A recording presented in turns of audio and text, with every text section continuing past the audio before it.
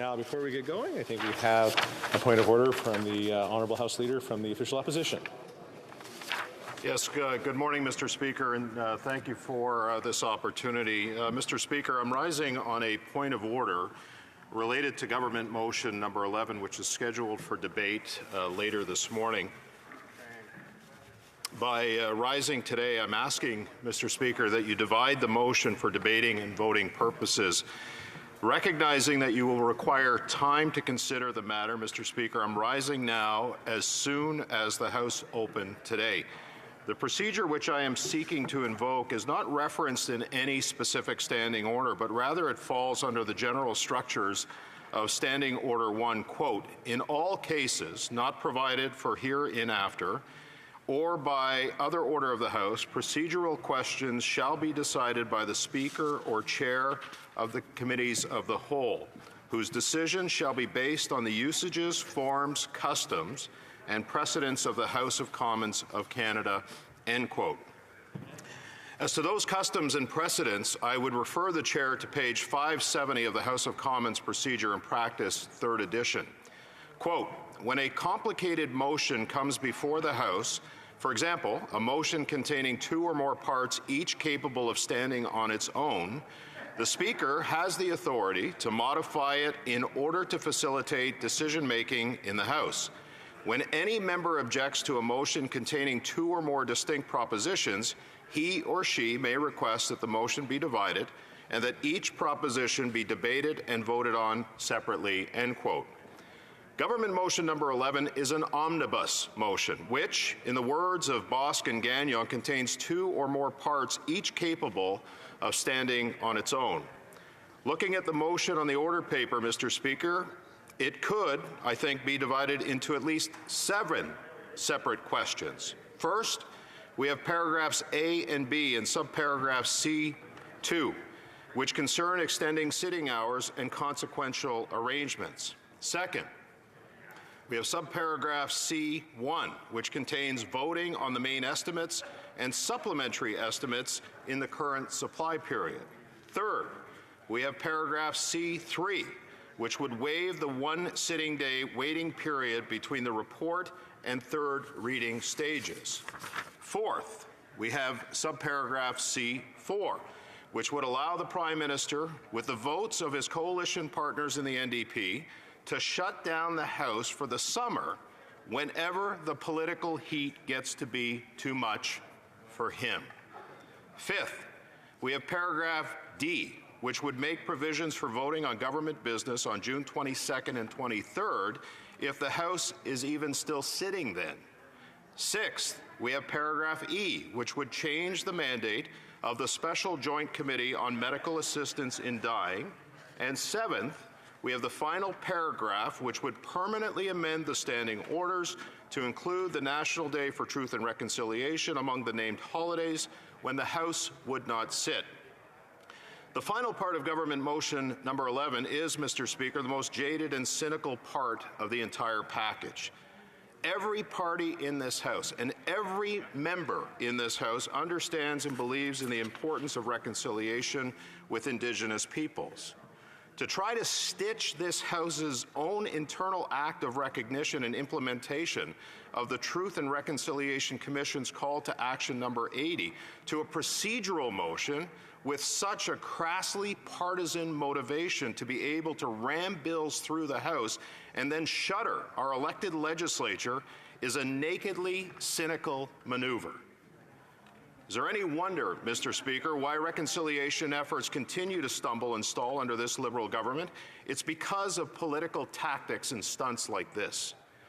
If ever there was a reason to draw upon the special practice among the House procedure, it is for exactly this particular situation.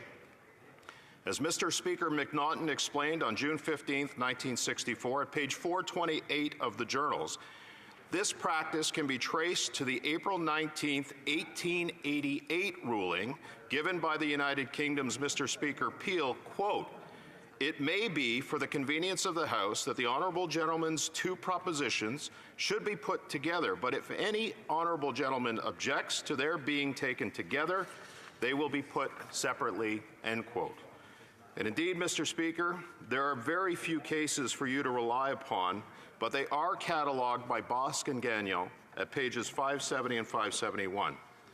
One of your predecessors, the honourable member from Regina Capel, observed on October 17, 2013, at page 65 of the debates, quote, "In adjudicating cases of this kind, the chair must always be mindful to approach each new case with a fresh eye, taking into account the particular circumstances of the situation at hand. Often, there is little in the way of guidance for the Speaker, and the strict compliance with precedent is not always appropriate," end quote. I would observe, in point of fact, most of the situations where the chair did undertake an intervention of some variety occurred on procedural types of motions, not dissimilar to the one which will come before the House today. In 1991, a motion to make a series of amendments to the standing orders was divided for voting purposes. In 2002, a motion concerning government bills, the business of a special committee, and the modification of the Finance Committee's pre-budget consultations was divided for debating purposes and then further divided for voting purposes. In 2013, a motion concerning the reinstatement of government bills and committee business, along with the temporary management of the House and committee business, was divided for voting purposes. Of these precedent cases, today's motion comes closest, I believe, to the situation the House faced 20 years ago. Now, I will admit, Mr. Speaker, that there are some parts of Government Motion Number 11 which might be convenient to group together for a common debate. Take, for example, the provisions of extending sitting hours and on votes demanded on June 22nd and 23rd. However, there are other portions which are simply stitched together for apparent efficiency by a government which continues to mismanage its parliamentary agenda and this House's time.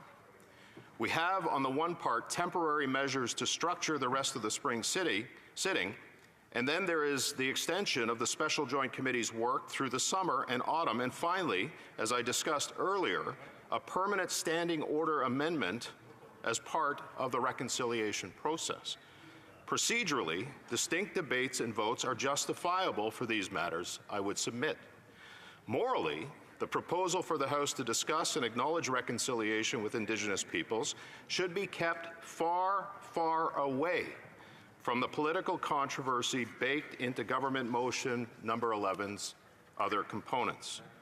Reconciliation between the House of Commons with Indigenous peoples should be acknowledged in a mature manner, appropriate to the gravity of the issue and the common cause which I hope all honourable members could unite behind. This Liberal government, however, with their new Democrat coalition partners, want to wedge and divide Canadians time and time again.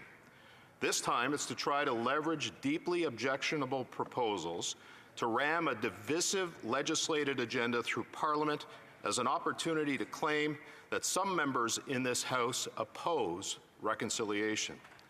In reality, Mr. Speaker, nothing could be further from the truth. Instead, the only thing that should be divided is Government Motion Number 11. Therefore, Mr. Speaker, I ask you to do the right thing and exercise the authority vested in you by Standing Order 1 and by the precedents of this House to divide Government Motion Number 11 for debating and voting purposes along the lines which I have laid out to you. Thank you, Mr. Speaker. Hear, hear. Thank you, member, for the intervention. So, the Honourable Parliamentary Secretary to the Government House Leader. Yes, thank you, Mr. Speaker. I'm rising to respond to the point of order from the member opposite, who claims the Government Motion Number 11 is a complicated question and should be divided for the purposes of debating and voting. I submit that this is not the case, Mr. Speaker. The motion's unifying theme is to organize the business of the House for the remaining weeks in the spring sitting period. As members will know, there have been many motions before the House that were lengthy and dealt solely with the business of the House. Let me draw members' attention to the motions this House has adopted to meet in a hybrid sitting and to require members to be fully vaccinated or have valid medical exemption to participate in proceedings of the House. The motion and other motions this House has adopted since the beginning of the pandemic have been subject to a single debate and a single vote. And I believe that should be the approach taken with the government with respect to motion number 11. The motion has a clear unifying theme, organizing the business of the House. The House has seen many such motions in the past, and precedents suggest that this type of motion has not been divided for either the purposes of debating or for voting, Mr. Speaker. Thank you. Thank you, member, for that intervention. Je pense que I believe that the honourable member for La Prairie also has something to say. Thank you, Mr. Speaker. I listened with strong interest in the statement made, and I'd like to reserve the right to reply at a later date. Thank you, Mr. Speaker. Does anybody else wish to? I always make that mistake. I went North Island Powell River. There you go, Mr. Speaker. Well, thank you so much for that interesting intervention. I always appreciate the good debates that we have in this House, and the NDP, of course, just wants to put on record that they will have the ability to respond at a later time. Thank you. All right, I thank the member for that intervention as well. So that finishes that point of order. Okay, we have another point of order from the Honourable Whip from the official opposition. Thank you, Mr. Speaker. I rise on a point of order in regard to Government Motion 11, and in particular paragraph B II of the motion, which states, after 6:30 p.m. the Speaker shall not receive any quorum calls or dilatory motions and shall only accept a request for unanimous consent after receiving a notice from the House leaders or whips of all recognized parties stating that they are in agreement with such a request. My point of order will challenge the admissibility of the motion, since the quorum in this House is a requirement of the Constitution Act, Section 48. Now, some may point out that certain proceedings in this chamber have proceeded under the unanimous agreement of the House that quorum calls not be heard. But, Mr. Speaker, I would like to point out that in those instances, such as late shows, emergency debates, and take-note debates, these debates do not result in decisions of this House. This current motion is an unprecedented departure from this usual practice in that it seeks to remove the quorum requirement for the debate of government legislation on items that could become law should the House vote to support them. The requirement for quorum has never been challenged before, and the quorum requirement of the House is a fundamental component of our rules entrenched in the Constitution. In fact, page 598 of House of Commons Procedure and Practice, 3rd edition, says clearly, nothing done by unanimous consent constitutes a precedent. I also recognize that the quorum necessity of 20 members is not altered directly. The inability to bring to the attention of the chair the lack of quorum in this House indirectly waives the constitutional and procedural requirement of quorum. Since a quorum call is the only means by which quorum is enforced during a sitting, the inability to call quorum is, in essence, the same as waiving the quorum requirement. As you and your predecessors have reminded this House numerous and countless times, we cannot do indirectly what we cannot do directly. Mr. Speaker, if the House were to adopt Motion 11, it would adopt procedures which go beyond the powers conferred upon it by the Constitution. There are similar precedents regarding committees that you ought to consider. On June 20th, 1994 and November 7th, 1996, the Speaker ruled that, and I quote, while it is tradition of this House that committees are masters of their own proceedings, they cannot establish procedures which go beyond the powers conferred upon them by the House, end quote. If we are to be consistent, Speaker, I would point out that while this House is a master of its own proceedings, it cannot establish procedures which go beyond the powers conferred upon it by the Constitution. The Supreme Court of Canada ruled in 1985 that the requirement of Section 133 of the Constitution Act 1867 and of Section 23 of the Manitoba Act 1870 respecting the use of both the English and French languages in the records and journals of the House of Parliament of Canada are mandatory and must be obeyed. Accordingly, the House can no longer depart from its own code of procedure when considering procedure entrenched in the Constitution. On page 295 of the 2nd edition of Joseph Mangois' Parliamentary Privilege in Canada, in reference to the 1985 case, he lists those constitutional requirements regarding parliamentary procedure that must be obeyed and includes it in that list, Section 48, which deals with the quorum of the House of Commons. While these requirements are amendable by the Parliament of Canada, they cannot be amended only by one House of Parliament.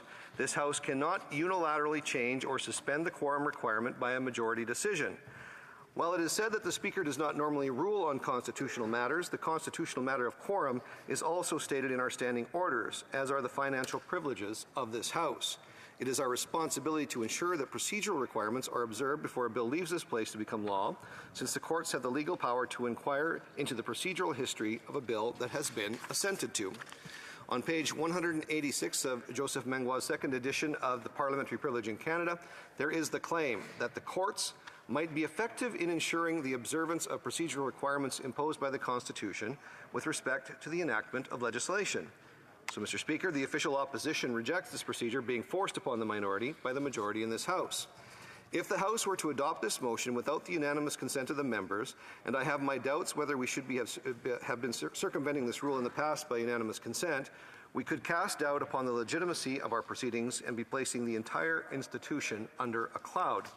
Among the first principles of our democracy is that legislation should be tested through rigorous debate, allowing for significant portions of debate on government legislation that could become law without requiring a single government or coalition member to be present to contest and debate the legislation is a fundamental abdication of duty on behalf of the government. As many speakers have stated numerous times in this place, the Speaker is the servant of this chamber and the guardian of the members' rights and privileges. Mr. Speaker, I implore you to find out I implore you to find out of order the provision that would remove the ability of the Speaker to ensure quorum present in this chamber. Thank you, Mr. Speaker. Are there any other interventions on that? The honourable member for La Prairie. Thank you, Mr. Speaker. Obviously, I would ask, well, we would like to reserve the right to reply at a later time. Thank you. Anyone else who has an intervention to make? Intervention? Okay, we will try to return to the House as soon as practical, but we know this bill is being, or this motion is coming up for debate as soon as after business here. So we'll try to come back with some responses as soon as is practical. Daily routine of business. Tabling of documents. The Honourable Parliamentary Secretary to the Government House Leader. Yes, thank you, Mr. Speaker. Pursuant to Standing Order 36(8)A, I have the honour to table in both official languages the government's response to one petition, and this return will be tabled in an electronic format. Thank you. Thank you. Introduction of bills. Déclaration. Statements by ministers. Rapport. Reports from interparliamentary delegations. Presenting reports from committees. Introduction of private members' bills.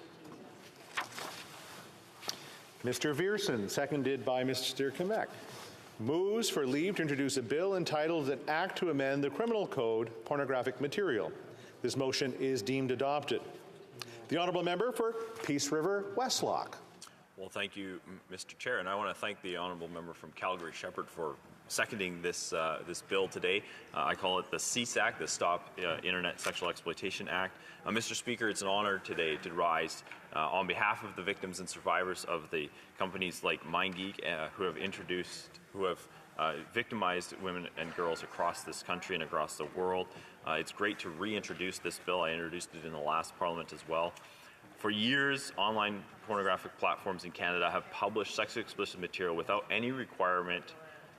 satisfying any requirement for verifying the age of consent or consent of those depicted in them. As a result, horrific videos of sex trafficking, child exploitation, and sexual assault have proliferated Canadian pornographic websites. This has to stop. The CSAC would implement recommendation number 2 of the 2021 Ethics Committee report on MindGeek by requiring those making or distributing pornographic material for a commercial purpose to verify the age and consent of each person depicted. It also prohibits the distribution of this material when consent has been withdrawn. Mr. Speaker, consent matters. If a website is going to profit from the making or publishing of content, the CSAC ensures that they must verify the age and consent of every individual in every video.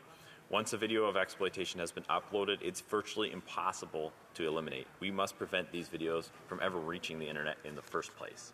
And the CSAC will help put the burden of due diligence and corporate responsibility on companies rather than survivors. Thank you, Mr. Chair. Mr. Vierson, seconded by Mr. Kmek, moves that the bill be now read a first time and be printed. The motion is deemed adopted. First reading of this bill, première lecture de ce projet de loi. When shall this bill be read a second time? At the next sitting of the House. Voilà. First reading of Senate public bills. Motions. The Honourable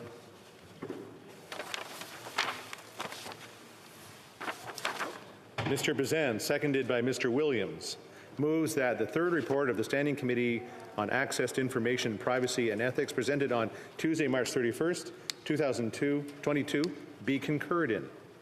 Debate. The Honourable Member for Selkirk, Interlake, Eastman. Thank you, Mr. Chair, and I'll be splitting my time with the member from Leeds, Grenville, Thousand Islands, and Rideau Lake.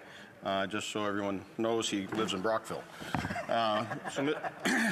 He's got one of the biggest handles in the entire chamber.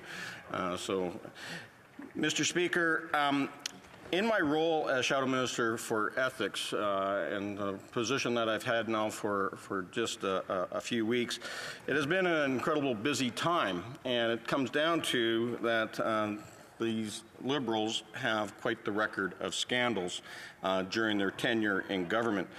You know, it all starts, and we were reminded of this earlier this week, of the unethical behavior of the Prime Minister, that he was found 4 times by the former Ethics Commissioner, Mary Dawson, of being in contravention of the Conflict of Interest Act. He was guilty of violating and contravening sections number 5, 11, 12, and 21 of the Conflict of Interest Act for taking an illegal vacation. And we now know from the beginning of this week that the Prime Minister was also investigated by the RCMP for fraud against the government under Section 121(1)(c) of the Criminal Code for that illegal vacation on a private island. And we also know that the Prime Minister was found guilty of contravening Section 9 of the Conflict of Interest Act over his interference in the criminal prosecution of SNC Lavalin and the unnecessary interference and his concerted campaign to pressure the former Minister of Justice and Attorney General of Canada, Jody Wilson-Raybould, into offering SNC Lavalin a special plea deal, what they are calling a deferred prosecution agreement. And we got to remember that Jody Wilson-Raybould stood on her principles, stood up for justice, refused to interfere, and because of that lost her job as the Attorney General of Canada, as well as the Treasury Board President of the day, Jane Philpott, was also fired from Cabinet, and both of them were kicked out of the Liberal caucus by this Prime Minister. We know that that scandal in itself had huge overreaching impacts on the Liberal Party. We know that the Principal Secretary to the Prime Minister, Gerald Butts, had to resign, as long with the Clerk of the Privy Council at the time, Michael Warren, who also resigned in disgrace. And as you go through, you go to Bill Marno, the former Minister of Finance, who I'm going to talk about in just a little bit. But along with that is also the former Minister of Fisheries, who is now the Minister of Intergovernmental Affairs, Infrastructure and Communities, and the MP for Beausejour, who was caught up in the lucrative clam scam agreement that he was ensured that family members, using nepotism, were awarded lucrative contracts worth over $24 million. Now, when we talk about Mr. Marno and the contents of the report that the Ethics Committee tabled here, I tabled a month ago, and it was tabled in the previous Parliament, that concentrated on Bill Marno and the WE scandal. But even going into that, Bill Marno, as the Finance Minister, was also found guilty of contravening the Conflict of Interest Act for failing to disclose that he had a lucrative, luxurious villa in the French countryside, and he refused to disclose that to the Ethics Commissioner for 2 years. So, Mr. Speaker, these Liberals have a long history of scandal. And as we just witnessed with the Prime Minister's failure on the issue of his private vacation, 4 times guilty under the Conflict of Interest Act, and investigated for fraud against the government under the Criminal Code, we do not know if the RCMP investigated Bill Marneau over the WE scandal and the contents of this report that we tabled on March the 31st, and which I also got up on a question of privilege on, as you recall, Mr. Speaker. Now,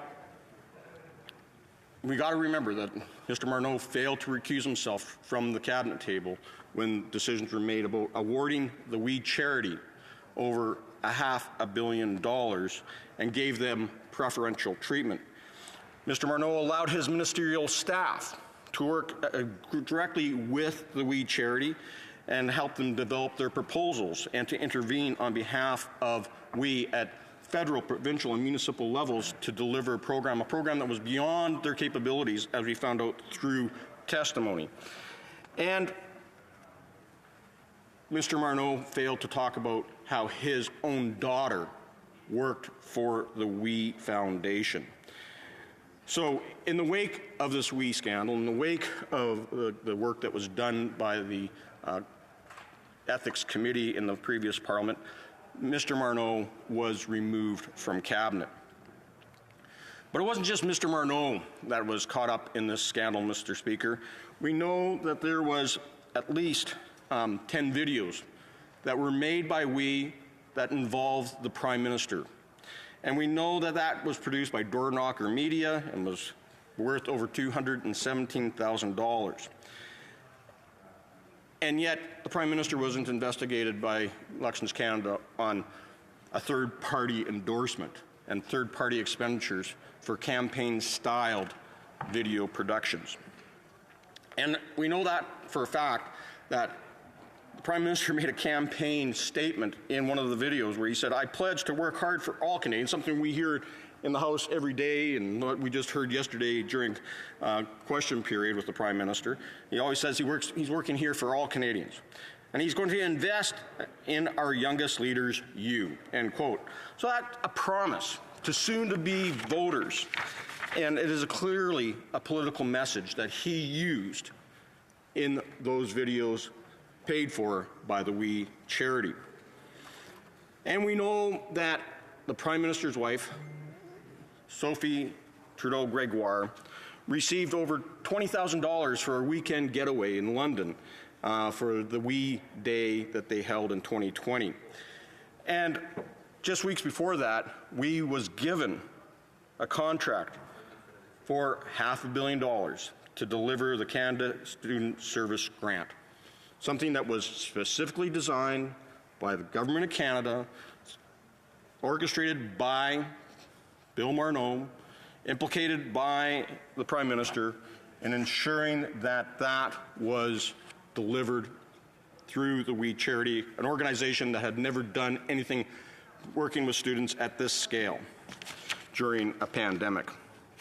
These facts appear as a clear conflict of interest and have severely damaged public confidence in our democratic institutions, especially here in the Parliament of Canada.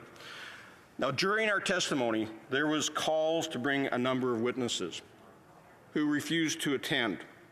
And the House ordered on Thursday, March 25th, 2021, Mr. Speaker, that Ben Chin, Rex Theus, and Amital Singh all appear as witnesses. Now, I'm going to remind everyone that Ben Chin is a senior advisor to the Prime Minister, and he received a LinkedIn message from Craig Kielburg of WE, which stated, and Craig wrote to Mr. Chin over LinkedIn, "Hello, Ben, thank you for your kindness in helping shape our latest program with the government. Warmly, Craig." And Mr. Chin responded to Mr. Kielburg, "Great to hear from you, Craig. Let's get our young working." Yet Ben Chin refused to comply with the order of the House to appear. Rick Theus, who is also in the Prime Minister's office as Director of Policy and Cabinet Affairs, met with the Kielburg brothers of WE on May the 5th, 2020, regarding this new program. And Amital Singh, who was advisor to Bill Marneau in early April, suggested a youth services program would eventually develop into a tailor-made $500 million WE charity program. All three witnesses, Mr. Speaker, were instructed to comply, but instead the ministers told them not to. That is contempt. And that election that we just had and this new parliament do not purge those witnesses from being held in contempt. I also want to just point out that the MP for Waterloo, who at the time was the Minister of Diversity, Inclusion and Youth, also perjured herself at committee when she testified that she did not discuss the $500 million program with the Kilburgers, yet in documentation submitted to the Ethics Committee, Mr. Speaker, that it was clear that she and her staff were working with the WE Foundation. So, Mr. Speaker, as you can see, when you put in the litany of scandals that this government has been plagued with, and you look at this WE charity, Mr. Speaker, the scandal here, it is important that we relook at this report as well as have the Ethics Committee do more in studying this issue. Thank you. Questions and comments? Questions et commentaires. The Honourable Parliamentary Secretary to the Government House Leader. Yes, thank you, Mr. Speaker. Unfortunately, I'm not surprised that the Conservatives moved the concurrence on a report. And again, I'm not surprised that they chose once again to have personal attacks against ministers. And as the Prime Minister indicated in question period yesterday very clearly, Mr. Speaker, as the Conservative Party's focus is purely on character assassination and attacking, we will continue to have our focus on the interests of Canadians. We just finished having a serious debate on the budget bill. There is so much more that is out there. And I'm wondering if the member will reflect on the types of political games that he is playing at the expense of having good, sound debate on a wide variety of issues, whether it's the war in Europe, whether it's budgetary measures, or even what it is we were supposed to be debating today. Member for Selkirk, Interlake Eastman. Mr. Speaker, I'm not surprised that the member from Winnipeg North wants to avoid accountability. I'm not surprised that the member from Winnipeg North wants to be the chief cheerleader to help cover up the Prime Minister's and this government's unethical behavior, and the possibility that some of it may even be criminal these days. When you look at the investigation by the RCMP into fraud against the government by the Prime Minister himself. So, Mr. Speaker, I'm getting here heckled by the member from Winnipeg North, again, as being the chief spokesperson for lack of accountability, for cover-ups, and for the unethical behavior of this government. We can always point to the member from Winnipeg North to stand up and be there shouting the loudest. Questions and comments? Questions et commentaires. The Honourable Member for Courtenay Alberni. Mr. Speaker, there's so many things happening right now in this country. There's an overdose crisis, a toxic drug supply crisis that's killing people. There's a housing crisis. There's so many problems and issues that have to be resolved. Veterans that are still waiting for their disability payments because of the backlog that started with the Conservatives. My question to you, Mr. Speaker, is the Conservatives are delaying having really important conversations, and they haven't brought forward any solutions around these issues that I talked about, whether it's climate change, whether it's the important need to fast-track reconciliation, the failure for the government delivering on missing and murdered Indigenous women and girls, and the calls to justice. Why are the Conservatives continually delaying and not bringing forward solutions to solve these really important issues? Well, Member for Selkirk, Interlake Eastman. Mr. Speaker, as we see with this unholy alliance between the NDP and the Liberals, they're standing here helping support the Liberals, are now later today going to push through a motion here that undermines this democratic institution. What this motion is about is a 3-hour debate on talking about how the public confidence in our institutions, including the Parliament of Canada, are being undermined by this government. And the NDP are now enablers in allowing this government to cover up this failure of accountability, this unethical behavior, and now this dictatorial approach on how they're going to ram through legislation in this very chamber. Questions and comments? Questions et commentaires. L'honorable député de Abitibi-Témiscamingue. Merci. The Honourable Member for Abitibi-Témiscamingue. Thank you, Mr. Speaker. I've been listening this morning, and I feel like what we should really be talking about here is ethics. If we're talking about a debate about We Charity, that's a matter of ethics. And I'm also giving a lot of thought to ethics. I'm wondering how the NDP Liberal Coalition works and functions. How is this Parliament, how is that government really being accountable to the House of Commons? So what is the ethical situation in the House of Commons in 2021? Thank you, Mr. Speaker. Thank my friend from the block for his excellent question, because here we are wanting to talk about ethics. At the very basis of what we do in this chamber, we have to have the trust of all Canadians. And right now there is a cloud of suspicion hanging over the head of the Prime Minister. And this government, this Liberal NDP coalition, refuses to be held to account and allow Canadians to look underneath this veil of secrecy of what exactly this Prime Minister has done, whether it comes down to his private vacations, whether it's his involvement in the WE scandal. Canadians deserve to know what exactly is up, and people need to be held accountable. And if the NDP want to be here giving a get-out-of-jail-free card to the Liberals, shame on them. Reprise du débat, l'honorable député. Resuming debate, the Honourable Member for Leeds, Grenville, Thousand Islands, Rideau Lakes. Well, thanks very much, Speaker. It's wonderful to hear the enthusiasm from the honourable gentleman opposite, and to follow on the esteemed member for Selkirk Interlake Eastman as we talk about again a thematic problem for this government.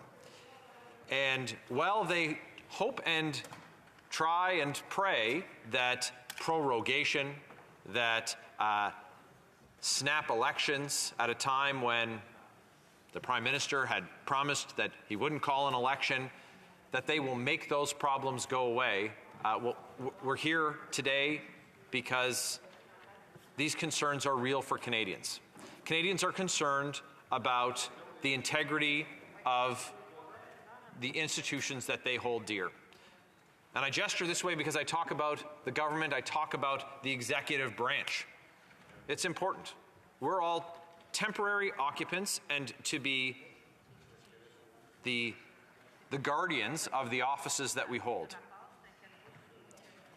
And when that's called into question, and when those offices are brought into disrepute by actions or allegations of actions, then it's incumbent on us that there is transparency and that there is a fair hearing of that information.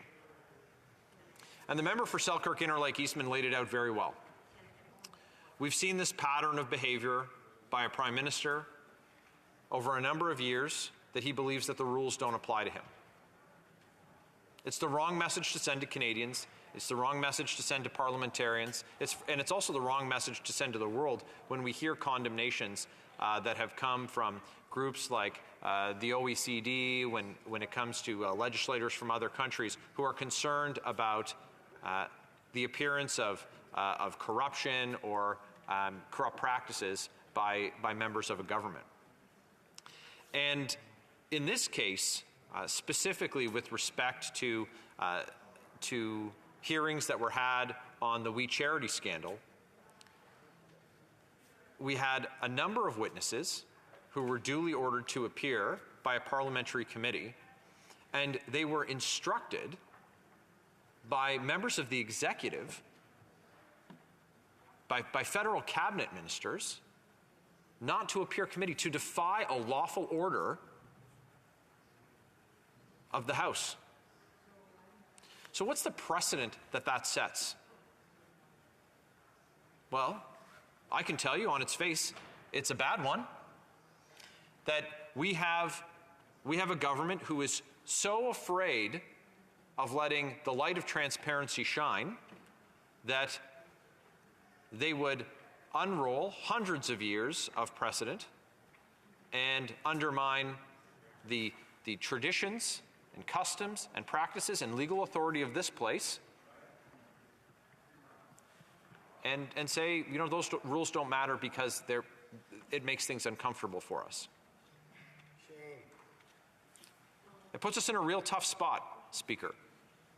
And I heard in questions and comments to my colleague from Selkirk Interlake Eastman, you know, well, we could be, why aren't we talking about this? Why aren't we talking about that? Well, this issue could have been resolved in the summer of 2020, but the Prime Minister prorogued Parliament to kill it. And then set up a system where they'd rag the puck so committees couldn't meet. And this issue was then pushed forward through the fall and into the spring of 2021. And before the issue was resolved, to come back in the fall of 2021, called an election that just that spring he committed to not call. All members in this House undertook to continue advocating for the priorities of Canadians. But in this case, the Prime Minister had a different priority, and is protecting himself from uncomfortable questions. So the individuals named in that order to appear committee, they must appear, and it's incumbent on all members of this House to see to the completion of that work.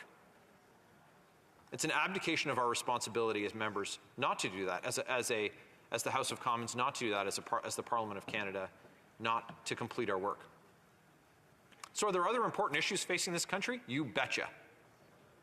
You betcha. Fiscal mismanagement.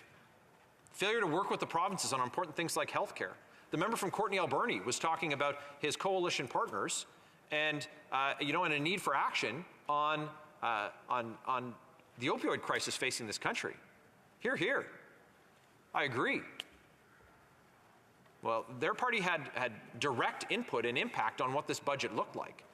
They're the ones who are going to carry this budget across the goal line for the government. So we can talk about that. We continue those consultations. Our members are continuing work on this important file, challenging the government on issues like addiction and mental health, what resources they're committing to the provinces. Are they collaborating with the provinces? Has the Prime Minister finally met with the First Ministers, the Premiers, to talk about what the future looks like for healthcare in this country? No, he hasn't. But unlike the Prime Minister, we can walk and chew gum at the same time. We can do both those things. You know what? We're talking about the budget. We're talking about addiction and mental health. We're talking about reconciliation with Canada's First People. We're doing a lot. We're doing a lot of things. But you know what we're not going to do? We're not just going to forget because the Prime Minister took the walk up to Rideau Hall, contrary to what he said he was going to do, breaking his word, breaking a promise, acting against the will of this House, all members of this House, when we passed a motion saying that there wouldn't be an election. But that's part of that pattern, Speaker. And so, we're back again, dealing with it. And they hope that just water under the bridge, time on the clock, is going to be enough that Canadians will forget. But it's about those precedent-setting behaviors that we take. And when it becomes okay, when we decide that it's okay for people to instruct, for ministers to instruct individuals duly and lawfully ordered to appear committee not to appear because we don't like what they might say, well, what does that say? We're going to cast aside all of the traditions of this place. I would say we should have got this done in 2020. They've delayed and obstructed this from completing. We have a new parliament since then. We had an election. Most of us find ourselves in different roles. I know the member from Winnipeg North continues his role, as was pointed out by my colleague, defender or apologist in chief. But I have other things that I'm working on. But I can also do this at the same time. It's incredibly important. Now, Madam Chair, I expect that I've got about a minute and a half left, so I want to conclude my remarks. But I do want to underscore for all members in this place that this is important. It's important that we don't allow games by this government to distract from the important role that we have as the guardians of this institution, of the rights of Canadians and of what they hold sacred, and that's trust in these democratic institutions. So, Madam Chair, I would like to move that the motion be amended by deleting the words after the word "that" and substituting the following. Quote, the third report of the Standing Committee on Access to Information, Privacy and Ethics presented on Thursday, March 31st, 2022, be not now concurred in, but that it be recommitted to the committee for further reconsideration, provided that A, the committee be instructed to make every effort possible to receive evidence from Ben Chin, Rick Tice, Amit Paul Singh, the witnesses who did not comply with the House's order of Thursday, March 25th, 2021, to appear before the committee. 2, to consider further the concerns expressed in the report about the member of Waterloo's failure, quote, in her obligation to be accurate with the committee, quote, and 3, to report back by Monday, October 17, 2022, and B, the committee be empowered to order the attendance of the member for Waterloo from time to time as it sees fit. Thank you, Madam Chair. Does the honourable member have a seconder? Does the honourable member have a seconder? Thank you.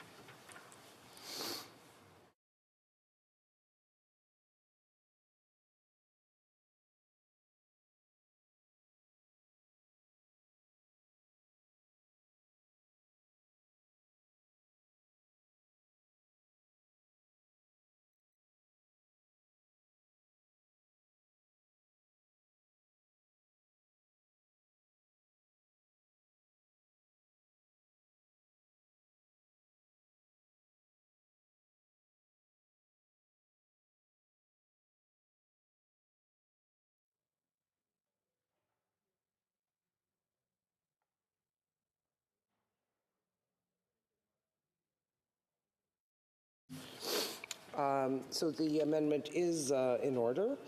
And so Mr. Barrett, seconded by Mr. Brassard, moves the following amendment. That the motion be amended by deleting the words, all the words after the word "that" and substituting the following. The third report of the Standing Committee on Access to Information, Privacy and Ethics, presented on Thursday, March 31st, 2022, be not now concurred in, but that it be recommitted to the committee for further consideration, provided that A, que le comité reçoive... That the committee receive instructions, to do everything it can to hear from Ben Chin, Rick Taze, and Amit Paul Singh, witnesses who were not compliant to the order of the House made on the Thursday, 25th of March 2021, so they appear before the committee too, to examine the concerns expressed in the report for Waterloo. Interpretation states that the text has not been received, so paraphrase will be done. And 3, that a report be made by October 2022, and that B, that the committee be enabled to order the presence of the MP for Waterloo from time to time as it sees fit. Comments, the Honourable Parliamentary Secretary to the Government House Leader. Thank you, Madam Speaker. And for those that are following the debate today, I think it's important that we recognize right at the very beginning, when the member made reference to the idea of a quote-unquote game, that's really what it is. It's the Conservative Party playing games, when we should, in fact, be debating the many different issues that are having an impact on Canadians every day, Madam Speaker. What does Motion 11 do? Why are they playing the game today? Because what Motion 11 does in essence, Madam Speaker, is it allows for us to sit longer hours for debate, so that MPs have more time to be able to have debate. It's nothing that's new. It happens all the time, Madam Speaker, whether it's in Ottawa or the many different provincial legislatures. The reality is that Conservatives don't want that additional time. They don't want to work, Madam Speaker. And my question to my colleague across the way, why is he afraid to sit a few extra hours, recognize how important debate is inside this chamber? Leeds Grenville, Thousand Islands, Rideau. Well, Madam Speaker, I would ask the member opposite, why he's afraid to have other members on his bench speak. That member speaks more than any other member. Him and the member for Kingston and the Islands have the rest of them muzzled so tight, they're not even allowed to talk in this place. So we're not going to take any lessons from the member opposite. I would say further, what's interesting about motion 11, if they're talking about sitting extra hours, why does the motion stipulate that their members don't have to be here? Just like we saw in the previous Parliament, Madam Chair, they would only have one person in this place, the member for Kingston and the Islands, because they're too afraid of what their members, they might erupt, with some concern about the activities of this government and their Prime Minister, and it would reflect very poorly on them. If they hadn't prorogued, if they hadn't called an unnecessary election during a pandemic, we could have dealt with this 2 years ago. The Honourable Member for Jonquière. Thank you, Madam Speaker. The member for Winnipeg North was saying that we have to focus ourselves on questions that impact Canadians. I think that ethics is something that does have an impact on Canadians. I think that trust in our institutions is a question that has an impact on Canadians. What was done with We Charity, and if we cast our eyes back to the $1 billion that was given to a close friend of the Liberal Party, that raises questions. But let's talk about lobbying. That's what my colleague talked about. The oil and gas industry are huge lobbyists. They are the biggest lobbyists in Canada. They direct a lot of our economy. We can go even further. We have the Emissions Reduction Fund that was launched during the pandemic solely to support the oil and gas industries. I wonder if my colleague is just as concerned as I am with regards to lobbying from oil and gas. For Leeds, Grenville, Thousand Islands, Rideau Lakes. Well, Madam Speaker, I'll thank the honourable gentleman for his question, and I am always concerned when we have a situation where a group that is lobbying the government then gives a gift, let's say, of worth $250,000 to the Prime Minister, and the Prime Minister fails to get the permission from the head of the branch of government for whom he works, and then satisfies all of the criteria laid out by the RCMP for a charge of fraud on government to be laid. That type of behavior between a lobbyist and a government official is incredibly concerning, and I hope that the Prime Minister will cooperate fully with the RCMP in a case like the one that I mentioned. Questions and comments? The Honourable Member for Kitchener Centre. Thank you, Madam Speaker. I want to start by making clear I'm not part of any agreement with the governing party. My accountability is to my neighbours in Kitchener. And so my question to the member from Leeds, Grenville, Thousand Islands, and Rideau Lakes is, I know for him as well, the housing crisis is significant in his community. This is something that I want to make sure we're speaking about on a regular basis. The housing, climate crisis being another, we might feel differently about that, but to me, this place should be focused on those kinds of issues. In his view, why is this more important than getting at the kinds of issues from housing to the poison crisis to the climate crisis? Member for Leeds, Grenville, Thousand Islands, Rideau Lakes. Yeah, great question from the member for Kitchener, Madam Speaker. And I don't think that we need to create a ranked list of what the biggest crises are. Do we have a housing crisis in this country? Yep. Do we have an affordability crisis? Sure do. Do we have an opioid crisis and epidemic? Definitely. Are we still dealing with the crisis of the COVID-19 pandemic and its effects? Absolutely we are. This is an issue that started 2 years ago, and we need to... Resuming debate, the Honourable Parliamentary Secretary to the Government House Leader.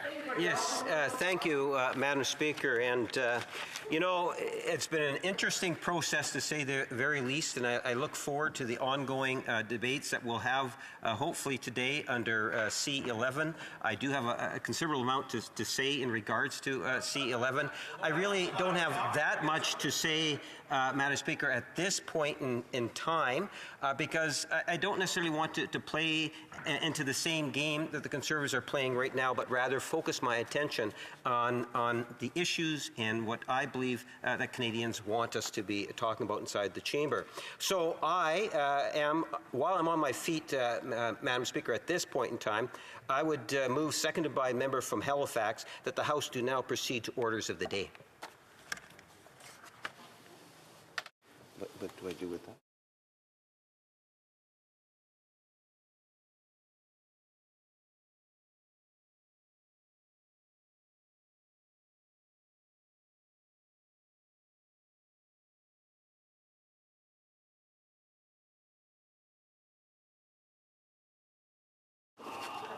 Mr. Lamoureux, seconded by Mr. Fillmore, moved that the House do now proceed to orders of the day. If a member of a recognized party present in the House wishes to request a recorded division or that the motion be adopted on division, I would invite them to rise and indicate it to the Chair.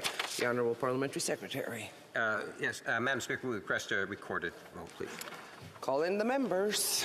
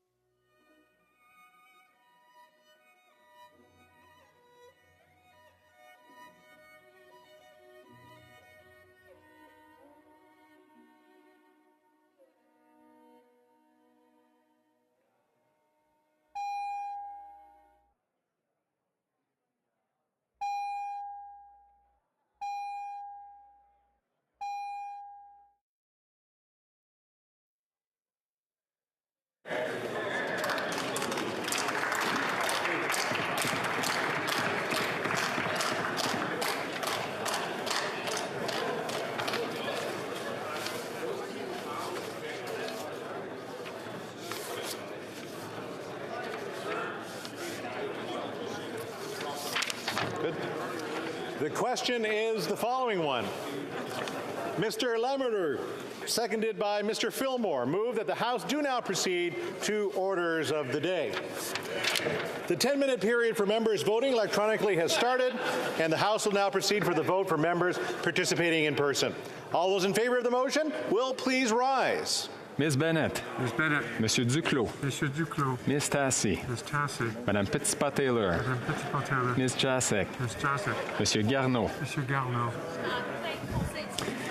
Ms. Duncan Etobicoke North. Ms. Duncan Etobicoke North. Mr. McKay. Mr. McKay. Madame Saint-Onge. Madame Saint-Onge. Madame Fortier. Madame Fortier. Ms. Murray. Ms. Murray. Monsieur McKinnon-Gatineau. Monsieur McKinnon-Gatineau. Ms. Haidu. Ms. Haidu. Monsieur Miller. Monsieur Miller. Madame Leboutillier. Madame Leboutillier. Ms. Vandenbelt. Ms. Vandenberg. Monsieur Sanson. Monsieur Sanson. Mr. Kuzmarczyk. Mr. Kuzmarczyk. Mr. Fillmore. Mr. Fillmore. Mrs. Romanado. Mrs. Romanado. Mr. Lamour. Mr. Lamour. Ms. Sahota. Ms. Sahota. Monsieur Fergus. Mr. Fergus. Mr. Oliphant. Mr. Oliphant. Mr. Vancouverden. Mr. Vancouverden. Ms. O'Connell. Ms. O'Connell. Mr. May Cambridge. Mr. May Cambridge. Mr. Sidhu Brampton East. Mr. Sidhu Brampton East. Mr. Badaway. Mr. Badaway. Mr. Johari. Mr. Johari. Mr. Long. Mr. Long. Mr. Maloney. Mr. Maloney. Mr. McLeod. Mr. McLeod. Ms. Sidhu Brampton South. Ms. Sidhu Brampton South. Mr. Sorbara. Mr. Sorbara. Madame Lambropoulos. Madame Lambropoulos. Mr. Rogers. Mr. Rogers. Mrs. Atwin. Mrs. Atwin. Mr. Lewis Kitchener-Conestoga. Mr. Lewis Kitchener-Conestoga. Madame Mendez. Madame Mendez. Mr. Van Bynen. Mr. Van Bynen. Mr. Collins, Hamilton East, Stony Creek. Mr. Collins, Hamilton East, Stony Creek. Mr. Gahir. Mr. Gahir. Ms. Effner. Ms. Hepner. Madame Lapointe. Madame Lapointe. Mr. Miao. Mr. Miao. Ms. Blaney. Ms. Blaney. Mr. Johns. Mr. Johns. Ms. Gazan. Ms. Kazan. Madame Hughes. Madame Hughes. Ms. Zarillo. Ms. Cirillo.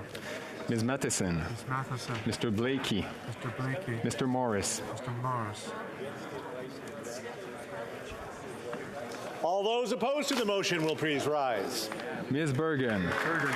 Monsieur Paulus. Mr. Paulus. Monsieur Deltel. Mr. Deltel. Mr. Scheer. Mr. Scheer. Mr. Bezan. Mr. Bezan. Mr. Chong. Mr. Chong. Monsieur Brassard. Monsieur Brassard. Monsieur Berthold. Mr. Berthold. Mr. Albus. Mr. Albus. Mr. Barrett. Mr. Barrett. Mr. Schmale. Mr. Schmier. Mr. Lloyd. Mr. Lloyd. Mr. Lawrence. Mr. Lawrence. Mr. Lobb. Mr. Lobb. Mr. General. Mr. General. Mrs. Gray. Mrs. Gray. Mr. Kimmich. Mr. Kimmich. Mr. Calkins. Mr. Calkins. Mrs. Kuzi. Mrs. Kuzi. Mrs. Gallant. Mrs. Gallant. Mr. Viss. Mr. Viss. Mr. Williamson. Mr. Williamson. Monsieur Gourde. Mr. Gould. Ms. Rude. Ms. Rude. Mrs. Cramp-Nyman. Mrs. Cramp-Nyman. Ms. Ferreri. Ms. Ferrari. Mr. Stewart. Mr. Stewart. Mr. Baldinelli. Mr. Baldinelli. Mr. Richards. Mr. Richards. Mr. Dreeshen. Mr. Dreeshen. Mrs. Block. Mrs. Block. Mr. Upal. Mr. Upal. Mr. Abultaif. Mr. Abutai. Mr. Cooper. Mr. Cooper. Mr. Kelly. Mr. Kelly. Mr. Kitchen. Mr. Kitchen. Mr. Viersen. Mr. Pearson. Mr. Weber. Mr. Weber. Mr. Motz. Mr. Mott. Monsieur Leroux. Mr. Leroux. Mr. Duncan, Stormont Dundas, South Glengarry. Mr. Duncan. Stormont Dundas, South Glengarry. Mr. Kurek. Mr. Kurek. Mr. Mazier. Mr. Mazer. Mr. Patzer. Mr. Patzer. Mr. Shipley. Mr. Shipley. Mr. Van Popta. Mr. Van Popta. Mr. Muse. Mr. Muse. Mr. Ruff. Mr. Ruff. Mrs. Roberts. Mrs. Roberts. Mr. Tolney. Mr. Tolney. Mr. Williams. Mr. Williams. Monsieur Terrien. Monsieur Terrien. Monsieur Sainte-Marie. Monsieur Sainte-Marie. Monsieur Simard. Monsieur Simard. Monsieur Garon. Monsieur Garon. Madame de Bellefeuille. Madame de Bellefeuille. Monsieur Villemur. Monsieur Villemur. Madame Gaudreau. Madame Gaudreau. Madame Vignola. Madame Vignola. Monsieur Savard-Tremblay. Monsieur Savard-Tremblay. Monsieur Beaulieu. Monsieur Beaulieu. Monsieur Lemire. Monsieur Lemire. Monsieur Trudel. Monsieur Trudel. Madame Bérubé. Madame Bérubé. La Chambre attendra maintenant la fin de la période de vote. We will wait for the end of the voting period in order to continue our work.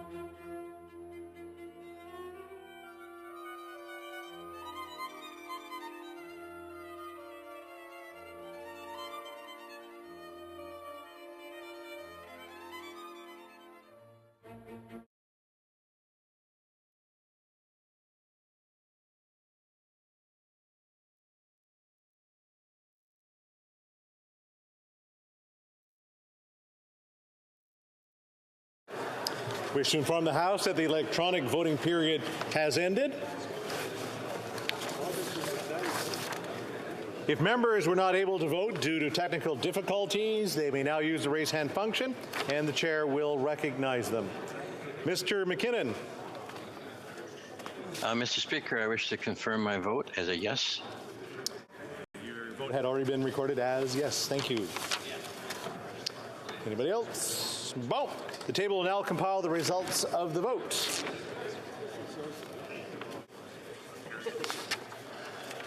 Yeas pour 177, 177. Nays contre 143, 143. I declare the motion carried.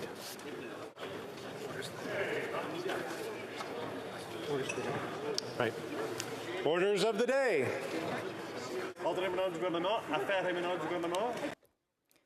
Government orders, government business. Number 11, the extension of sitting hours and conduct of extended proceedings, brought by the Leader of the Government in the House of Commons. For Mr. Holland, seconded by Ms. Bennett, moves that notwithstanding any standing order, special order, or usual practice of the House, A, on adoption of this order, the ordinary hour of daily adjournment shall be 12 a.m. Until Thursday, June 23rd, 2022, a minister of the Crown. May I dispense? May, with the agreement of the House Leader of another recognized party, rise from his or her seat at any time during a sitting, but no later than 6:30 p.m., at the request of the ordinary hour of daily adjournment for the current sitting or a subsequent sitting to be 12 a.m., provided that it be 10 p.m. on a day when a debate pursuant to Standing Order 52 or 53.1 is to take place, and that such a request shall be deemed adopted. B, on a sitting day, extended pursuant to paragraph A. I, proceeding on any opposition motion pursuant to Standing Order 81-16, shall conclude no later than 5:30 p.m. Tuesday to Thursday, 6:30 p.m. on a Monday, or 1:30 p.m. on a Friday on an allocated day for the business of supply, except pursuant to Standing Order 81-18C. II, after 6:30 p.m., the Speaker shall not receive any quorum calls or dilatory motions and shall only accept a request for unanimous consent after receiving a notice from the House leaders or whips of all recognized party stating that they are in agreement with such a request.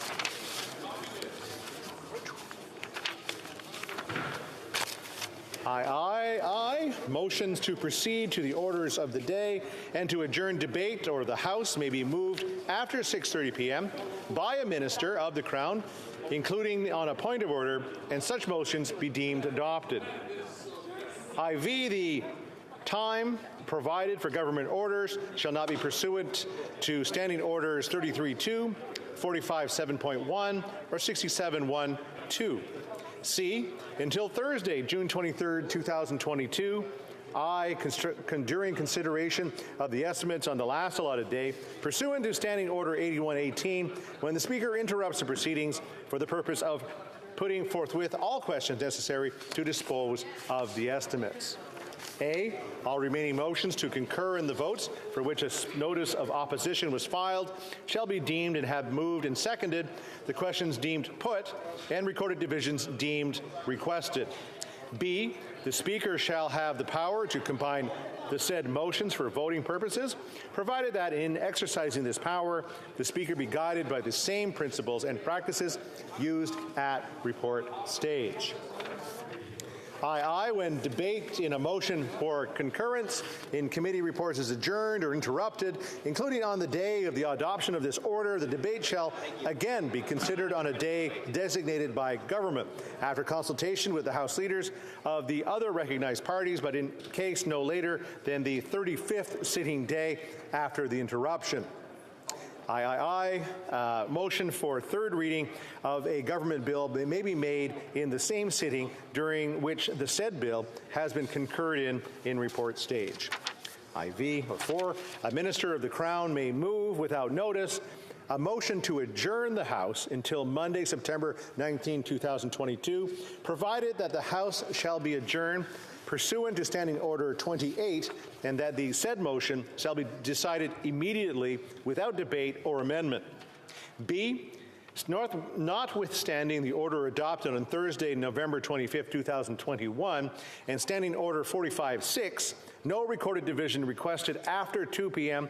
on Thursday, June 23, 2022, shall be deferred, except for any recorded division requested in regard to a private member's business item for which the provisions of the order adopted on Thursday, November 25, 2021, shall continue to apply. And E, notwithstanding paragraph J of the order made Wednesday, March 30th, 2022, the deadline for the Special Joint Committee on Medical Assistance in Dying to submit the Parliament a final report of its review, including a statement of any recommended changes, be no later than October 17, 2022, provided that an interim report on mental illness as a sole underlying condition be presented to the House no later than Thursday, June 23, 2022, and that a message be sent to the Senate to acquaint their honors that this House has passed this order, and that notwithstanding 28.1 be amended as follows. Quote, 1, the House shall not meet on New Year's Day, Good Friday, Easter Monday, the day be fixed for the celebration of the birthday of the Sovereign, St. John the Baptist Day, Canada Day, Labor Day, the National Day for Truth and Reconciliation, Thanksgiving Day, Remembrance Day, and Christmas Day. When St. John the Baptist Day, Canada Day, or the National Day for the Truth and Reconciliation fall on a Tuesday, the House shall not meet the preceding day. When those days fall on a Thursday, the House shall not meet on the following day. End of quotes. Debate.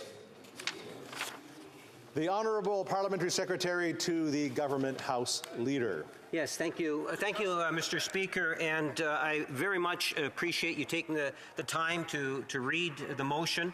It is a very important motion, and I think it's important that I emphasize at the very beginning of the debate on this motion that we need to recognize, Madam Speaker, that this is nothing new.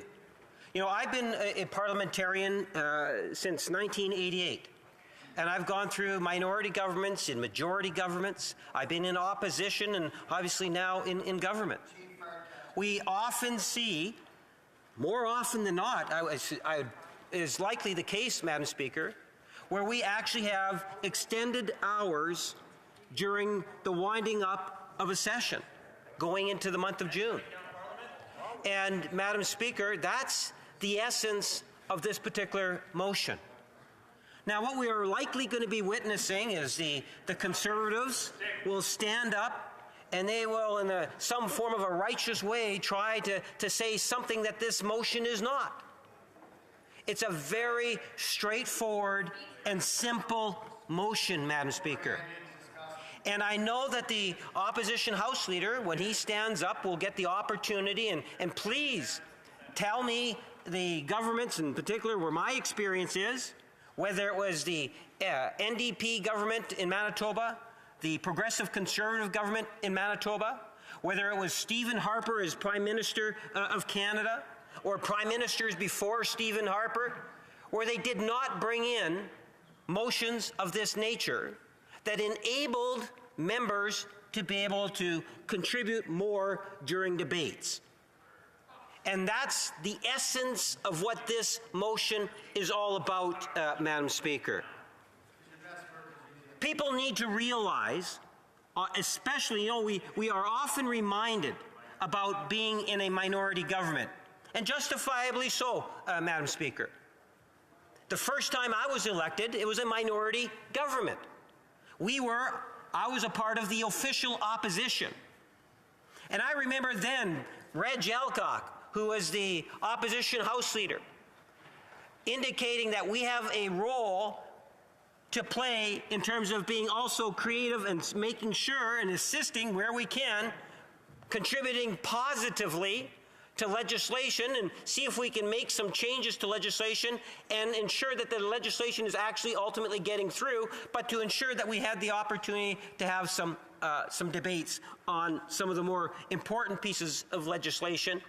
And I believe, Madam Speaker, whether it's back in 1988 or just 8 months ago, last September, October, where Canadians gave us a third mandate.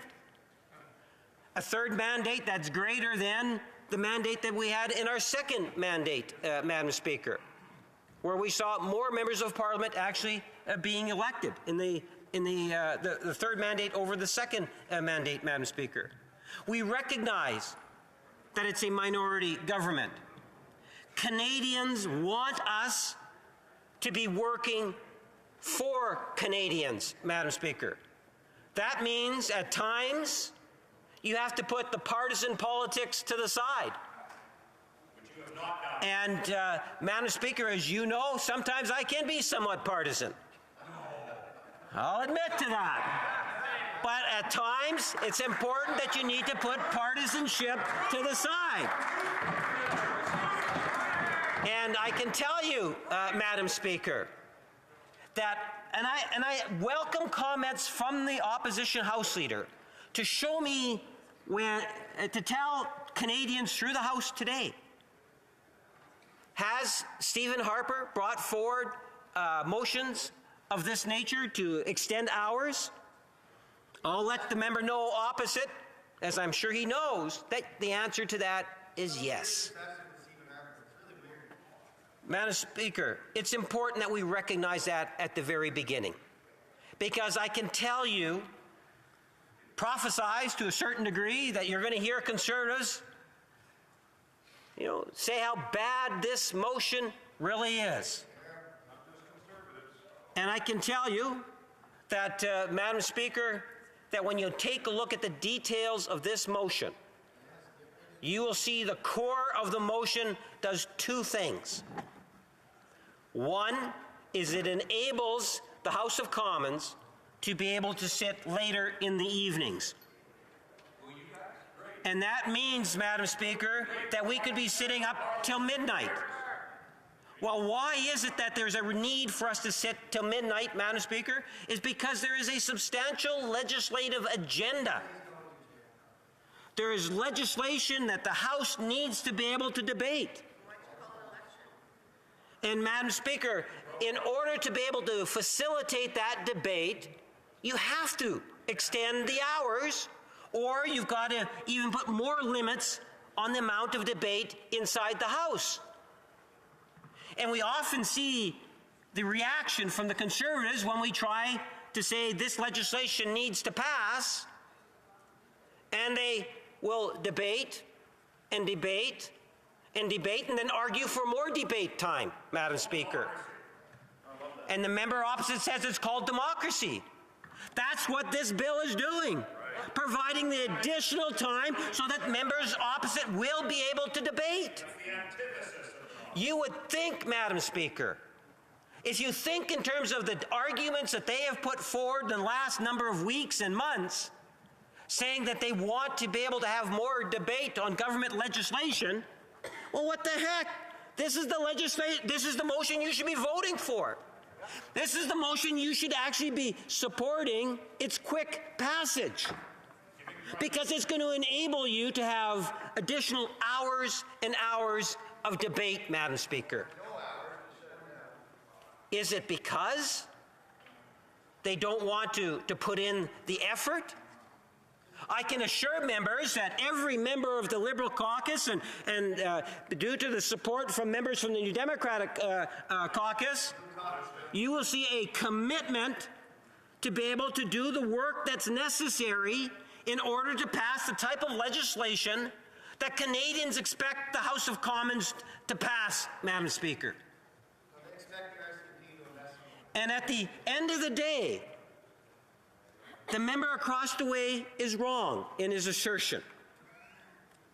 Because for the Conservative Party, what we have seen, and we saw it earlier today, just an hour ago, where we were supposed to be talking about this particular issue, how we can accommodate additional hours so that members of opposition and government would be able to contribute to debate on the important legislation. And the Conservatives brought forward, yet, as they continue to do in order to try to frustrate the legislative agenda, a concurrence motion. And it was difficult for me not to speak when that motion came before us, Madam Speaker. I can assure you of that, because I did have a number of thoughts in regards to the behavior of the Conservative Party by bringing forward such a motion.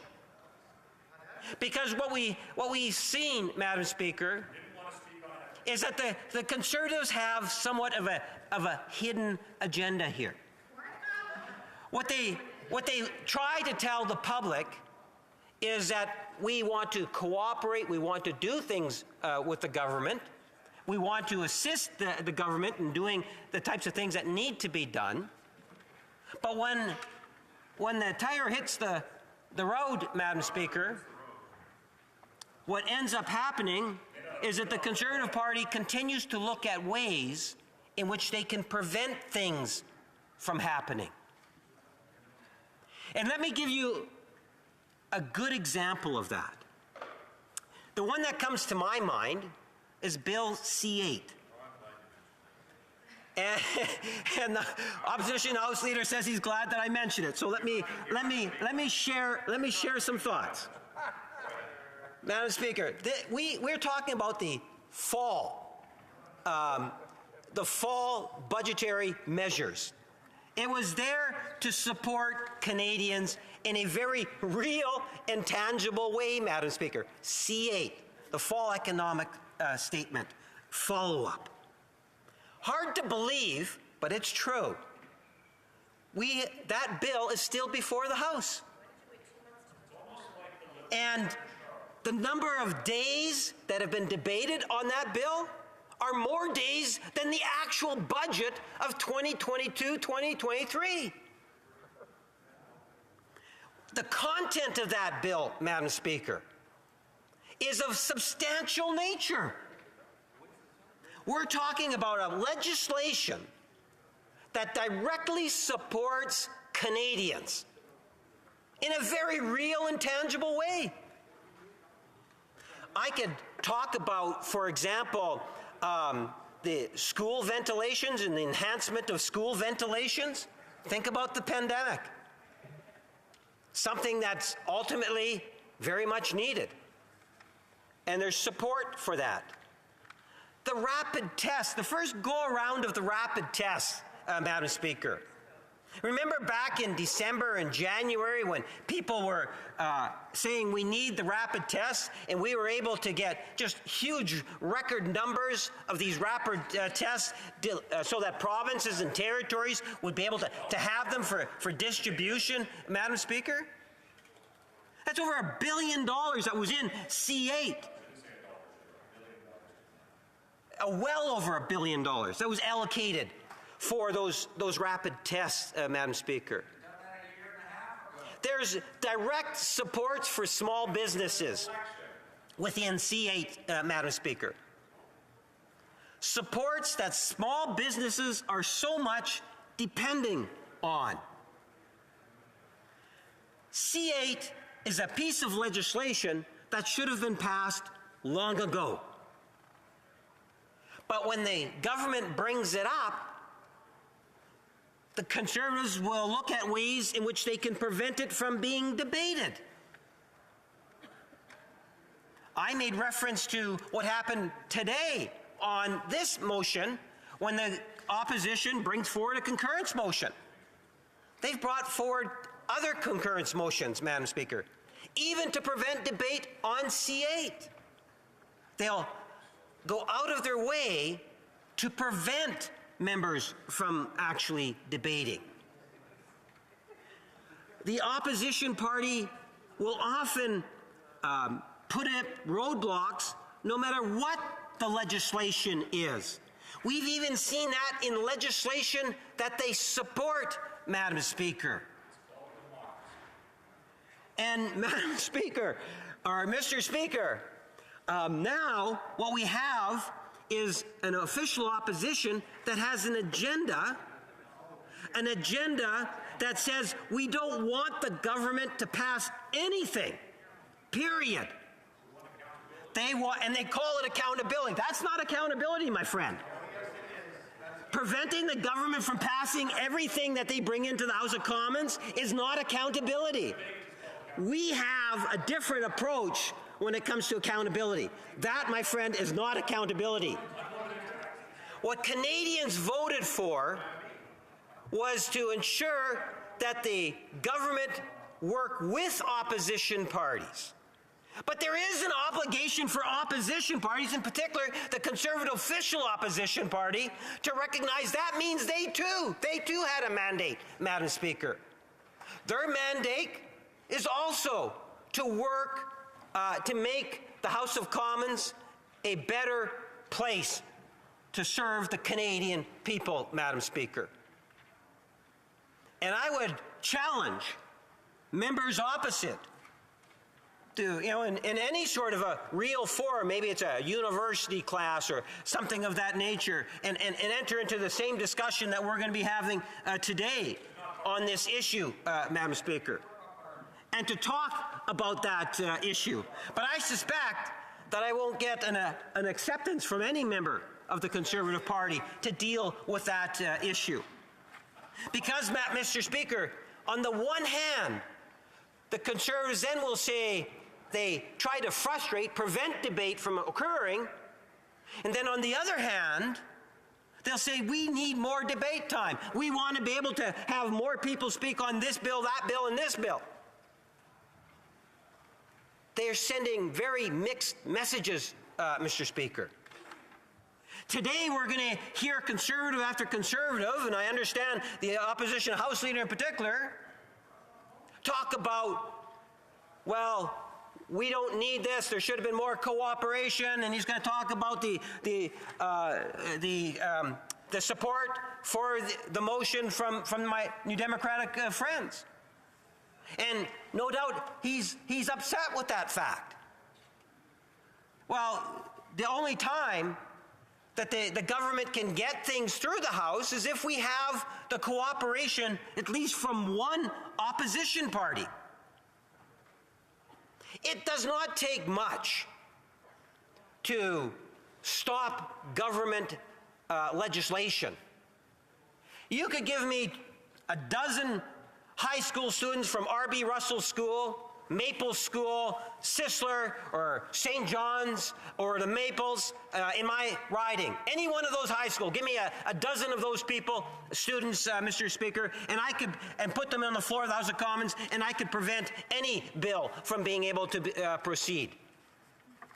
It doesn't take much to stop legislation. It takes an effort to be able to contribute to the debate to the degree in which you can make the modifications that you feel might be necessary. And for those pieces of legislation that you're in real opposition to, look at ways in which we can allow for and see more healthy debate inside the chamber. There's not one Liberal member of Parliament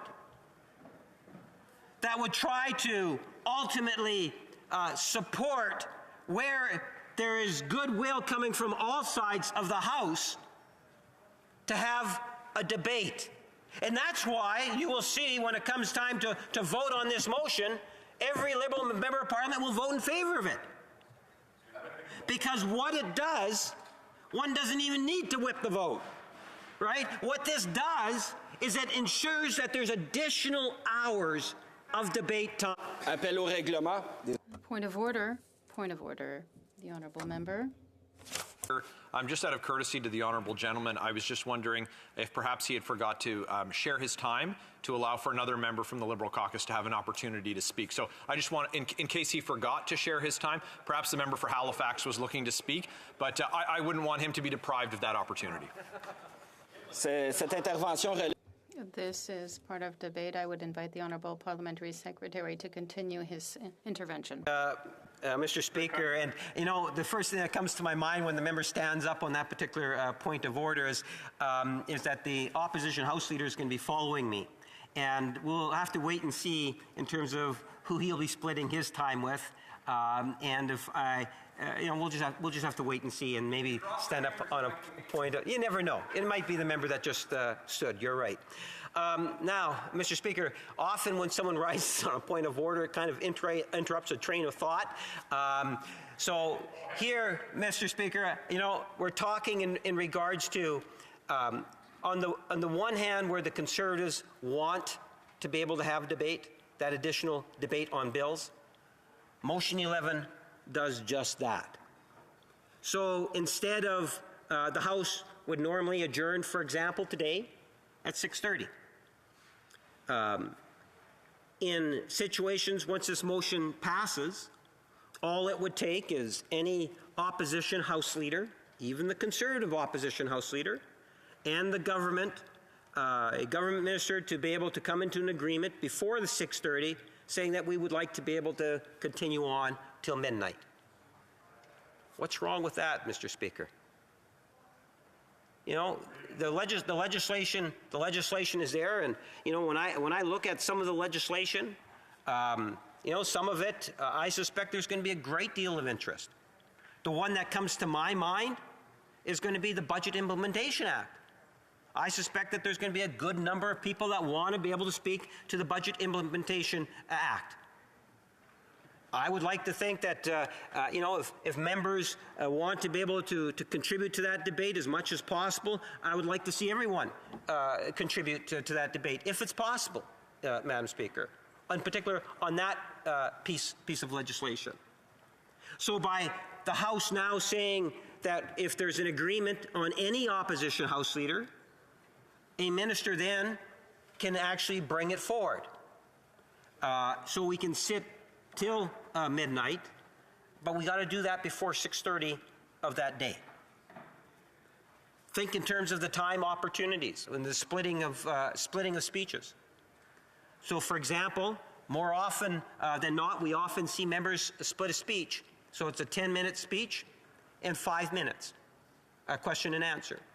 So that gives the opportunity for 4 other people to speak to a bill, or in this case, when I made reference to the Budget Implementation Act. So going from 6:30 till midnight, one can quickly do the math, Mr. Speaker, and you're talking 20 plus additional speakers. And those are the individuals that have the full 10 minutes. That does not include the individuals that will stand up and have the opportunity indirectly to ask those questions on important issues that they might actually have with respect to a piece of legislation or a budget. That's what the motion 11 is all about, Mr. Speaker. It's about enabling those 20 plus other members of Parliament to be able to contribute if the need or the desire is there, Mr. Speaker. As I say, you factor in those 3 questions per speech, 4 speeches, there's 12. You got 12 an hour. You're looking at over 5 hours. That's a lot of opportunity for members on all sides of the House, if they choose, to be able to get up and provide comment, ask questions, and whatever else that they might have to do, Mr. Speaker. That's why I believe it's important. C8 is the legislation that has been debated now on 10 separate occasions inside the House. If you applied that same principle to the rest of the government legislation, well, Mr. Speaker, it's just not possible. We would not be able to get it done. We'd have to bring in a time allocation motion that's very wholesome in its approach. We would have to look at ways to try to pass the legislative agenda in a very, very tight time frame. And we know, Mr. Speaker, that we can anticipate that the official opposition will bring in concurrence reports. They've demonstrated it. They've shown that.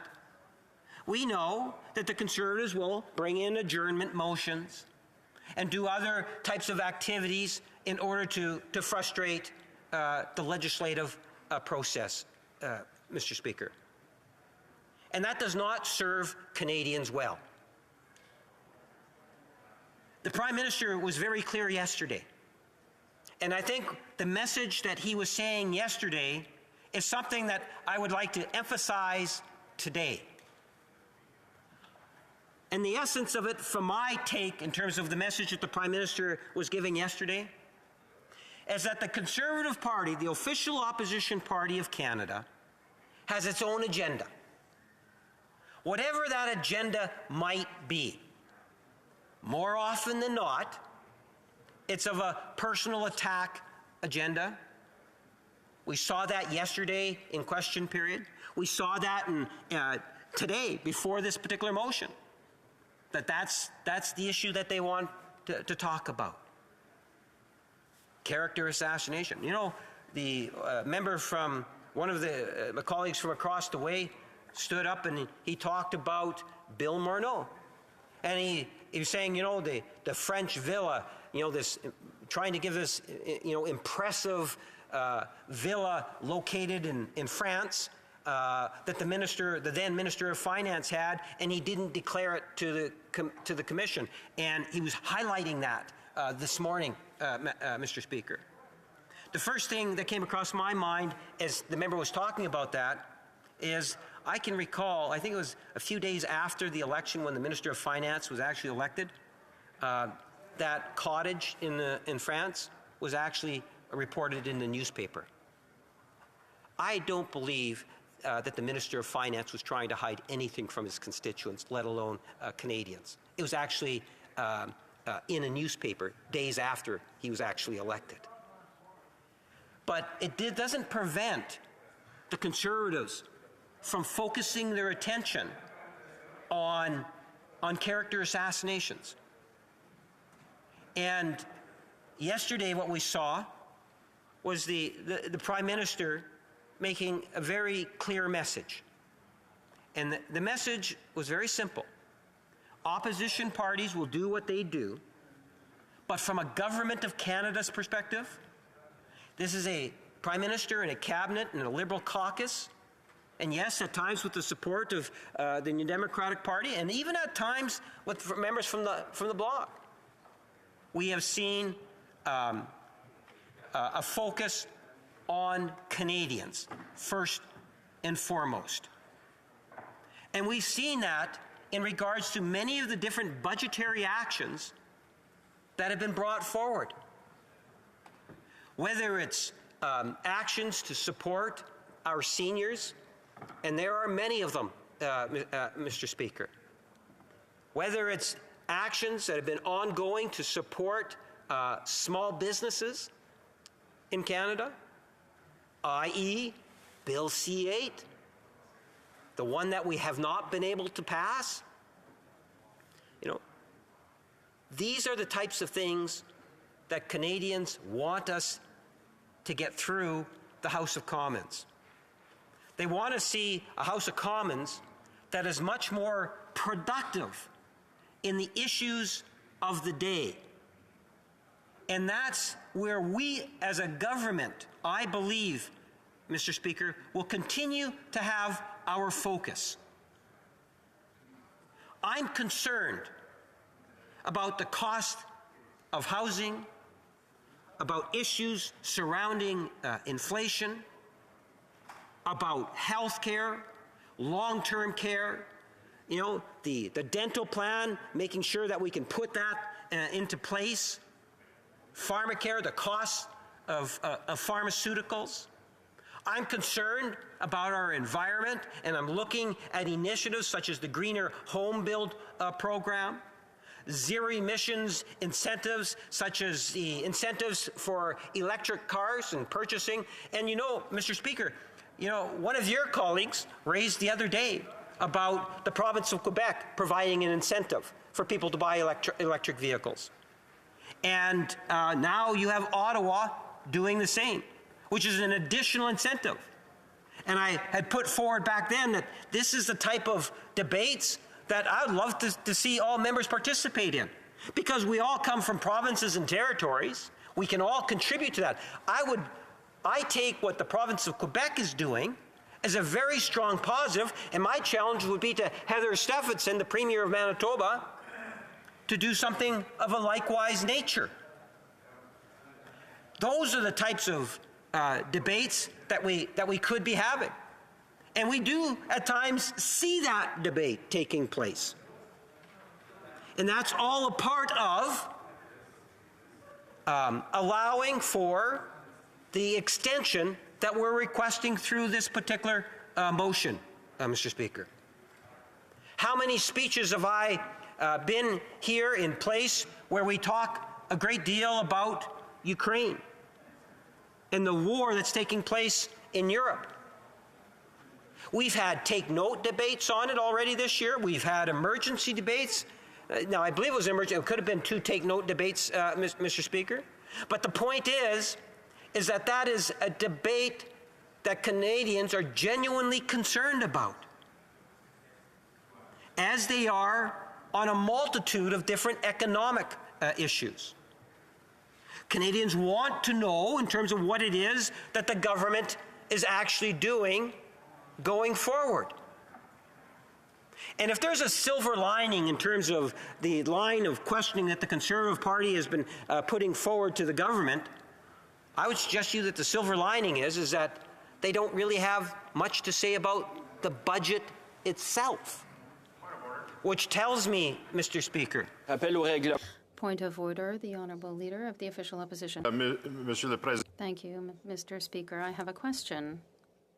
Figure this out now, because is the government, the parliamentary secretary to the government House Leader actually trying to filibuster his own motion here? Like, I just need to know, because I'm hungry. I can go for lunch and then come back later. Thank you. This point of order falls under debate, and obviously the parliamentary secretary has the time that he wishes to take, and there will be a period of 10 minutes for questions and comments after. I really appreciate the member's comment, and I'll do my very best to keep my comments shorter than the leader of the official opposition government House Leader. And we'll have to wait and see. I guess at the end of the day, we'll see who actually talked more. So at the end of the day, Mr. Speaker, all I'm trying to do is to convince the member opposite and his colleagues, my friends in the bloc and the NDP, why it's so important that we recognize that this is a motion that every one of us should be supporting, Madam Speaker. By supporting this motion, what you're saying to Canadians is that we are prepared to work the extra hours. Who in here doesn't want to work the extra hours? I'm prepared to work the extra hours. Who in here does not want to enable more debate time on legislation and budgetary matters?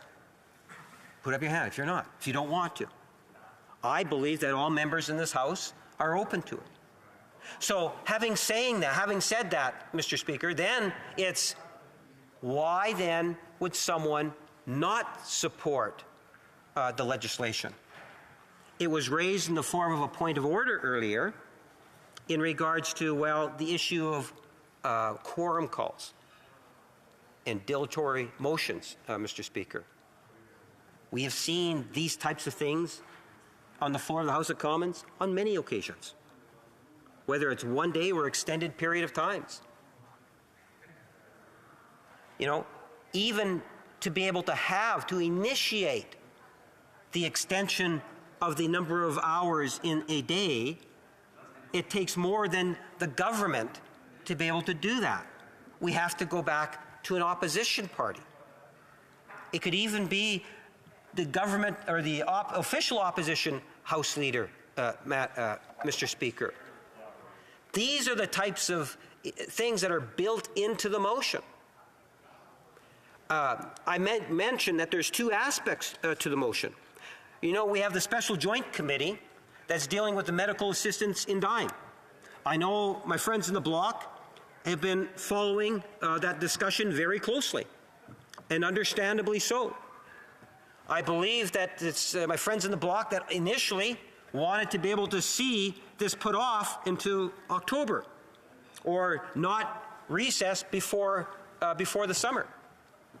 I think there are opportunities for us to be able to ensure that the type of report that comes back to Parliament, now we're setting the date within this motion, that it be October the 17th of 2022 in terms of getting that final report, Madam Speaker. Given the very nature of that special committee and the requests and the comments coming from members on all sides of the House in regards to it, it seems to me that that is also something that could be supported in the motion. If you continue to go through the motion as you did, Mr. Speaker, there are some very simple things that are fairly straightforward. And again, when members choose to stand up, tell me specifically, or even in the question and answer session, tell me what it is that would cause you to vote against the motion. But keep in mind, when you do that, reflect on the fact that these types of motions have been introduced by different levels of government, by different prime ministers, including Stephen Harper. So if you could do that, I think that's very, very helpful. Where there are some things that might be somewhat new, the motion also proposes that votes that we extend the deadlines to the Special Joint Committee, amends the standing orders so that the House does not meet on New Year's Day, Good Friday, Easter Monday, St. John the Baptist Day, Canada Day, Labor Day, National Day for Truth and Reconciliation, Thanksgiving Day, Remembrance Day, and Christmas Day. So I think making that amendment to the standing orders, again, is a very good thing. Are there members in the chamber that would oppose that? I suspect, Mr. Speaker, that members would actually support that particular aspect of the motion. It amends the standing orders so that the House not meet the preceding day if St. John the Baptist Day and Canada Day or the National Day for Truth and Reconciliation fall on a Tuesday, and not meet the following day when the days fall on a Thursday. Again, Mr. Speaker, I would suggest to you that that is something in which all members of the House would in fact support. Now, I suspect that some might actually have some concerns in regards to the clause where it indicates it allows the minister to move a motion to adjourn the House until Monday, September the 19th, 2022. The motion does not require notice and is to be voted on immediately. Now, there could be some concerns in regards to that. And, it's interesting, the Leader of the Government in the House of Commons has made it clear that the motion like this would not be moved before the last week that the House sits in June. We have no intentions. The House Leader has made that indication. I have full intentions on being here on June 23, Mr. Speaker. I plan to participate and be engaged to the very end. Whether the House is sitting or not, he'll be here. Whether it's myself or the member from Kingston and the Isles, I suspect one of the two of us will always be inside the chamber, Mr. Speaker, because we want to ensure, that people, as much as possible, are, being engaged in the debates that are taking place. But that cannot happen without the support of at least one other recognized party in the House. Now, Madam Speaker, as the opposition House Leader speculates on who that might be, let me make the suggestion. There's nothing wrong if it's the member opposite. The member opposite can decide to get engaged. There'll be too many mosquitoes No, buried. when you make reference to the unholy alliance, the unholy alliance is the Conservatives and the Bloc, right? There's the alliance. Donc, on a un rappel au règlement de l'honorable député.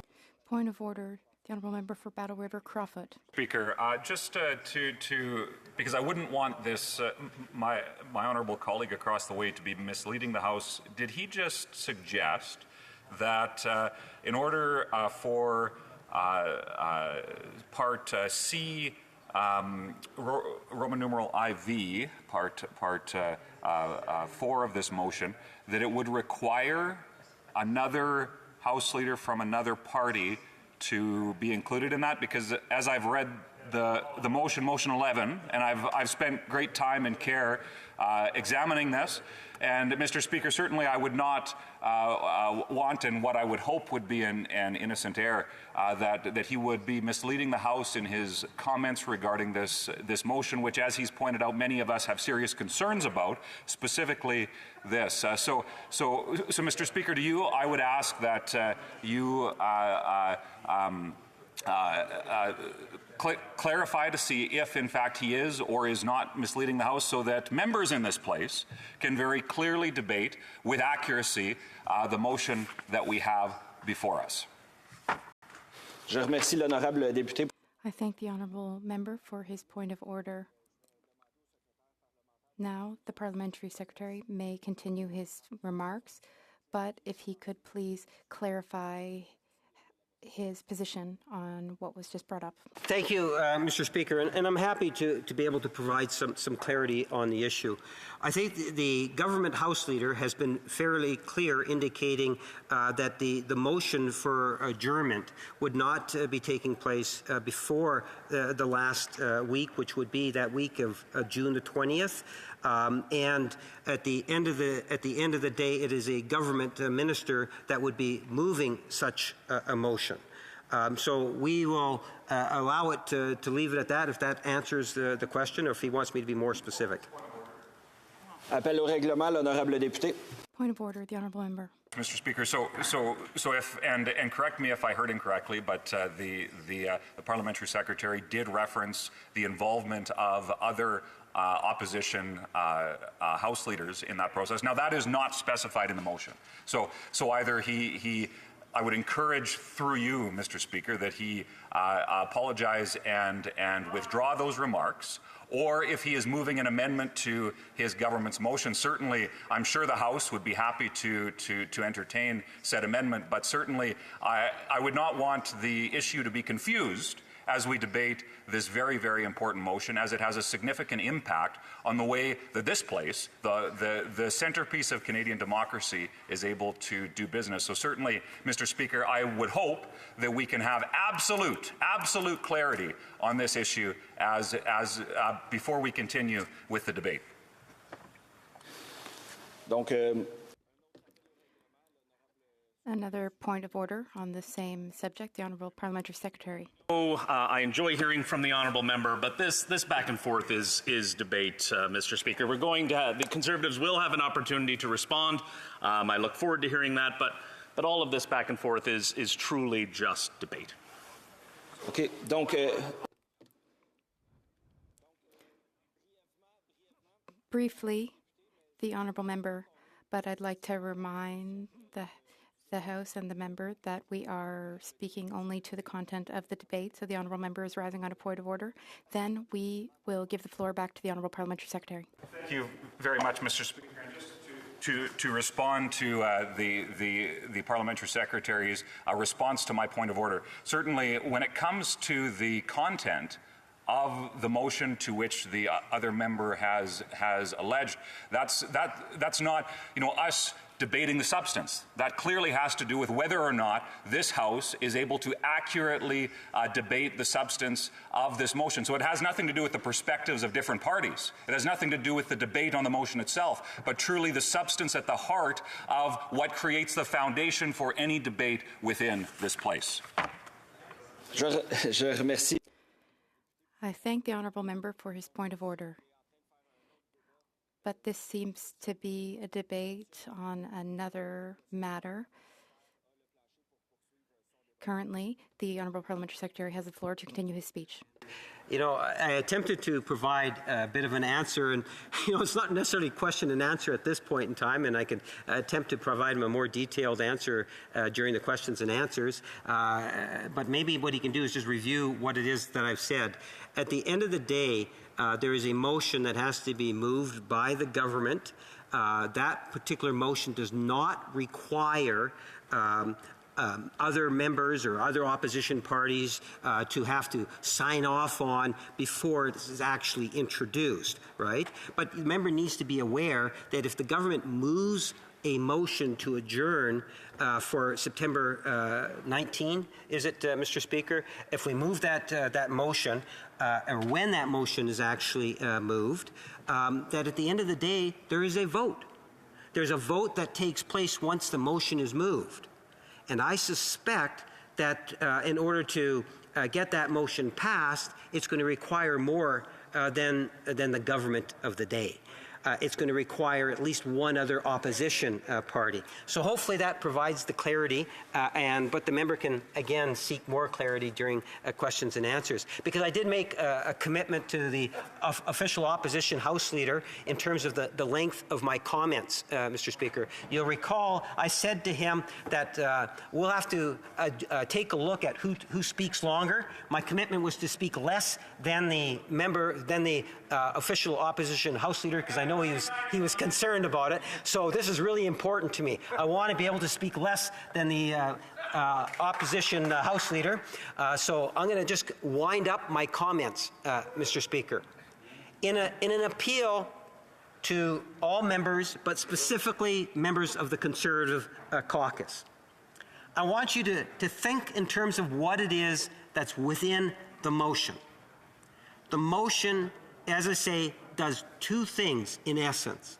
One is it extends a special standing committee to deal with MAID, and no one's opposing that, I trust. If you are, please stand up and let me know, or come over and tell me that you oppose that. To the best of my knowledge, Mr. Speaker, that's not the case. So I'm going to believe that that's not a reason why someone would vote against this. The other thing that this bill does, or this motion does, is it extends the number of hours in which members on all sides of this House will be able to debate. That is something historically and traditionally that has taken place in provincial legislatures and here in Ottawa. Why would someone not allow for more time for debate? Unless there is, of course, a hidden agenda behind it.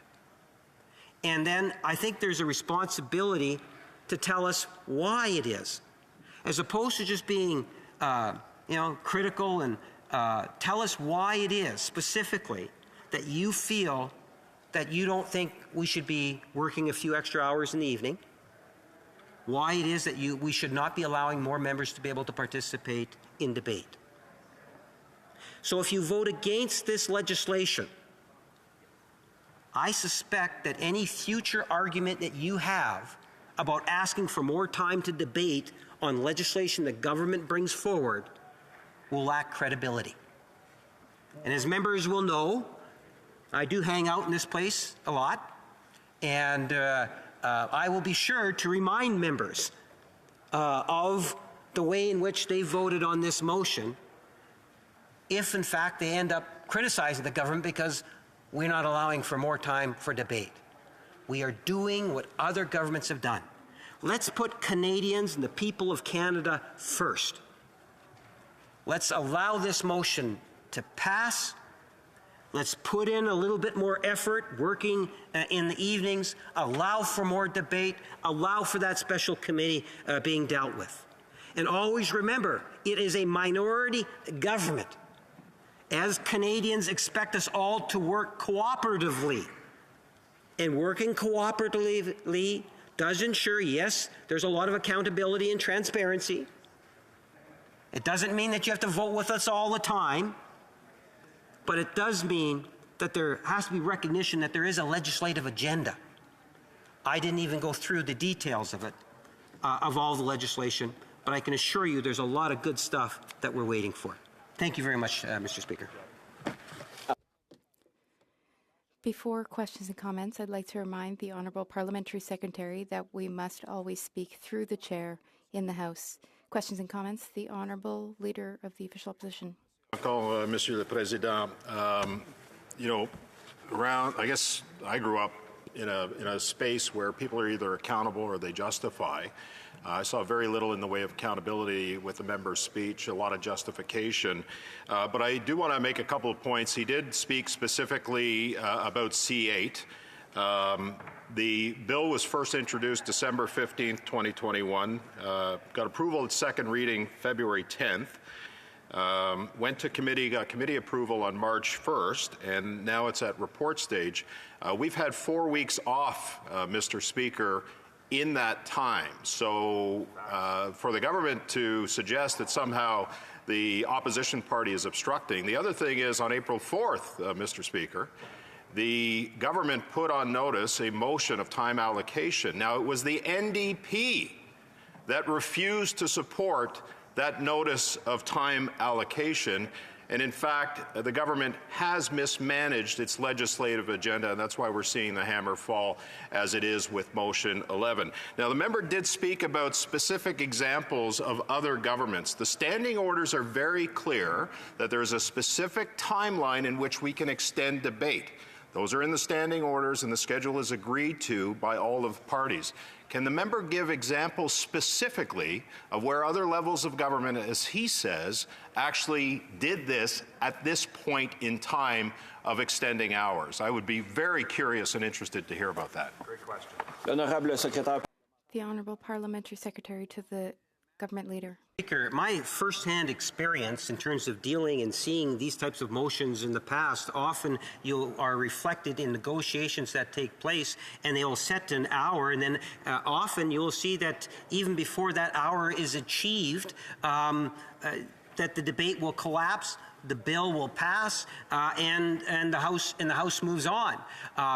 You know, it's in order to be able to have a legislative agenda get through, Mr. Speaker, you do need that sense of cooperation. So I'm hopefully that helps the member better understand the importance of working collaboratively. It doesn't mean that you have to listen to everything that we say and obey everything that we say. No, there's give and take. And I suspect if there was more give and take between the government and the official opposition, that there would probably be a higher sense of gratification on all sides of the House, as we want to try to do what's right for the people of Canada, Mr. Speaker. Questions and comments, the Honourable Leader of the Second Opposition. Mr. Speaker, as you know, in Quebec, medical aid in dying is very important. It's important for Quebec, it's important for the Bloc, and we worked very hard in committee, but we realized that we didn't have time to do the work that we need to do in the case of such a sensitive topic. That's why the Bloc Québécois wanted to move to October 17th, the deadline for the report, but not all parties supported that. So this government decided to include inside a motion to, in fact, muzzle the opposition. They don't even need to do so, though, because Article 27 allows to prolong and extend sitting hours, but they decided to go at it with heavy artillery, and then they did, in fact, allow the extension of the report date. It's like they were saying, do you like honey? Yes, I like honey. So they give you honey, but then they poison it with a bit of arsenic, and they say to you, here's your honey, enjoy it. Why did you decide to muzzle the opposition when you could have just used Article 27? The Honourable Parliamentary Secretary. Mr. Speaker, this is where I have to disagree with the member. It's quite the opposite. You know, what it shows, and the member makes reference to the Bloc's desire to have the MAID committee continue on through the summer. If anything, it shows that the government was listening. You know, instead of trying to pass it through, it's a sense of cooperation. We recognize the importance of the issue, not only for the province of Quebec, but for all of Canada. So that's the reason why it's in there. at the October 17th. I don't quite make the connection. Like the member seems to be in opposition to the fact that we're giving as many hours of debate into the evening. I don't understand it. For the life of me, I believe a vast majority of Canadians would not object to Parliament sitting till midnight. You know, in the Manitoba legislature, I would sit till 2 o'clock in the morning at times. You know, sometimes there's a need to work. Questions and comments. The Honourable Member for Courtenay Alberni. Mr. Speaker, and you know, my colleague talked about the types of debates that aren't happening right now that we'd like to talk about, whether it be the fall fiscal update or the budget. And I think about today being a very important day. It's the National Day of Mourning. And today, on April 28th, we know that workers, families, employers, people in our communities, they gather together at events, including my riding in Courtenay and in Port Alberni. They're held across the country so that we remember those who've lost their lives on the job or been injured on the job, and we renew our commitment to creating safer workplaces. Now, Mr. Speaker, the government has, you know, in terms of hiring people with disabilities, is the worst for any equity group in the federal public service. So I have to raise this today, Mr. Speaker, that with the federal accessibility legislation now in place and employment for persons with disabilities identified as a key priority, recognizing the explicit interface between disability, poverty, and employment, I need to know, what are the federal government's key strategies in accommodating employees who acquire a mental or physical health impairment, who are unable to carry on their duties? Maybe the member could speak to that and the importance of that, because I haven't seen enough on that action that needs to happen. The Honourable Parliamentary Secretary. Mr. Speaker, the member raises what is a very important issue, and especially on the day of the National Day of Mourning. You know, I represent Winnipeg North. You know, the 1919 Winnipeg general strike weighs heavy on my mind. I've attempted to even bring unanimous consent through the House to recognize the historic 100-year anniversary. You know, the sacrifices that workers have put in over the years, we could never give true recognition to it, or enough recognition to it. The contributions that our unions make to both in the past, today, and into the future are incredible, Mr. Speaker.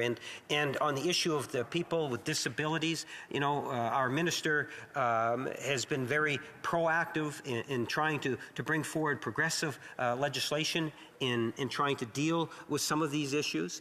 And there's a lot of work that needs to be done. I'm sorry, I just don't have the details that I could provide my friend that I know that he was hoping for. Questions and comments. The Honourable Member for Kitchener Centre. Merci, Monsieur le Président. Thank you, Mr. Speaker. On this question, because as the member for Winnipeg North may be aware, over 100 MPs from all parties in this place have already shared their support for the government introducing substantial legislation with respect to a guaranteed income for people with disabilities, the Canada Disability Benefit. This is actually legislation that the governing party promised in the previous election. And so can the member for Winnipeg North share, you know, should this motion pass, whether this would allow time for critical legislation like the Canada Disability Benefit Act to be introduced and debated? Thank you. The Honourable Parliamentary Secretary. Mr. Speaker, one of the things it doesn't do is it does not prevent, for example, emergency debates from occurring. Or potential other types of debates during the day, such as private members' hour. And I know that there's a private members' bill that deals with this particular issue, at least in good part. I believe there's at least one of them, and everything depends on when it gets called. Unlike government legislation, Mr. Speaker, you know, there's programming that takes place with private members' bills that will ultimately see it brought to the floor, debated and voted upon. I don't know where that particular issue is at in regards to a private member's business, but I do hope to see a healthy discussion on the guaranteed annual income, because I know there's a great deal of interest that's out there, and I appreciate the question. Thank you. We have time for one very quick question. The Honourable Member for Renfrew, Nipissing, Pembroke. Thank you, Mr. Speaker. And I was listening to the member opposite, but he didn't answer my colleague from Barry's Innisfil's question in which and where was the Parliament where these draconian requirements ever being exercised before. I've only been here 21 years, and I realize there are many other parliaments, but perhaps it's another country where they've imposed this. I don't know, perhaps Russia, perhaps China. And while he doesn't mind if we are here all night, which is not a problem, the fact of the matter is they'll be putting on their pajamas as soon as the House rises here at 6:30 and not even tuning into Zoom. Very rapidly, the Honourable Parliamentary Secretary. Thank you, Mr. Speaker. It's interesting. The member started off by saying she's been here for the last 20 years as a parliamentarian. That means she was here during Stephen Harper's era. And all she needs to do is to pick up the phone and talk to her good friend, Mr. Harper, and ask him why it is that he brought it in. And I suspect the answer he would give her would be is that he felt it was necessary to allow for more debate on legislation. Governments, including her former government, brought in extended hours motions such as this. Resuming debate, the Honourable Leader of the Official Opposition. Merci encore, Monsieur. Thank you once again, Mr. Speaker. You are doing good work as Speaker today. Thank you very much. Mr. Speaker, here we go again. I mean, I honestly don't know what to say after hearing the parliamentary secretary for the leader of the government in this chamber. As I said in my question to him, what I heard was certainly a lot of justification with little accountability on why they're introducing what I would deem a draconian motion like Motion 11 today, when there really hasn't or isn't a need to do so.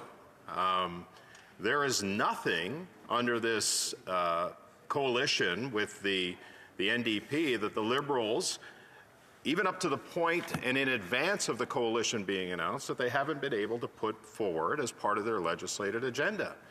And so far, Mr. Speaker, of the 18 bills that have been introduced, 8 have actually received royal assent. There's no question that there may be some other outstanding pieces of legislation that the government wants to put forward. But there's no reason why it can't in the time specified in the standing orders and the schedule that was agreed to by my predecessor and the other House leaders last year. And in the standing orders, it talks about the possibility of extending hours. We've seen that. I've been here for 6.5 years, certainly not as long as my honourable colleague from Renfrew, Nipissing, and Pembroke, who's been here for 21 years and is, I believe she's the dean of our caucus. She's seen it all, even through government and now through opposition. And there has never been an example like this, at least in this parliament, in the history of this parliament. And I suspect, Mr. Speaker, in the history of legislatures across the country and all the provinces and the territories, where on April 28th, we're debating a motion that gives the government ultimate power to extend at this particular point of this parliamentary session. Now, I'm going to talk later on about the consequences of that, because I think there are significant consequences to the administration of this place, to the lives and health, mental health, physical health of those that work in this place. But what I want to focus on is why we are at this point initially. A point that I believe, Mr. Speaker, that we certainly don't need to be at. Earlier, the member, and of course, and I've heard this from the government House Leader, and I certainly heard this from the Parliamentary Secretary, that they're focusing on C8 as one of the reasons that they're proposing this ham-fisted Motion 11. The reality on C8 is the fact that, as I said earlier, it was only introduced on December 15th. It received second reading in February, went to committee in March, came back at report stage.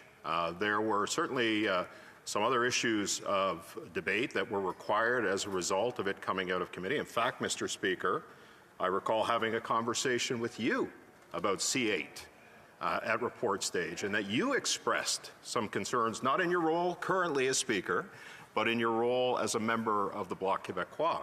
And so those concerns were certainly moving through the process.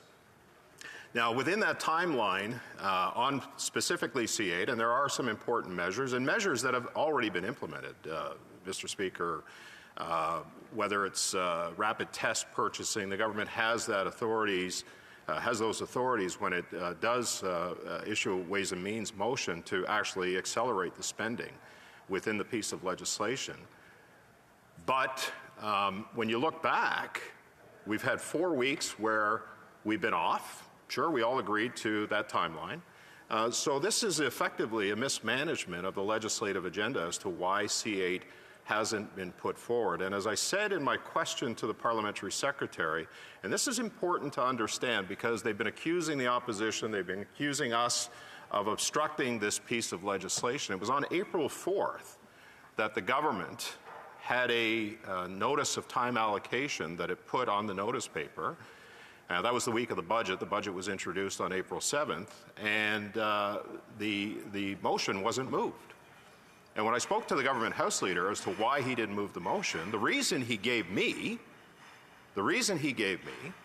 was because the NDP didn't want to move that motion.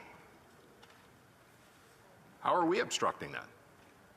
If their coalition partners didn't want to move a notice of time allocation, then their issue on C8 is not with the opposition, it's with their coalition partners, because they didn't want to move the motion. So, and if the parliamentary secretary wants to, he can confirm that with the government House Leader.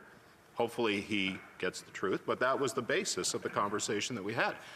In fact, it was brought up at the House Leaders meeting the next day. So for this government to suggest that specifically on C8 that somehow we're obstructing the passage of that piece of legislation. And yes, we had some people that wanted to speak to it coming out of committee because there were important issues. But I would suggest respectfully, Mr. Speaker, that it was their coalition partners who prevented the notice of time allocation being moved, which was introduced, as I said, on April 4th. And we could have been dealing with this at third stage even back before the budget in that first week. And so all of those concerns, and we certainly share those concerns, particularly from an agriculture standpoint as it relates to the carbon tax rebate and taxes. And I know that there's teachers that are waiting for that bill. It's not lost on me, and it shouldn't be lost on anybody in the House that it's the Liberals and the coalition partners in their NDP that are stopping this. Now, I do have a note, Mr. Speaker, that needs to be passed to me, so I hope you'll indulge me here for a second. Thank you. So the other thing that is concerning, and I know that the member brought this up as well, is the issue of medical assistance in dying, and the extension within this motion on medical assistance dying that pushes it to October 17th. There was a requirement, Mr. Speaker, for a legislative review to be held on this bill. We went to an election in September.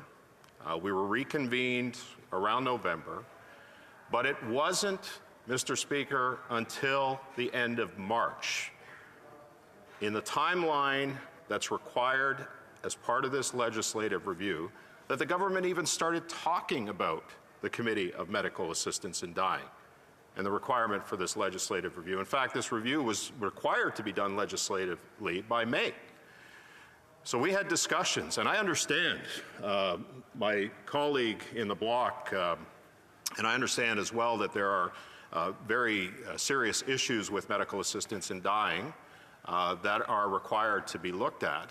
But this legislative review that was to be done in May, we actually agreed as an opposition to extend the timeline by another 6 weeks. It wasn't our fault that the government delayed. the legislative review, pushed it off till March, and then we agreed to go beyond the extension. Now, initially, I was a little concerned about it, but we don't control the legislative agenda in this place, Mr. Speaker. It's not the opposition's job to sit here and determine what's going to happen in this place. It's the government's job. And when we were in government, we determined the legislative agenda that was to occur in this place. So their failure, not just on C8, but on medical assistance in dying, and that required legislative review and the timeline related to that, is their fault. It's completely on them. And that's why we agreed, because I respected the concern of the Bloc House Leader. And I know that there's very deep and personal issues within the Bloc caucus on the issue of medical assistance in dying. And that's why we agreed to extend the timeline by another 6 weeks and to provide the committee with what we believed was an appropriate time, 6 weeks extra, to deal with this. We actually also committed, Mr. Speaker, we also committed to having the committee sit more than what was regularly scheduled. Now, that would have required moving resources from other committees to this committee, but we were committed, Mr. Speaker, to allow that timeline, that extended timeline that all of us agreed to, including myself and our party, to June 23rd. But again, that's the government's prerogative. We don't control the administration of this place. We don't control committees. We don't control virtual sittings. We don't control the translators. We don't control the administrative staff, nor do we control the clerks. It's all the government. And so we committed, in extending that deadline, to work and to be available during that timeline if extra sittings of committees were required, the medical assistance in dying, to get the job done. And yet here we are. We're seeing now in this motion an extension to October 21st, and there were discussions among the parties to extend it to, or sorry, October 17th, whatever the date is. There were discussions among the parties, and I said no.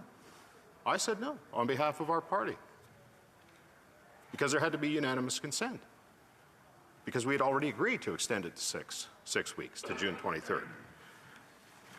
And again, the government wasted, from the time we started sitting in November to the time that they finally got around to talking about it in March, they wasted all of that time to put that committee in place so that it can meet the requirements of the legislated timeline.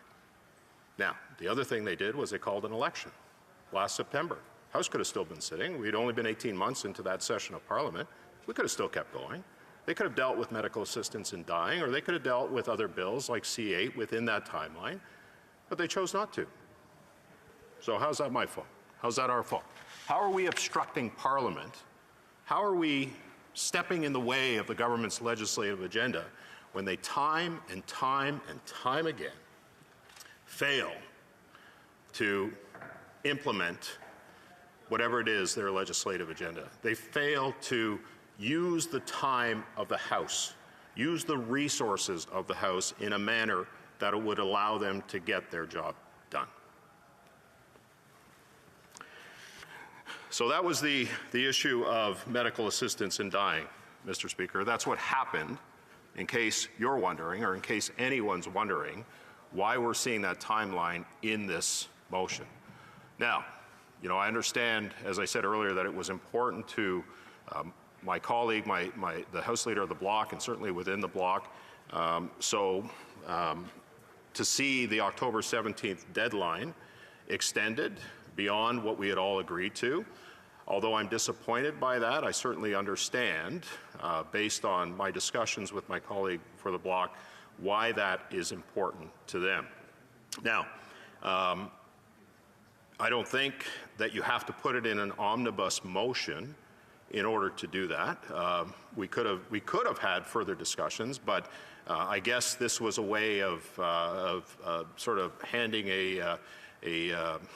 what's the word I'm looking for? Handing some sort of just opportunity for the Bloc to understand this motion. And that's okay. I mean, I get that those things happen because, as I said, Mr. Speaker, that I realize how important this issue is to the bloc. But to suggest somehow that, you know, and I know that the parliamentary secretary to the leader of the government in the House wanted an explanation, and I just gave him one, that we had agreed, all of us agreed to extend that deadline. And we didn't see the reason why, especially given the fact that we were willing to work with the committee to extend the hours. There was some talk during the break in May, that week after Victoria Day, to have 8-hour sittings. I spoke to our shadow minister about that, and that was an impossibility. Because it's just 8 hours a day sitting in committee dealing with medical assistance in dying, when many of those resources could have been moved to from other sources to deal with the medical assistance in dying committee while the House is sitting.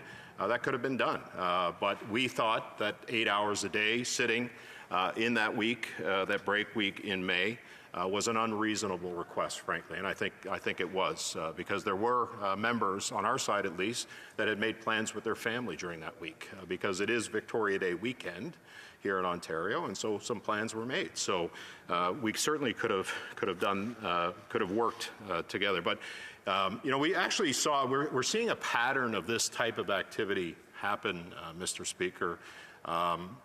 If you recall, Motion 6, which is what the government introduced at one point, which this is very much different than that, because at the time there was strong consensus and agreement and actually alignment of the opposition parties at the time, both the Conservative, the Bloc, and the NDP, in opposition of Motion 6, and we fought that vigorously.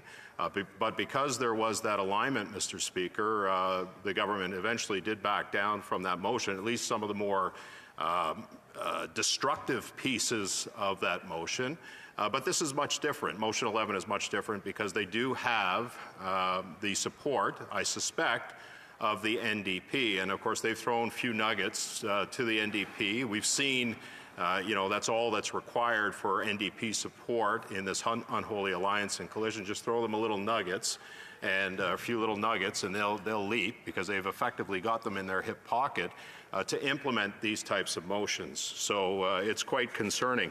And there are extremely concerning aspects of this that really plays into this pattern of what I would term, Mr. Speaker, as a democratic decline in this country. We've seen this pattern over and over. We saw it with Motion 6, as I said earlier. In fact, one of the first pieces of legislation that was introduced after the COVID crisis had hit in March of 2020 was an absolutely draconian piece of legislation that the government introduced, and I'm glad all oppositions fought it. Even the NDP fought it at that time, because they hadn't formed this unholy alliance at that point. But they fought this draconian piece of legislation that would have given the government massive powers, massive overreach, to suspend the activities of Parliament and allow for the taxing of Canadians without the approval of Parliament. Can you imagine, Mr. Speaker? Can you imagine that a government would actually think to take that on and actually affect that within a democracy like Canada? And so when I speak about this democratic decline, there are numerous examples over the course of not just COVID, but prior to that, even with Motion 6, where we've seen this government really overreach and extend their powers and their controls over this place, and diminishing not just democracy, but diminishing our institutions, diminishing the faith in our institutions, the respect that people have for our institutions, separating our institutions in a way that keeps them away from government politicization and government influence. And yet they continue to do that, and they're certainly doing this with Motion 11. And so I want to go through and talk about some of the more concerning parts about the motion, Mr. Speaker. And I think, you know, it doesn't just concern me as a parliamentarian, seeing this diminished democracy state happen in this country. And there are examples for that, you know, much like some of the countries in Eastern Europe, that we're seeing actually on a scale that's being measured the decline of democracy in this country. There's actually measurements, and I'll speak about that in a few minutes, Mr. Speaker, but certainly motion 11, I would suggest, adds to that decline in democracy. And when you go through the motion and you see some of the things that the government has proposed, on the day of the adoption of this order, the ordinary hour of daily adjournment shall be 12 a.m. and that until Thursday, June 23rd, or 2022, a minister of the Crown, with the agreement of the House Leader of a recognized party, rise from his or her seat at any time during a sitting, but no later than 6:30 p.m. and request that the ordinary hour of daily adjournment for the current sitting or subsequent sitting be 12 a.m. Now think about what that means, Mr. Speaker. A minister of the Crown, it doesn't have to be the House Leader, but a minister, which the House Leader is classified at, can go to another party at 6:29 p.m. and say, we want to extend the hours. Will you agree with us? Just one party, one recognized House Leader. I wonder who that'll be. I wonder who that'll be. And I know that the Parliamentary Secretary to the Government House Leader says that I can agree to that.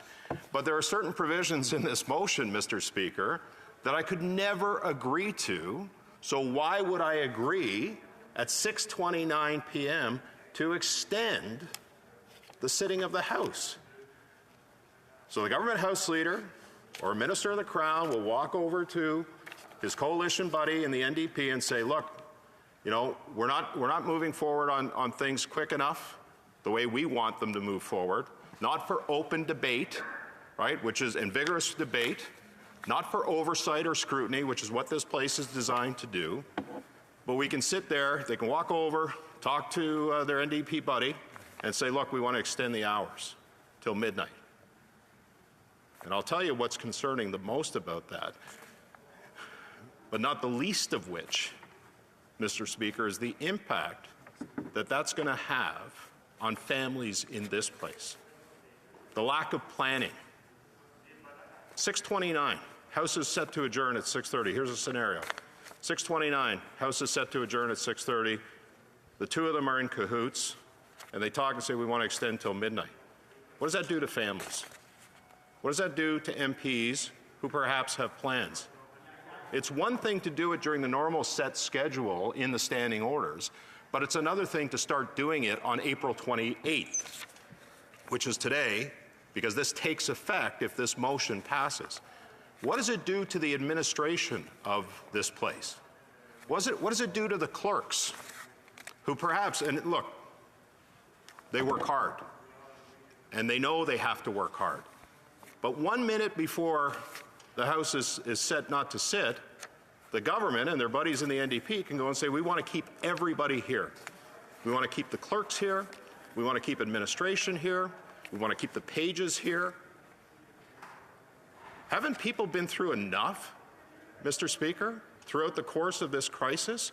The extension of the long hours that this place has had to go through, the uncertainty, the impact of mental health on families, the impact on people's lives.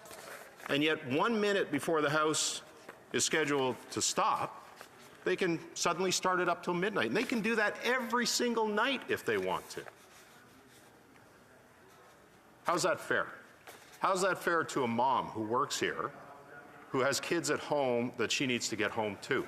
Or a father who works here who has kids at home that he needs to get to? Or how about a husband and wife that work together? Partners, spouses who work in this place and having to work those long hours because the government is mismanaging its agenda. And it's not using its time effectively in this House. What about the mental health impacts that that's going to have? What about the drivers? What about the security guards? You're giving 1 minute notice, effectively, that they have to stick around this place. Come on. Mr. Speaker, how ridiculous is that? And they can do it, as I said earlier, from the point that this motion passes right through until June 23rd or earlier if they decide that they're going to adjourn the House. So, and then of course, another part of this motion is the fact that they're talking about proceedings on any opposition motion. So, you know, when it's government business, it's okay, we'll extend the House, but on opposition motion days, those very valuable supply days that we get, the opposition, official opposition gets 5 in the supply period, the Bloc Québécois gets 1, and the NDP, I believe, get 1 as well. But on those days, they're going to end at the appropriate time. There's not going to be any opportunity to extend beyond the normal sitting time, but for government legislation it is. So perhaps we have an issue that's important to Canadians. Perhaps it's a geopolitical issue or financial issue or an issue affecting the health of Canadians that we want to bring forward and get consensus in this House. And we're not going to have an opportunity, Mr. Speaker, to extend beyond the normal sitting time. But the government, with 1 minute notice, with the help of their coalition buddies in the NDP, can extend the sitting time of the House every single day, including Friday, Mr. Speaker, including Friday. The House adjourns Friday at 2:30. We do the business of this place and this country on Fridays in here. And at 2:29 in the afternoon, the two of them can get together and say, we're extending till midnight. And when I go back and I talk about the impact that can have on families and the family unit and the impact on mental health and physical health of those who work to support this place, and including MPs, who many of them make travel plans on Fridays so that they can go home to their constituencies. And when they go home to their constituencies, they're going out to events every day on Saturday, sometimes on Sunday, and then working their way back here to Parliament, getting back on an airplane. And now they're suggesting that members of Parliament, you know, somehow have to, you know, cancel their travel plans because on a whim, because they're not pushing because they're not good at dealing with their legislative agenda and the schedule of the House, that they're going to somehow keep us here till midnight on Friday. Mr. Speaker, this is a government, and I know the NDP because I've sat here for 6.5 years and I've heard them say this, who talk about a family-friendly environment in this place, about attracting more women to Parliament, about making sure that the lives of the people that work here and the MPs are balanced so that they can spend time with their family, they can spend time in their constituencies. And yet, if this motion passes today, Mr. Speaker, they're going to push to extend the timelines every single day that this House is sitting until midnight with a 1 minute notice. 1 minute, including Fridays. I have no problem working Fridays. I mean, it's part of my job as opposition House Leader to be here on Fridays. But I think it's absolutely unreasonable for anyone to expect that we are going to, with 1 minute notice, expect that all of the administration, all of the staff, all of the support, the translators who work in this place will be here till midnight every single day when the House starts at 10 o'clock in the morning because the government cannot handle or mismanages its legislative agenda.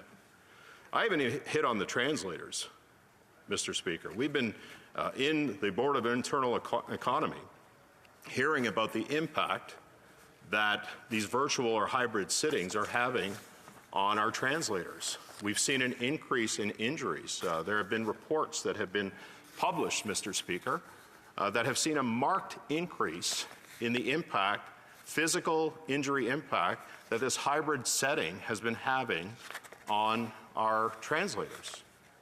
And, you know, again, I mean, I've talked about some of the other people that are going to be impacted by this. You know, why would the government, if the government is that concerned about the health and wellness of the people that work here, including the translators, why would they even suggest about extending until midnight every single day because of their failure to impose their legislative agenda within the timelines that have been prescribed in the standing orders? and the impact that this is going to have on committees, which I'm going to touch on a little bit later, because this will have an impact on the ability of the committee to do their work, Mr. Speaker, because of the shuffling of resources that will be required. It stands to reason that if we're going to go to midnight, you got to take something away from somewhere, and the important work that's being done by committees will suffer. Maybe that's their intent. Maybe that's what they want. Maybe they want to take that work away from committees so that they can further avoid accountability and transparency, so that we can further see this democratic decline that is happening in this country. Now, this is a beauty. Mr. Speaker, after 6:30, as I said earlier, with 1 minute to spare, because the House normally adjourns at 6:30, with 1 minute to spare, a member of the government, minister of the government, can go to the NDP and say we're going to extend. But here's the impact of that. This is a joke. It's got to be a joke. There's no other way to explain it. The Speaker shall not receive any quorum calls or dilatory motions, and shall accept a request for unanimous consent after receiving a notice from the House leaders or whips of all recognized parties. So that's just on the UC. So at least they've included the House leaders of the recognized parties on some sort of unanimous consent motion which can be passed. But what's interesting in this, Mr. Speaker, there's a constitutional obligation to have quorum in this place. And what they're saying is, in this motion, is that after 6:30, there won't be a requirement for quorum. The government House leader just said to me that that's never been done before. It's never been done in a circumstance like this. And it's always been done with the agreement of all recognized parties through unanimous consent. This is a motion that they're ramming through Parliament. So, yes, this has never been done before without the express unanimous consent of all the government House leaders. This doesn't take that into account. This imposes that on this. Now think about, Mr. Speaker, how ridiculous this is. So, no quorum call, which means that as the members of the opposition who take their responsibility and their role as members of Parliament very seriously, and just as it's a constitutional right to have quorum in this place, it's still a constitutional obligation on the part of the opposition, Mr. Speaker, to hold the government to account. So we take that role very seriously. But the fact that they're not allowing for quorum in this place means that, effectively, we can be here as an opposition, the Bloc can be here as an opposition, to ask questions, to debate government legislation, but the government doesn't have to be here. They can literally be sitting at home, doing nothing, watching This Is Us or the Blue Jays, while we, as opposition, and our colleagues in the Bloc, are sitting here debating government legislation. And when questions and comments come up, the way this reads right now, we could be the only ones asking questions of ourselves on government legislation. So if that doesn't give an indication, Mr. Speaker, of the programming of this place as a result of this motion, it means that, and we know this because of the agreement that we've all seen that the NDP and the Liberals have signed, that things are already programmed in this place. That the government doesn't want an opposition. They want an audience. And they're going to get it because they don't have to be here. They can just be sitting at home in their PJs watching CPAC while we're here doing the work of the country, debating their pieces of legislation. That's what this motion means. And that's what this part of the motion means. No quorum calls. No obligation for the government to show up. No obligation for the NDP to show up. I suspect the only two that will be showing up is the official opposition and the third party, the Bloc. because we're the ones that want to work.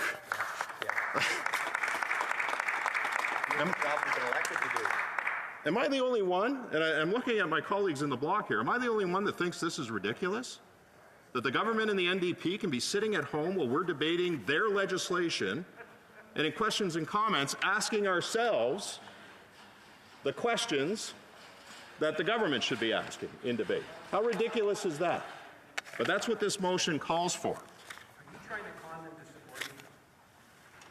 I think the honourable member just said, am I trying to con them to support it? I think the Bloc is actually smart and sees how ridiculous this motion is. I think they do. I've dealt with Mr. Terry, or the member from La Prairie. He's a pretty smart guy. And he understands exactly what the government is doing, as we do. And that is that they don't want an opposition. They want an audience. That's what they want. And we've seen this pattern, Mr. Speaker, over the years, 6.5 years that I've been here since 2015. And I've highlighted some of that stuff, whether it was Motion 6 or the first bill that came through Parliament after the COVID situation. The government seems to think that they can ram anything through. And you know, they had we did have an election in September. They did form a minority government. Of course, the Prime Minister at the time, I believe, thought that two things were going to happen. Number one is he was going to, people were going to throw rose petals at his feet for the way he handled COVID. That didn't happen, obviously, by the results. The second thing is they knew very well what was going to happen in this country. They knew the economic crisis was looming. They knew that the affordability crisis was looming, and the only way that they could find cover from that is to hope for a majority government in September. How else can you explain? How else can you explain the fact that 18 months into that term, that the Prime Minister was willing to call a $600 million election, unless, of course, they were trying to provide cover for themselves, a cover that a majority government would only provide? Well, it didn't take long for them to find that majority government, did they? By throwing a few little crumbs to the NDP, right? We'll give you this, but we need your support on this for at least the next 4 budgets. They have found that cover.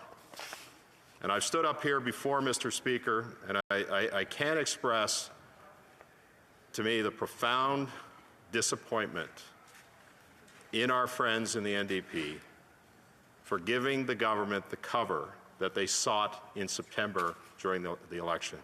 I just can't believe it. How do you respectfully, and I sit here in question period and I hear some of the questions that are coming from the NDP and I just shake my head. How can you realistically say that you're holding the government to account when you're supporting every aspect of what they're doing? There was a climate change report that came out the other day that called the government's efforts on climate change a sham. And it was their own environment commissioner that said that. And yet the NDP, who talk about being, you know, the guardians of climate, and they're sitting here criticizing the very people that they're in cahoots with, the very government that they're aligned with. It doesn't make any sense. Unless, of course, the only thing that can buy you is a few little crumbs, which apparently is the case. But anyways. So, quorums.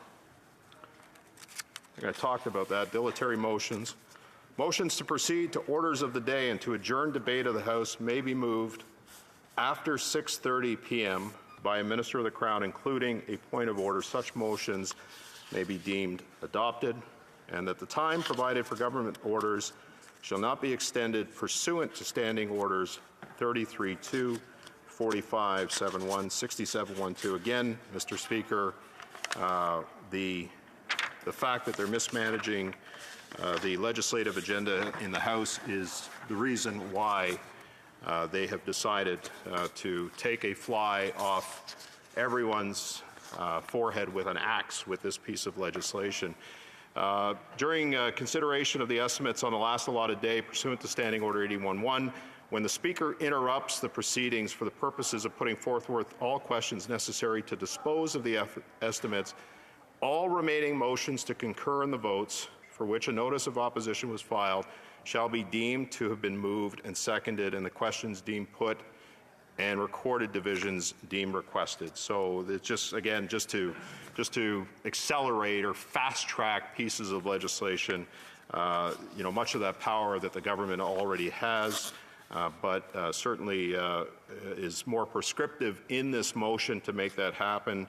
And the Speaker shall have the power to combine the said motions for voting purposes, provided that in exercising this power, the Speaker be guided by the same principles and practices used at report stage. It's fairly self-explanatory. And then, of course, this is quite interesting. When a debate on a motion for concurrence in committee reports is adjourned or interrupted, including on the day of the adoption of this order, the debate shall again be considered on a day designated by the government after consultation with the House leaders of the other recognized parties, but in any case not later than the 35th day. So there are, Mr. Speaker, there are reports that come out of committee that come to this House for concurrence. In some cases, I said this in a recent article that I was interviewed in, I mean, there are wide eyes on this place. There are people that watch the House of Commons who normally may not be engaged in committee process or other process. And a perfect example of that was this morning when we moved a concurrence motion on the We Charity scandal.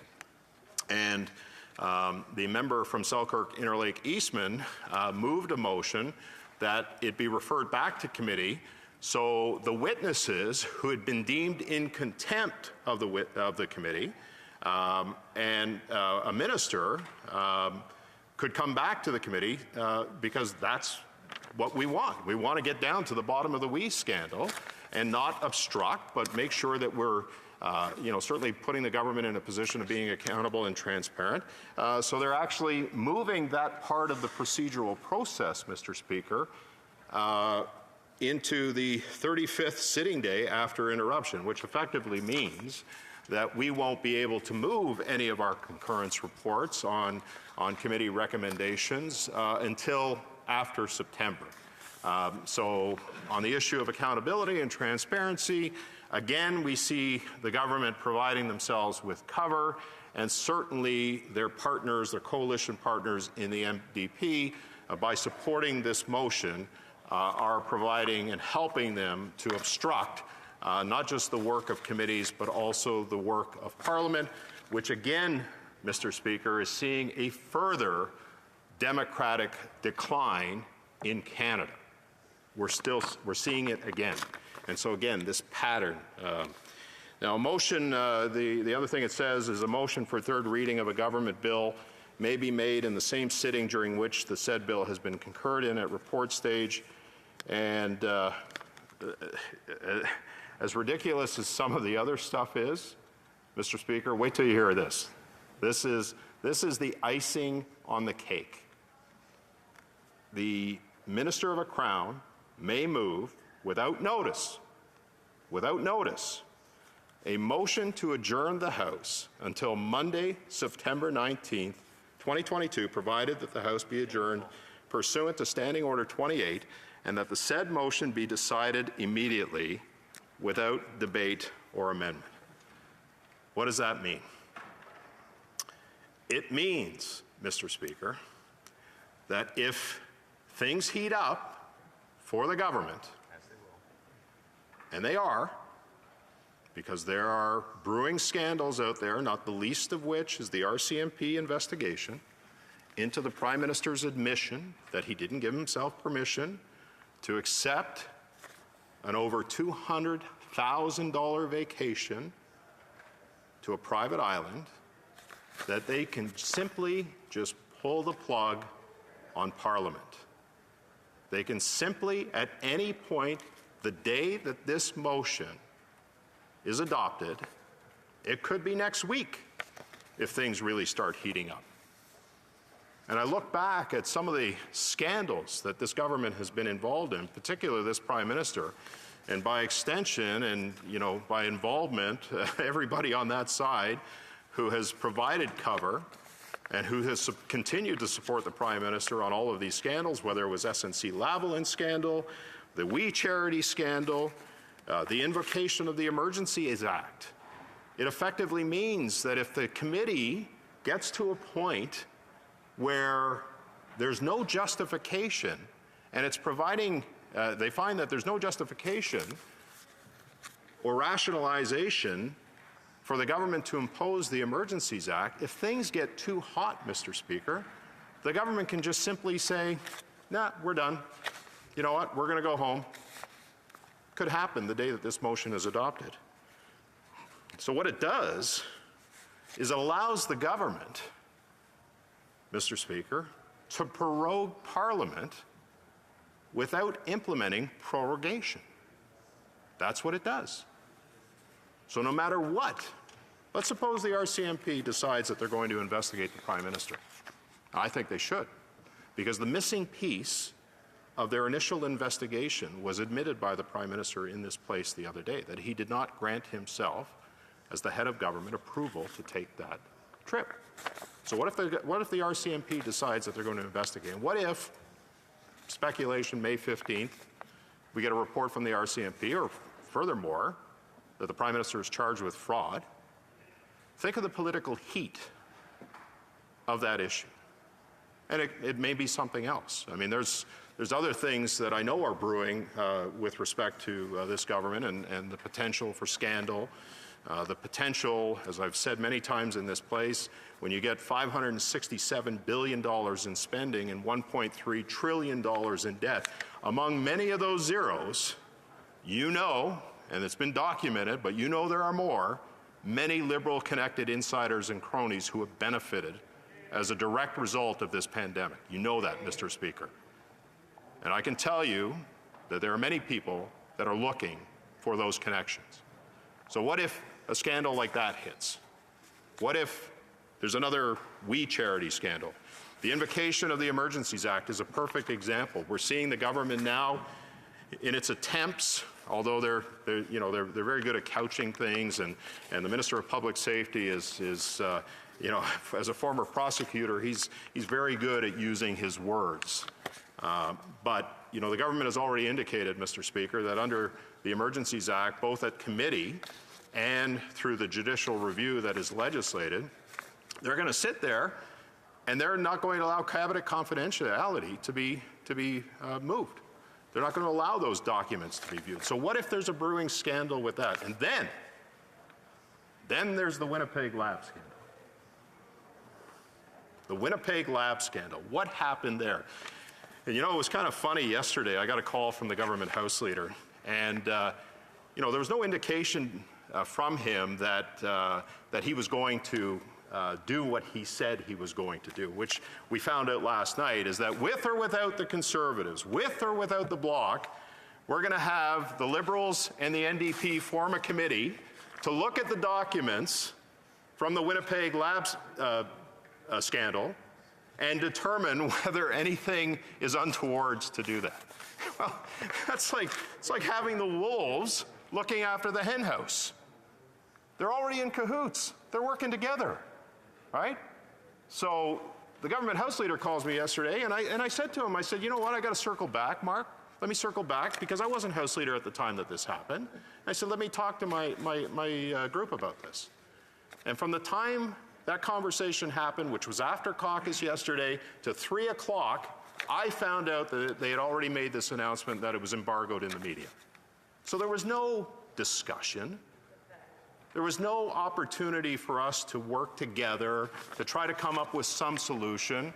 Now, I know that the government House Leader referred to a situation back in January, which I was being briefed on at the time that I found out that this agreement had been made between the NDP and the Liberals, the wolves looking after the sheep, on this document. I found out at that time that this was already a fait accompli, that it was going to happen anyways, whether we agreed to it or not. I mean, they accuse us of the very thing that they engage in, that's obstructing the constitutional obligation of the opposition party, the official opposition party. So the Winnipeg Lab document. So the point is that any point from the time that this motion is introduced, they, the government, can pull the plug on this place if things start getting bad, if they start feeling the heat, if there's a political reason for them to not allow Parliament to function, to not allow the opposition parties, I say that plural because there's two of us that are holding the government to account, to not allow the opposition parties to do their constitutional obligation to hold this government to account. They can end that at any point if it gets too hot for them. I mean, if that doesn't cause a concern or a problem, it's prorogation without prorogation. And you recall, Mr. Speaker, what the government did back during the wheat charity scandal. I mean, things were getting close. Things were getting tight. I mean, they were feeling it, Mr. Speaker. And what did the Prime Minister do? The very thing he promised he would never do in 2015, and that's to prorogue Parliament. He did it. Because everything died at that point. All of the work of the committee, all of the reports, and this is why this concurrence motion this morning is so important, because we've already asked through a question of privilege, Mr. Speaker, whether we can reintroduce the issues of contempt from the Parliament's, the Prime Minister's office staff, and at that time was a Minister of the Crown. We asked if we can reintroduce that, and through a point of privilege, you, and I respect the chair and I respect the rulings, ruled, Mr. Speaker, that it was not appropriate. That's fine. So what other course of action do we have to hold this government to account? Well, we tried this morning through a concurrence motion of a committee report to bring those people back to the committee. And why not? Why not? What's wrong with being accountable and transparent? Well, to this government, there's a lot wrong with it. And this is why we're seeing this motion 11. So as the heat starts to occur, as things start ramping up, and they typically do when Parliament is sitting. You know, they don't typically happen, although I will say that the issue of Public Health Canada using mobility data to determine process and health issues of Canadians without them knowing did happen during the Christmas break. But it's very rare in this place that during a 2-week period we're going to start seeing scandals. It's only when we start getting down to the business of the House where we're getting order paper questions back or we're getting access to information papers back, as is the case with the RCMP investigation. It was only because of the ATIP that we found out what the missing part or the missing link of the RCMP was to not charge the Prime Minister with fraud over his multi-$100,000 illegal luxury vacation. It was only after we got that ATIP back that we realized there was one missing element to the RCMP's investigation, and that was whether the Prime Minister deemed himself as the head of government and whether he, in fact, as the head of government, gave himself permission to go on that trip. And as the official leader of the opposition in her line of questioning the other day determined in a pointed question to the Prime Minister, he said no. That was the only missing link to this. So now we've requested that the RCMP reopen the investigation because they now have a piece of the puzzle that was missing at the time when this was investigated. Now, I know because I sat here and I listened to the Prime Minister yesterday talk about, you know, he always talks about these personal attacks, and it's never about being accountable. It's always about justification with this Prime Minister. And, you know, there's no statute of limitations, Mr. Speaker, on fraud charges.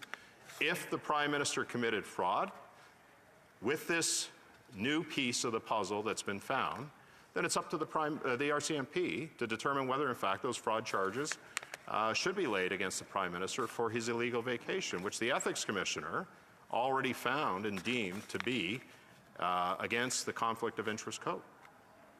So that'll be up to the RCMP.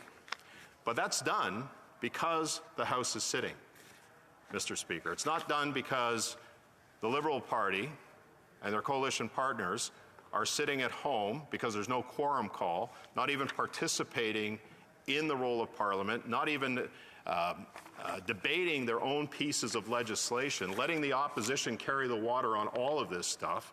It's effectively a war of attrition. That's what this motion is all about.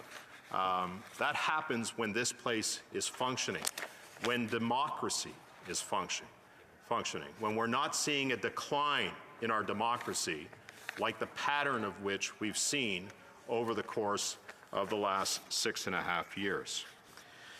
And so that's what causes me some great concern, Mr. Speaker, when without notice, a motion to adjourn the House until September 19th, which is when we're regularly scheduled to come back after the summer break, can occur. If things get really hot and the government is feeling a lot of pressure, they can prorogue without prorogation. So yeah, I know what the Prime Minister is going to say, and I know what his cabinet, they'll be out there and saying, we didn't prorogue, because they made that promise in 2015 despite the fact that they broke it.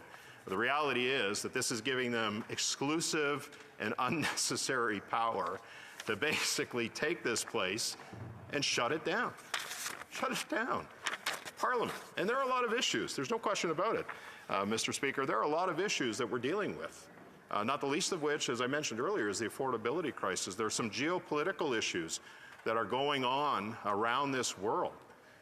There are issues related to our economy. There are inflation pressures, housing crisis, opioid crisis. All of those things are important issues to Canadians.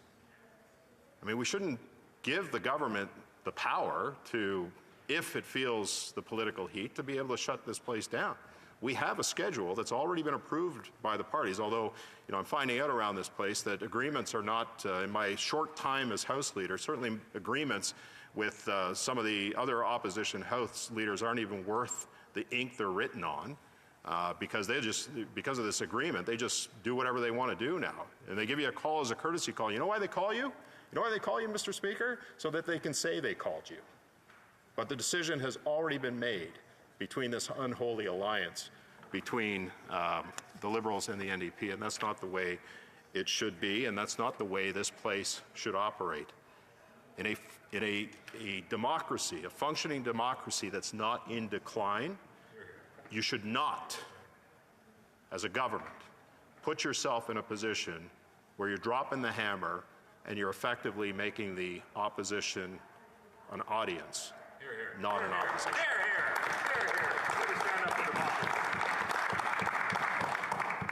So, again, on the motion, Mr. Speaker, notwithstanding the order adopted on Thursday, November 21st, and Standing Order 45-6, no recorded division requested after 2 p.m. on Thursday, June 23rd, shall be deferred except for any recorded divisions requested in regards to a private member's business, for which that's a procedural thing.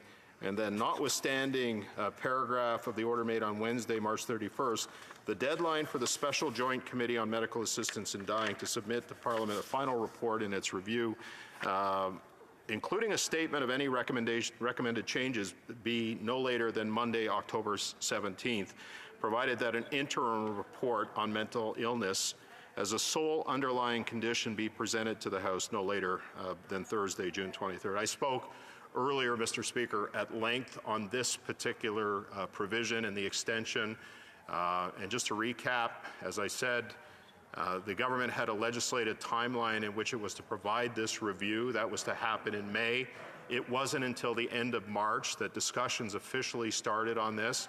And seeing the reasonableness of the request, particularly from my colleague, the House Leader of the Bloc and the member from La Prairie, seeing the reasonableness of this request, we all agreed to extend that deadline to June 23rd, 6 more weeks in order to do this job. Now, the government were the ones, understanding that this legislative timeline was to occur, they were the ones that held off on this happening until the end of March.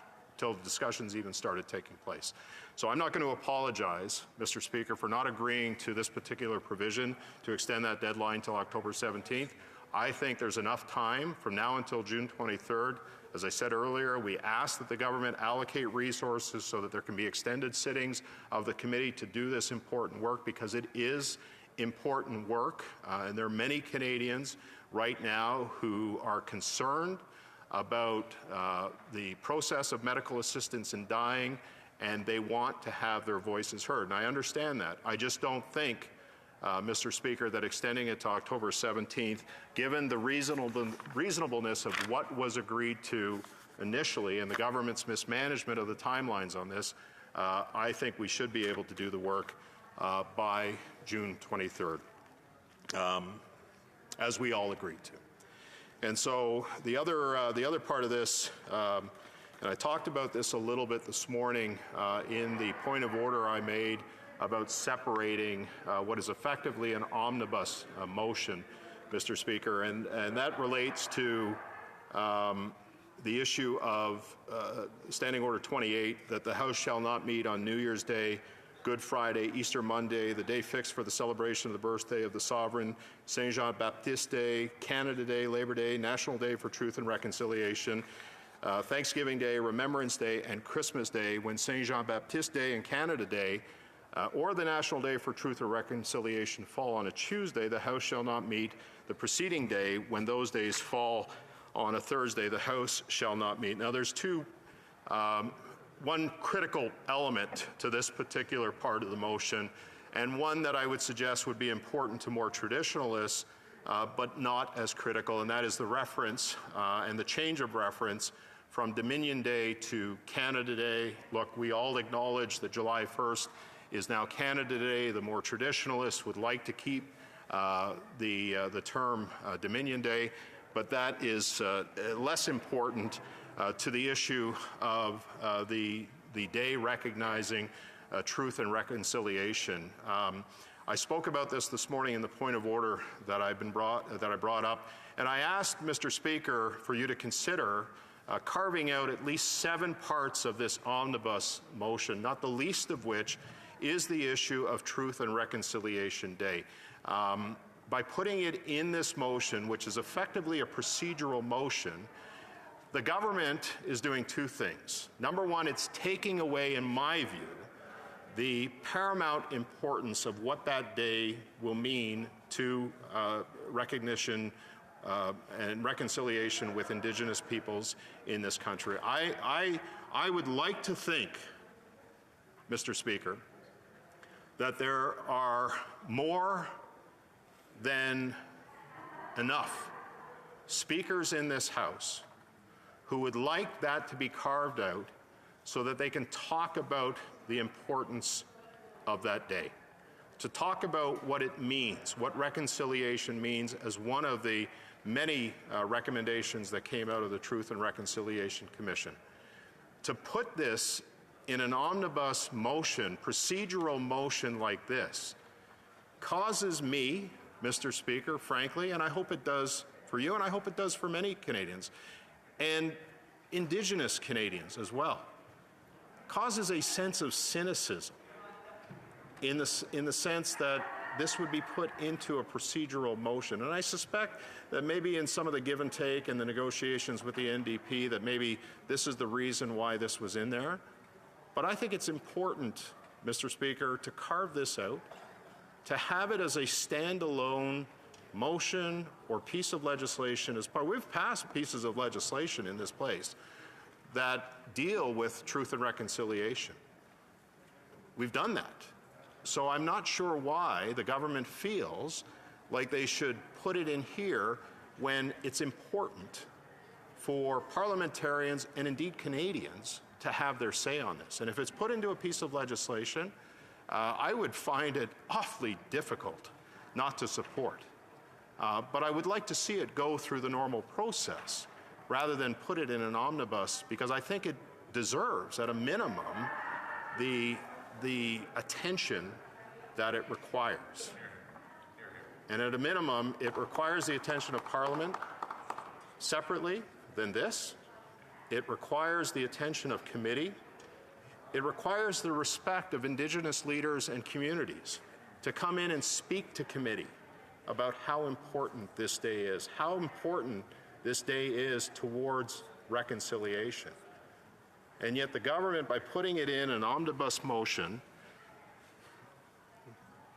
it's almost like, Mr. Speaker, they put it in there so that we could vote against it. Shameful. We know, like, shameful. I'm not happy with this motion. I think I've spelled out, Mr. Speaker, many of the reasons why. But on this particular issue, if cynically the intent is to have the opposition not support the motion, in effect, not support the National Day of Truth and Reconciliation as a national holiday, nothing could be further from the truth. We would support it if it was carved out of this and dealt with separately. I can tell you. So they're going to force us. They're going to force us, Mr. Speaker, to vote against this motion, to further wedge, to further stigmatize, and to further divide, or worse yet, use this as a political wedge against the Conservative Party, who, by the way, and I'll remind you, Mr. Speaker, it was Prime Minister Stephen Harper who started the Truth and Reconciliation Commission. Okay?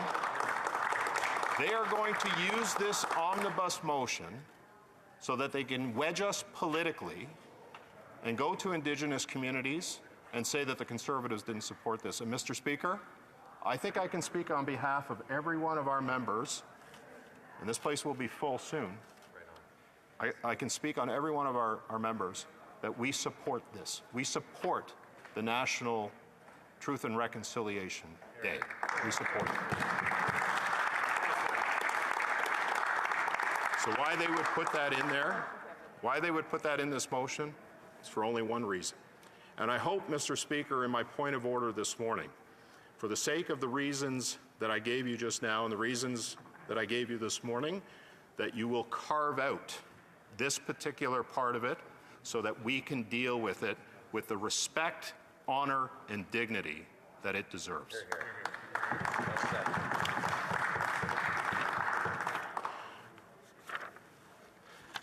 So, Mr. Speaker, I want to now focus on some of the other things that have come up during the course of this debate. And I know that, obviously the work of committees are going to be severely impacted as a result of this as we take those resources away and apply them to the extended sittings. But I do want to, I had a little fun as I was researching this particular issue, and the government imposing what is effectively a sledgehammer on Parliament to do the things that they're failing at. But there have been lots of times. Le secrétaire parlementaire se lève avec un appel. The Parliamentary Secretary has a point of order. Talked about failure. One of the things that the member asked me about was if, in fact, I was speaking too long, and I had spoken for 42 minutes and 17 seconds, Mr. Speaker. I believe the opposition House Leader is actually speaking now for well over an hour. So on that particular point, I just thought he might want to reflect on it.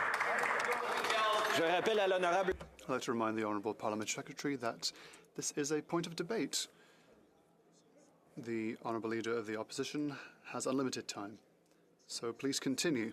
Yeah, and I really want to thank the Honourable Member for bringing up that point because it gave me an opportunity to take a drink of water. So thank you, Mr. Speaker, and I thank the Honourable Member.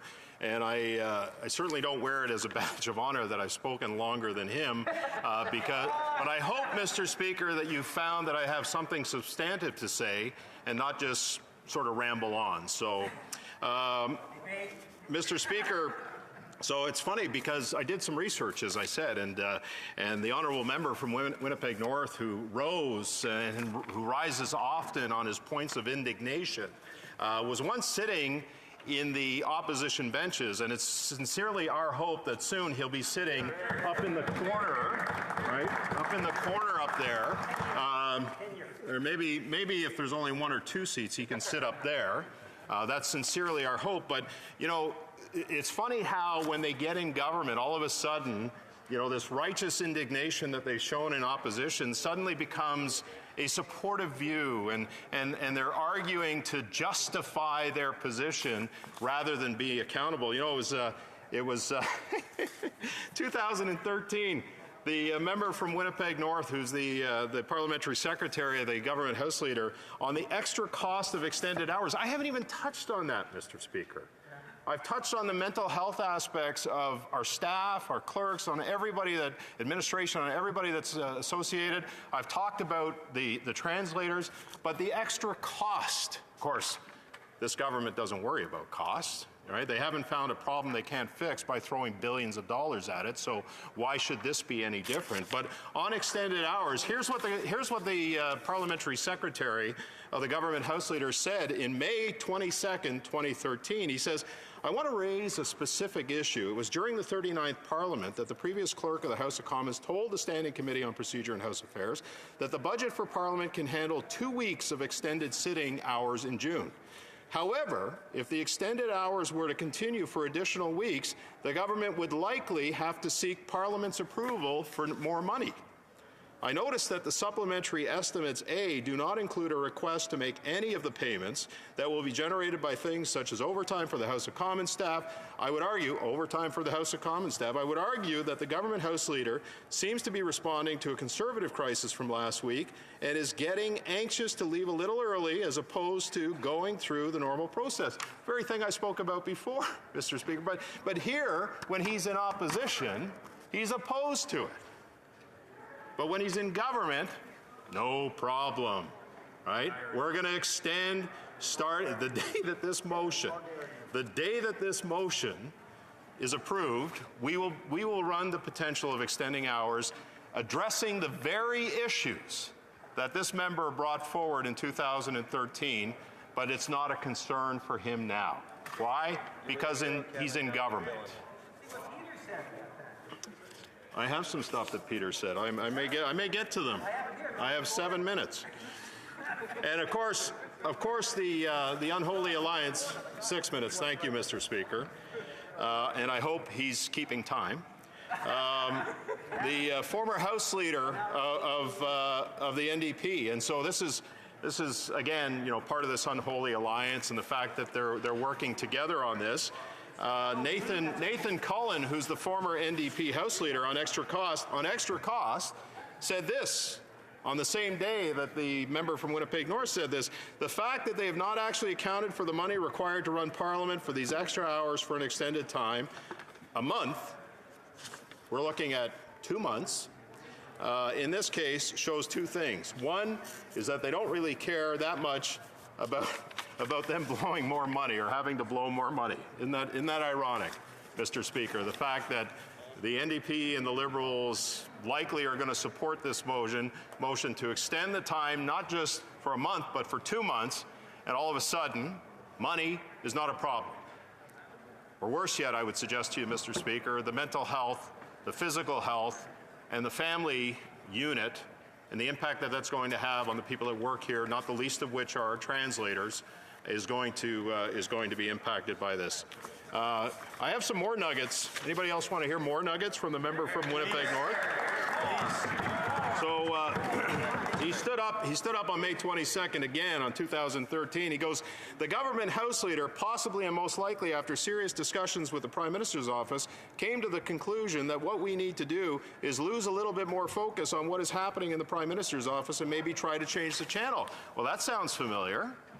That sounds familiar. It was a problem. It wasn't a problem back then, but it's not. Or it was a problem back then, but it's not a problem right now. They are facing numerous investigations, numerous things that they are going to have to deal with. Not the least of which is the Winnipeg Lab document and the RCMP situation, which I mentioned before, Mr. Speaker. And they have the ability. They will give themselves the ability to shut this place down. Shut it down. Let's all go home. Proroguing without proroguing. That's what they want to do, Mr. Speaker, with this motion. Oh, hey, I got another one. Member from Winnipeg North. Here we go. Right? On time allocation in the House, March 12th, 2015, when he was still sitting in the corner over there where he's going to be soon. Never before in the history of our country have we seen a government, this is out of his mouth, a government abuse the rule of time allocation on legislation that Canadians are concerned about. Right? It's okay when he's in opposition, but when he gets in government, here we go. Right? The hypocrisy is palpable, Mr. Speaker. This is what they do. No, it's you know what? Yeah, I'll agree. It's selective, but I picked some good nuggets out here. So and I've got more. Oh well, yeah. I mean, he speaks enough. But here we go again, member from Winnipeg North. Again, June 13th. He spent a lot of time talking about the government that day. By once again relying on time allocation motion to get its agenda passed, speaks of incompetence. I didn't read that one. He speaks of incompetence. You know, I've been spending the last hour and 20 minutes talking about the government's incompetence in moving forward its legislative agenda. And so these are words that the parliamentary secretary to the government House Leader has obviously said before, which is just perfect. It speaks of a genuine lack of respect for parliamentary procedure and ultimately for Canadians. Well, how ironic. How ironic, Mr. Speaker, that this member from the government side now was saying exactly the same thing. You talk about hypocrisy, and yet he sits here and he defends and he justifies the government action to implement this strong-arm, sledgehammer approach on this place. It's laughable when you think about it, Mr. Speaker. Want to hear another one? Yes. April 1st, the member from Winnipeg North. Now I know why I woke up at 6:30 this morning so I could look at this stuff, okay? So the bottom line is that the government has failed to properly manage the legislative agenda of the House of Commons, and as a direct result has become completely dependent on time allocation. This is not healthy for democracy in Canada. That's what he said, Mr. Speaker. Now, I would suggest that what they're doing is not healthy for democracy. And the reason why they're moving in the direction that they're doing, because the NDP doesn't like time allocation. They don't like time allocation. So by extending and suspending debate, they're appeasing the NDP. But the other thing that they're doing, Mr. Speaker, is they're putting themselves in a position, as I said, without the quorum call, where they can be at home in their PJs and their slippers, watching the Blue Jays all summer and not having to worry about coming to work. Well, the opposition party, Mr. Speaker, will continue to work. Our colleagues, and I've spoken to the member from La Prairie in the block, I've spoken to our colleague, the La Prairie from the block, they will be here as well, even if the Liberals and even if the NDP don't want to come here and be held accountable, to be able to justify, to be transparent, and to work in this place to ensure that our democracy is not in decline, because what Motion 11 does, Mr. Speaker, it causes a continuation and a further decline in our democracy, and we'll continue to fight it. Thank you. That's all the time we have for that debate for now. Now go to statement by members and déclaration de député. The honourable member for Newmarket, Aurora. Thank you, Mr. Speaker. It is my honor to rise in the House today to recognize the career of Peter Stirrup, head of school at Pickering College. Peter began teaching at Pickering College in 1986 and has served as head of school since 1995. A remarkable 27 years of achievement, leadership, education, and excellence. Founded in 1842, Pickering College is an independent day and boarding school for boys and girls from JK to grade 12. Recognized in 2020 with a Lifetime Achievement Award from the Canadian Accredited Independent Schools, Peter's impact on excellence in education and leadership has truly traveled around the world. Peter, as you reflect on all that you've accomplished as the head of Pickering College, I hope you do so with the knowledge that you have made the Pickering College community greater, better, and more beautiful than how you found it. Enjoy your retirement, Peter. Very good. The honourable member for Calgary Shepherd. Mr. Speaker, I rise to pay tribute to Michael Wilton, who tragically passed away in a plane crash on April 22nd. He was a pilot, an entrepreneur, adventurer, proud father of 2 twin boys. He often introduced them as his junior sales associates. I got to know Mike over the imposition of the new and unfair tax on small aircraft. He was an entrepreneur who refurbished planes, creating aerospace jobs in Calgary. He loved flying. I mean, he really loved flying. We had long phone calls and exchanged many emails over his work. He was quickly becoming a policy advocate for aircraft enthusiasts. He even appeared at the Standing Committee on Finance to defend this sector. Mike leaves behind his partner, Kelly Beckstrand, his twin sons, Thomas James Wilton and William Scott Wilton. To his family, friends, business colleagues, we join you in your grief and sorrow. A pilot's prayer goes like this, that he shall know the joy they feel who ride thy realms on birds of steel. Rest in peace, Mike. The honourable member for Winnipeg South. Well, thank you, Mr. Speaker. It is with great sadness that I share the passing of Dr. David Barber, Distinguished Professor at the University of Manitoba. As founding director of the Centre for Earth Observation Science and Canada Research Chair in Arctic System Science and Climate Change, David established the U of M as a global leader in Arctic research. His tireless work has helped to place Canada at the forefront of Arctic research and created opportunity for innumerable students, professors, and research staff to better understand the rapidly changing Arctic and its impacts on people and diverse habitats. His dedication helped secure major Arctic research infrastructure, including the Canadian Research Icebreaker, CCGS Amundsen, and the Churchill Marine Observatory. On behalf of this House, Mr. Speaker, I extend my heartfelt condolences to his wife, Lucette, and his 3 children, Jeremy, Julian, Jamie, as well as his step-grandson, Ryden, and grandson, Luca. Thank you, Mr. Speaker. The honourable member for Thérèse de Blainville.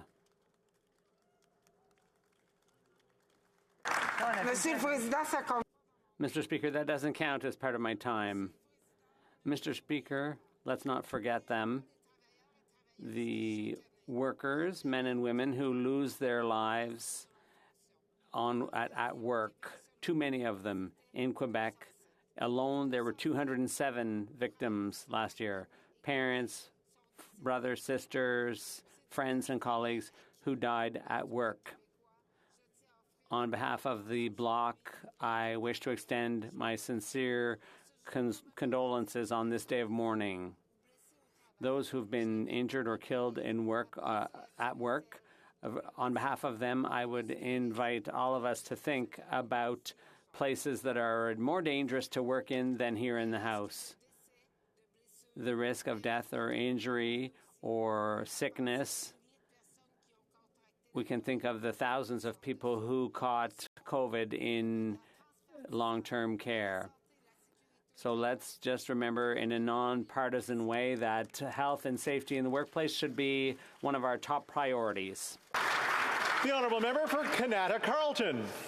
Mr. Speaker, it's Infertility Awareness Week here in Canada, a time to normalize and destigmatize the conversation about infertility. Many Canadians face challenges on their path to parenthood. In fact, Mr. Speaker, 1 in 6 Canadians experience infertility. It can affect anyone, irrespective of age or gender. And for many who are struggling to conceive, it is often a hidden and emotionally devastating struggle. Infertility Awareness Week helps Canadians break the silence by having open, honest conversations about infertility.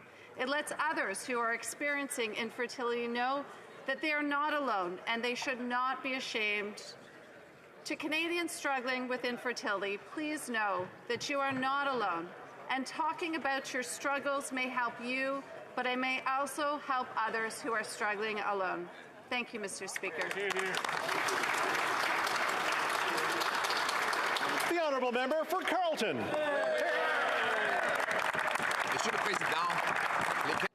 Mr. Speaker, Canadians have lost control over their lives, whether they've lost their jobs because of a medical decision or whether it's the single mother who can't afford food for her children because of inflation, whether it's a 32-year-old who living in his mother's basement because of real estate inflation, people who can't pay their bills because this government is making the cost of living too high.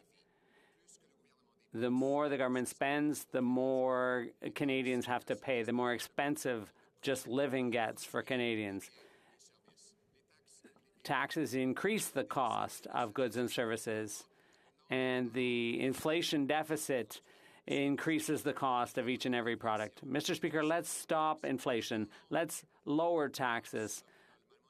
Let's give Canadians back power over their lives and not just give it to bankers. Let's make Canada the freest country in the world, and give Canadians control back over their own lives. Thank you.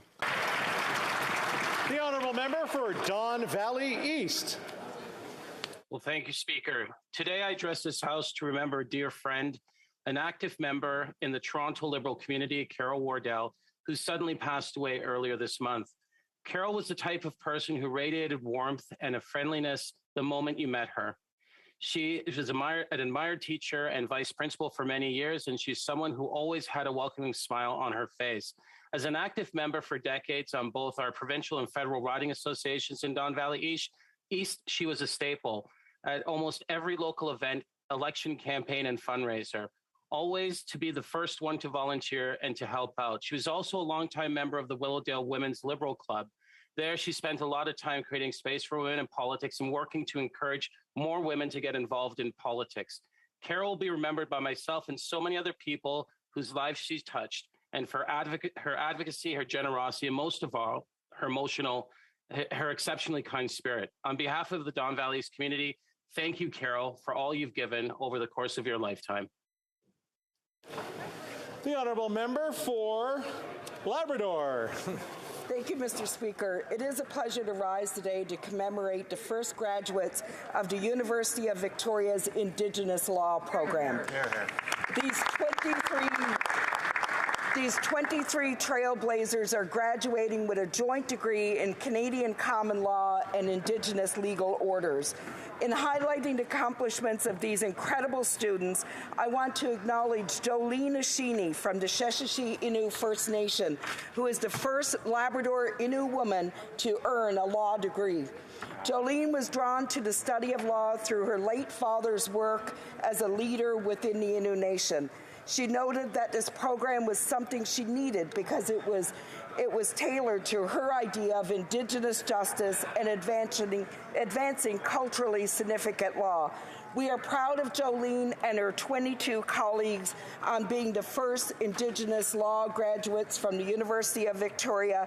We look forward to seeing how their courage, their expertise, and education will advance reconciliation and create a stronger Canada for all of us. The honourable member for South Shore St. Margaret's. Thank you. Summer sandstorms have been wreaking havoc in the town of Windsor, Nova Scotia, due to the dried-up Avon River mudflat. The destructive sandstorms are not just an annoyance, they pose serious health threats to residents. The dry pond has also reduced summer activities on the Avon River, like canoeing, kayaking, swimming, and stopped the important Pumpkin Festival lake race.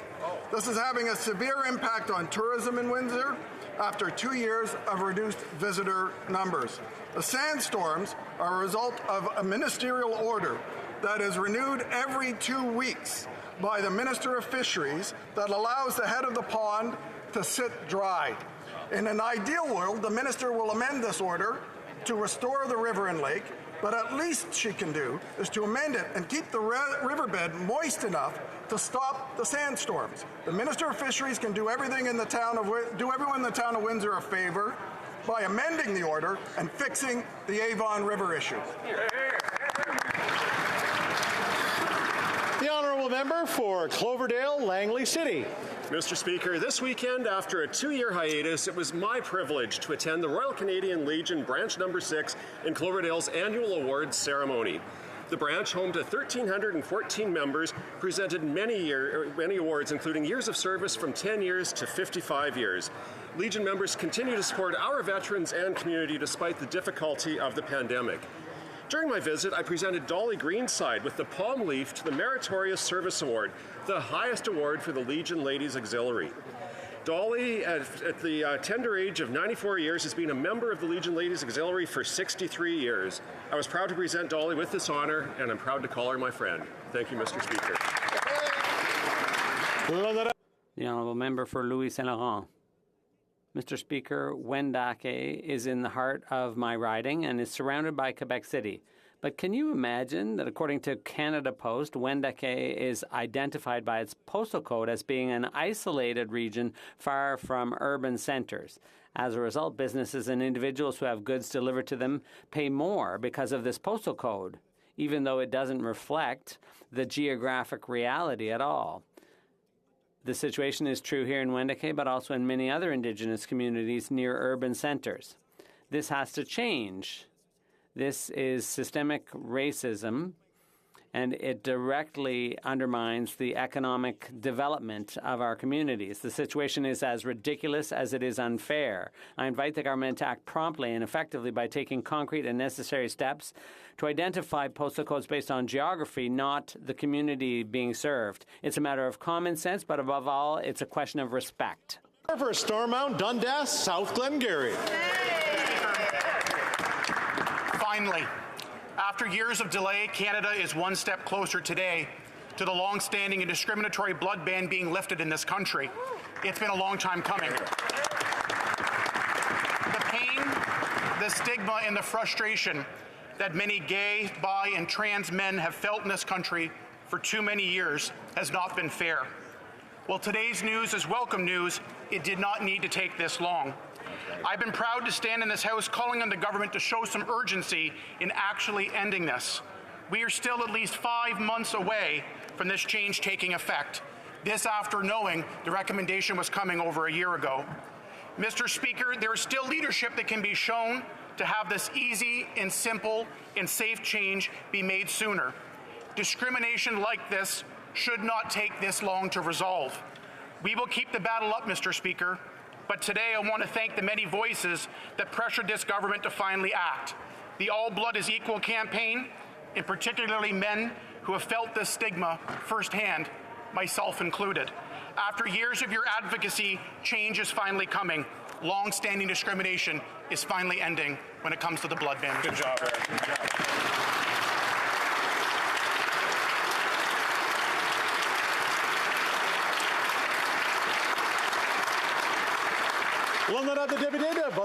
The Honourable Member for Vaudreuil-Soulanges. Mr. Speaker, it's an awesome feeling to speak today to commemorate and celebrate the 350th anniversary of Ile Perrot in my community of Vaudreuil-Soulanges. It's a historic event that dates back almost 2 centuries before the founding of Canada. It's indeed a very special celebration with over 50 activities that wouldn't have been made possible without the vision and dedication of men and women who cared deeply about their island. I'm talking about Lise Chartier, Marie-Jacinthe Roberge, Olga Cassetta, Charles-Olivier Belle-Rose Bélanger, Daniel Bertolino, Catherine Champagne, Sébastien Davio, Laurier Farmer, Louise Lapointe, and Vicky Sauvé. Of course, I'd also like to thank the mayors of the 4 towns on Perrot Island, Pierre Séguin, Danny Deschênes, Claude Comeau, and Michel Boudreau, who worked hard to put forward this incredible event. Our community of Vaudreuil-Soulanges to come together to celebrate the rich history of our beautiful island and to wish Ile Perrot a happy 350th. The Honourable Member for Hamilton Centre. Today on the National Day of Mourning for workers killed or injured on the job, we mourn all workers who have lost their lives and recommit to fight like hell for the living. Just 2 days ago, a worker at Janko Steel in Stony Creek died in an industrial accident. Our thoughts are with his family and everybody impacted by this horrible and preventable tragedy. Working class people continue to be sacrificed for the greeds and profits of capitalism, and COVID has made things worse. Whether it's in long-term care homes, construction and industrial sites, meatpacking plants, far too many workers continue to be killed and injured on the job, yet corporate executives keep cashing in. Every employer must be held accountable for their negligence. The Westray law was introduced to hold companies criminally accountable for worker safety, but only one person has ever gone to jail. This is appalling. Kill a worker, go to jail. We must continue to fight to improve the health and safety conditions for workers, because every worker deserves to get home safe at the end of the day.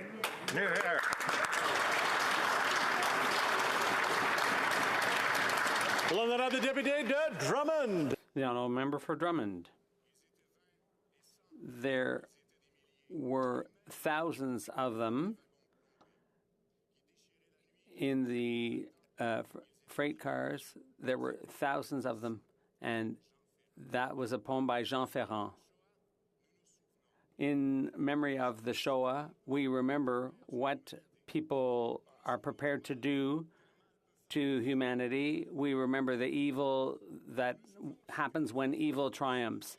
And we also remember solidarity, resistance, resilience, the ability to survive despite the darkness, despite the terror. These always prevail. And we remember that memory will allow us, can avoid us to avoid the errors of the past. And because we remember, we also look at the world sometimes in anger and sometimes in fear. We will remember those women and men and children who were victims of hatred. We remember our sacred task to fight that hatred. We remember that we are not immune, especially if we forget. In underscoring the Shoah, we remember.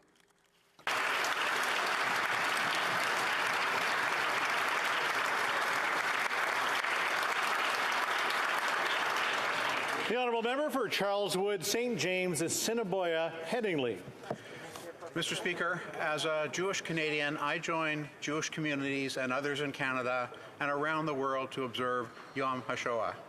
On Yom HaShoah, we remember the 6 million innocent Jews who were systematically murdered by the Nazis during the Holocaust, one of the darkest periods in human history. We also pay tribute to those who survived these unspeakable atrocities and recognize the bravery of all who stood against the Nazi regime, risking their lives to save others. By telling the stories of the Holocaust, we make sure these experiences of loss and survival, of unspeakable suffering and profound resilience are never forgotten. Sadly, acts of anti-Semitic violence are still frequent today, and it is our solemn duty to stand united and vigilant against all forms of anti-Semitism, hatred, and discrimination. We must be clear, attacks against the Jewish community are attacks against all of us. We have a shared responsibility to continue to pay tribute to the victims of the Holocaust and ensure that their stories continue to resonate with generations to come. Together, let us all vow, never again.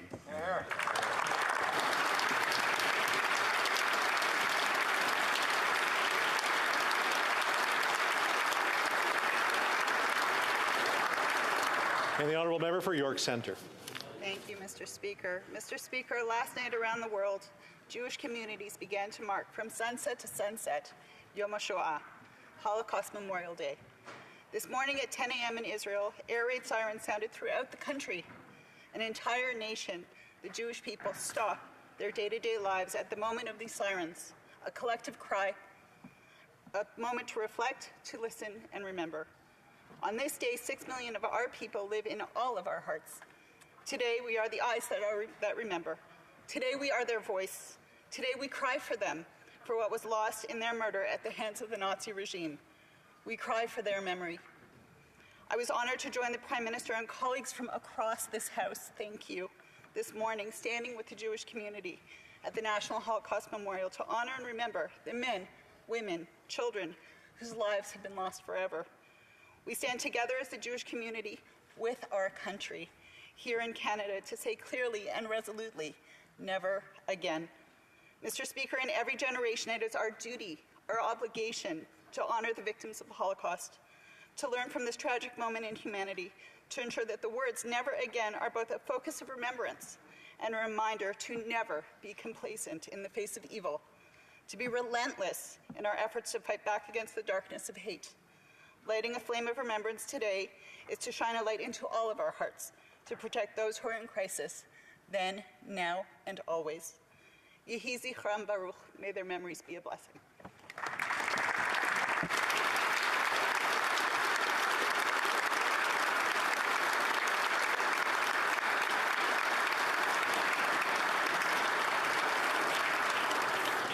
And thank everyone for their great statements. Oral questions. Question orale. L'honorable député de Meg. The honourable member for Mégantic-l'Érable.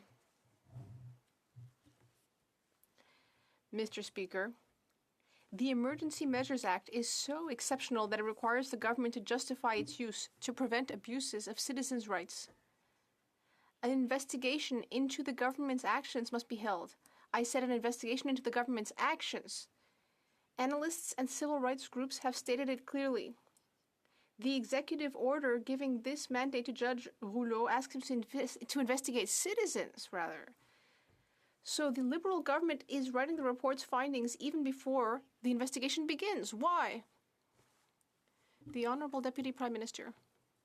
Mr. Speaker, illegal blockades of critical corridors and the occupation of Ottawa were hurting our economy and endangering public safety.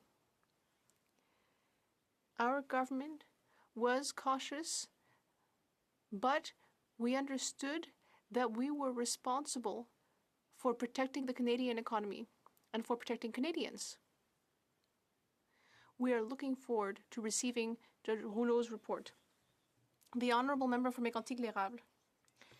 Mr. Speaker, neither the Minister of Justice nor the Minister of Public Safety is able to justify the use of the Act.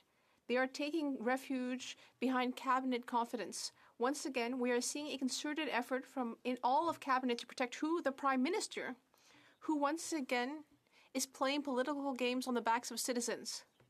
With the complicity of the NDP, they themselves set up the roles of the committee to analyze the government's decisions. They removed Commissioner Rouleau from the very specific mandate under the Act. Why? The Honourable Deputy Prime Minister. Mr. Speaker, our government's measures were appropriate. They were targeted and ended as soon as possible.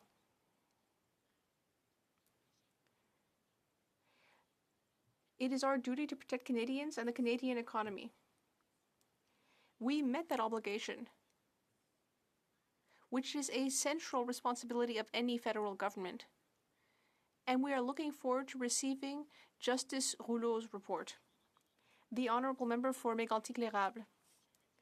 Mr. Speaker, just like with the We Charity scandal, with the Jody Wilson-Raybould scandal, like with the secret documents from the Winnipeg Laboratory, well, here again, we're seeing a camouflage operation starting again. The Prime Minister received an illegal gift, and the RCMP was even thinking about laying criminal fraud charges against the PM. He has admitted that he did not receive permission from anyone to break the law. So will the Minister of Justice support our new request for an RCMP investigation? The Honourable Deputy Prime Minister. Mr. Speaker, let's be clear. The opposition is talking about something that happened in 2016, more than 6 years ago. The Ethics Commissioner investigated the matter in depth and published a report, and that was in 2017. Our government believes that Canadians are now facing some much more urgent challenges. Kirk Interlake Eastman. Well, Mr. Speaker, the Liberals need to understand we're talking about the RCMP investigation into the fraud against the government by the Prime Minister, not the Ethics Commissioner study. The Prime Minister thinks he's above the law and there's the rest of us on another piece of law. He accepted a $215,000 luxury private island vacation from someone who is actively lobbying the government for millions of taxpayer money. The Prime Minister provided the missing piece of the puzzle the RCMP needed to charge him. He admitted he did not have permission to take the trip. The RCMP has all the puzzles they need now to charge the Prime Minister with committing fraud against the government. Will the Prime Minister cooperate with that investigation? The Honourable Deputy Prime Minister. Mr. Speaker, let's be clear. The opposition is talking about something which took place in 2016, more than 6 years ago. This matter has been thoroughly investigated by the Ethics Commissioner, who published a report in 2017. Our government absolutely understands that Canadians want and need us to focus on more pressing challenges: affordability, climate change, housing, and of course Putin's illegal war in Ukraine. The honourable member for Selkirk Interlake Eastman. Well, Mr. Speaker, the Prime Minister cannot dodge these questions much longer. We've got to remember, there is no statute of limitations under the criminal code here in Canada. In fact, the Prime Minister's silence sounds a lot like an admission of guilt. In the RCMP criminal brief, they said, if the Prime Minister was any other Canadian, he would be charged. Canadians are demanding the Prime Minister be held to a higher standard. Will the Prime Minister lift the veil of secrecy, clear the air, and proactively speak to the RCMP? The Honourable Deputy Prime Minister. Mr. Speaker, let me tell you what I hear Canadians demanding. Canadians are demanding action on climate change. Canadians are demanding action to build more houses for a growing country. Canadians are demanding that our country act urgently to support Ukraine and to oppose Putin's illegal invasion of Ukraine. Those are the urgent issues facing Canada today, and that's what our government is focused on. L'honorable député de la Prairie. The honourable member for La Prairie. Mr. Speaker, the Chamber required that the government appear before committee to cast light on the concerning firing of Winnipeg scientists. But instead of obeying the House, the Liberals are using their deal with the NDP to create their own committee and their own rules and their own report with their own conclusions. And all of that without getting the agreement of the two main opposition parties. This is not democratic or transparent. Does this government realize that its union with the NDP does not authorize it to create a parallel parliament with its own rules? The Honourable Deputy Prime Minister. Mr. Speaker, in December, we presented a proposal that offers a reasonable solution.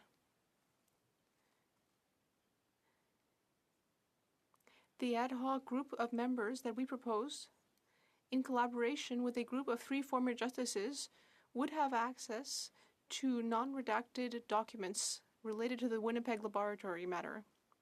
We will work with the NDP to create the committee, yes. But we have communicated with the Bloc Québécois, and we would be very pleased to have them join us on the committee. The honourable member. Mr. Speaker, no members here have an interest in compromising national security, but no citizen has an interest in having its government actions hidden. You couldn't make this story up, Mr. Speaker. In June, the Liberals took issue with your own office in order to avoid having to unveil the documents. And today, instead of showing them to elected officials at committee, this government wants to create its own committee with NDP assistance. Is this a banana republic or what? The Honourable Deputy Prime Minister. Mr. Speaker, MPs are responsible for doing their work on behalf of the Canadians they represent, including on matters of public interest. At the same time, the government has the obligation to protect Canadians from the harms that could result if some information, such as details linked to national security, became public. We will work with the NDP to create the committee, but we would also be very pleased to work with the Bloc Québécois. The honourable member for Rosemont-la-Petite-Patrie. Mr. Speaker, Quebecers' choice is clear. They want public universal pharmacare. 73% of people polled in Quebec are in favor of such a plan. This is a crushing majority. Why? Because they know that they're paying too much for their medication, and the cost is just going up. They know that pharmacare would lower these costs and improve their health. For Quebecers and Canadians, the question is not how, but when this will be done. Will the government take action and find a solution? The Honourable Deputy Prime Minister. Mr. Speaker, no one should have to choose between paying for their prescription medication and putting food on the table. That's why last August, we announced an agreement with PEI in order to take some of the first steps to implement a universal pharmacare plan. This is an important first step, but there is still a great deal of work to do, and we will do that work. Member for Hamilton Centre. Today on the National Day of Mourning, we remember those we've lost and those who have suffered life-changing workplace injuries. Mr. Speaker, this Liberal government is planning to end the sickness benefit program on May 7th. Federal workers won't have any support if they're sick and need to stay home. While we fought to secure 10 paid sick days to protect federal workers, the Liberals are choosing to delay this important protection for Canadians. So, Mr. Speaker, when will this Liberal government follow through and finally deliver on the 10 paid sick days workers deserve? The Honourable Deputy Prime Minister. Mr. Speaker, our government always puts workers first, and our government absolutely believes in the importance of unions in defending workers and in ensuring a productive and effective economy. That is why our government, for the first time in Canadian history, will ensure that all Canadian workers have the right to 10 paid sick days. It's the right thing to do, and we're going to do it. The Honourable Member for Sturgeon River Parkland. Mr. Speaker, we have asked many times for this government to confirm if they will disclose the evidence that justified the invocation of the Emergencies Act. Every single time, they have refused. If the government has the evidence to support their extraordinary actions, they should be pleased to take the opportunity to table it in this House today. Canadians are increasingly wondering whether this Liberal government even had the evidence at all. Can the Minister of Public Safety confirm whether the evidence exists? Yes or no? The Honourable Minister of Public Safety. Mr. Speaker, the short answer is yes, the evidence exists. Where was my honourable colleague last January and February when businesses were shut, when people were laid off, when our borders were closed, when outside this chamber, Mr. Speaker, Ottawans were held hostage in their own homes? We debated those facts in this House. I remember my honourable colleague and I having an exchange during the debate of the invocation of the Emergencies Act, and it was only after police told us that they needed this special power to ensure that they could restore public safety. We're going to cooperate with the inquiry so that there's transparency so that we can make sure that this never happens again.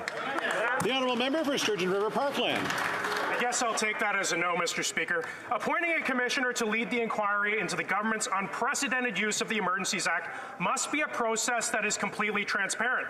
Parliament was in no way consulted by this Liberal government on the appointment of Justice Rouleau. For an inquiry as important as this, Canadians deserve to know how and why the government determined that Justice Rouleau was the appropriate candidate. What was the process? What qualifications were required? How many candidates were considered? Will the government reveal this information, yes or no? The Honourable Minister of Public Safety. Mr. Speaker, my honourable colleague wants transparency. I would encourage him to bold, highlight, and underline the word public in the expression public inquiry, Mr. Speaker. Justice Rouleau has a plethora of experience in both trial law as well as appellate law. He's familiar with the principles of ensuring that there is a balance between cabinet confidences and making sure that he has the information that he needs to review so that we can be sure we got it right with regards to the Emergencies Act, Mr. Speaker, so that we can be sure that there are lessons taken away from this awful episode, and it would be nice to see the Conservatives appreciate just how severe this event was. Thank you. The Honourable Member for Charlesbourg-Haute-Saint-Charles. Mr. Speaker, when this government declared a state of emergency, at that time all of the blockades had already been removed by local police except here in Ottawa. It would be a lie to say that this emergency measure was necessary. Just like in other parts of the country, the blockades were easily removed by local forces, but to try to justify his actions, the Prime Minister decided to consult the provinces. But provincial premiers also did not feel that it was necessary to invoke the emergency legislation. So why consult the provinces if he never intended to listen to them? The Honourable Minister of Public Safety. Mr. Speaker, when the illegal blockades closed the borders, businesses, and caused employee layoffs, Canadians were the ones who paid the highest price. Only after hearing the opinion of police forces did we decide to invoke the Emergencies Act, It was necessary and it worked. We have launched an independent review with Justice Rouleau as commissioner. We are looking forward to working with the investigation to promote transparency. Thank you. The honourable member. Mr. Speaker, it is clear that this Liberal government is being dishonest because ultimately the Rouleau Commission will investigate the police forces, but not the Liberal government. We already know what the results will be. The demonstrators are bad, the police is bad, but the Liberal government is perfect. Just like with the other scandals, this time the police forces are going to be thrown under the bus. Why? The Honourable Minister. Mr. Speaker, fact. During the blockades, there was a great deal of disruption to the economy. Fact. During the illegal blockades, there was a great deal of disruption to the borders. And fact. It was only after we received the opinion of police forces did we invoke the Emergencies Act. It was the right decision, and we will be collaborating with the Commissioner. Thank you. Medicine Hat, Carson Warner. Here's a fact, Speaker. This government's invocation of the Emergencies Act was a dark day in Canadian history. Legal experts and Canadians know that there is no need to invoke the Act, as Canada's existing laws are sufficient. This government has since shown that they have no intentions of providing any justification for stripping away Canadians' charter rights. They just simply want us to trust them. Really? We don't trust them. That's the issue. How can this government possibly believe that Canadians actually trust them? Minister of Public Safety. Mr. Speaker, because on this side, we spoke to Canadians. We spoke to Canadians during the blockades, and their experiences were their businesses were shut down, workers were...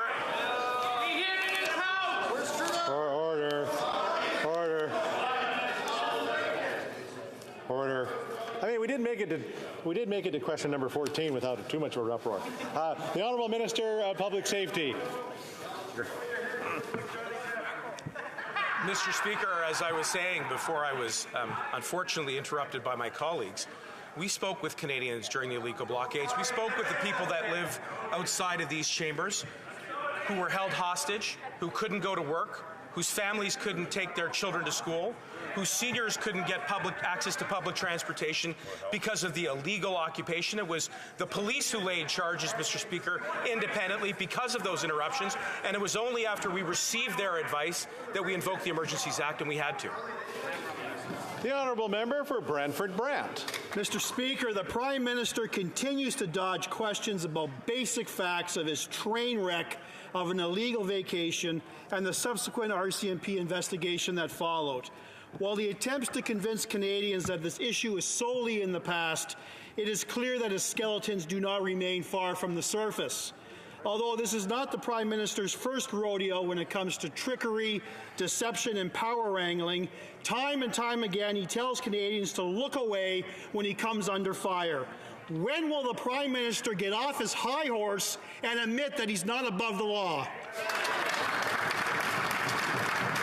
The Honourable Parliamentary Secretary to the Government House Leader. Mr. Speaker, what we're witnessing is in fact political theatre. You know, the Conservative Party virtually since 2015 has been so much focused, Mr. Speaker, on character assassination. Hold on. Let's just hold on. Honour, member, just hold on a second. I just want to get... All right.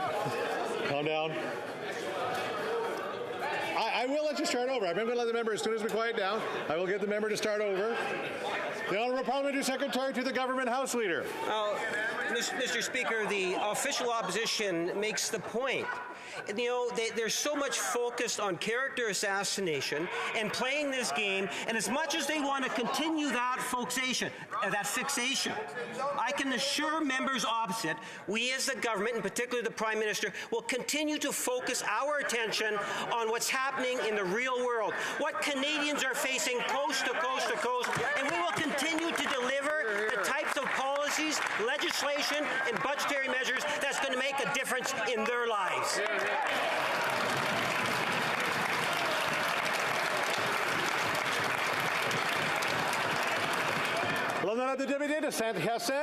The Honourable Member for Saint-Hyacinthe-Bagotte. Mr. Speaker, the sanctions against Russia were legitimate and necessary, but they are unfortunately also penalizing our businesses. Last week, my office organized a meeting with the Parliamentary Secretary for International Trade, as well as businesses that have become collateral victims of the sanctions. We met with businesses from various sectors, like agriculture, aluminum, and forestry. They were all suffering from the surcharges on Russian products and the end of contracts. Will this government announce a strategy to compensate businesses that have been affected by these sanctions? Mr. Speaker, I appreciate my colleague's question, and I appreciate the opportunity to speak about the effect of the sanctions on farmers and other businesses in Quebec. First of all, I would say that everyone we met with agreed in principle with the tariffs and the sanctions we imposed on Russia, because we all stand with Ukraine. Secondly, we will study the issue of the farms and fertilizers. Security in Canada and global food security is one which we are very much concerned with. Merci. The Honourable Member for Berthier-Masquinongé. Mr. Speaker, as we were saying, the sector that is most affected by the sanctions is agriculture. Quebec and Eastern Canada get their fertilizer from Russia, and today there is a 35% surcharge on that fertilizer. But our producers made their orders before the beginning of the Russian aggression. So that surcharge is not penalizing Russia, which was already paid for the fertilizer. It is only penalizing our agricultural producers. It is legitimate to impose this surcharge on imports since the beginning of the war, but will the government exempt agricultural producers for orders made before the war? The Honourable Minister. Thank you, Mr. Speaker. I would like to assure my colleague that we take this situation very seriously. We are studying the options. We want to ensure that our farmers have the inputs they need in order to have a good season and in order to contribute to food security not only here but throughout the world. The Honourable Member. Mr. Speaker, we need to act quickly. This is affecting the entire population. Fertilizer is going to cost 35% more for farmers.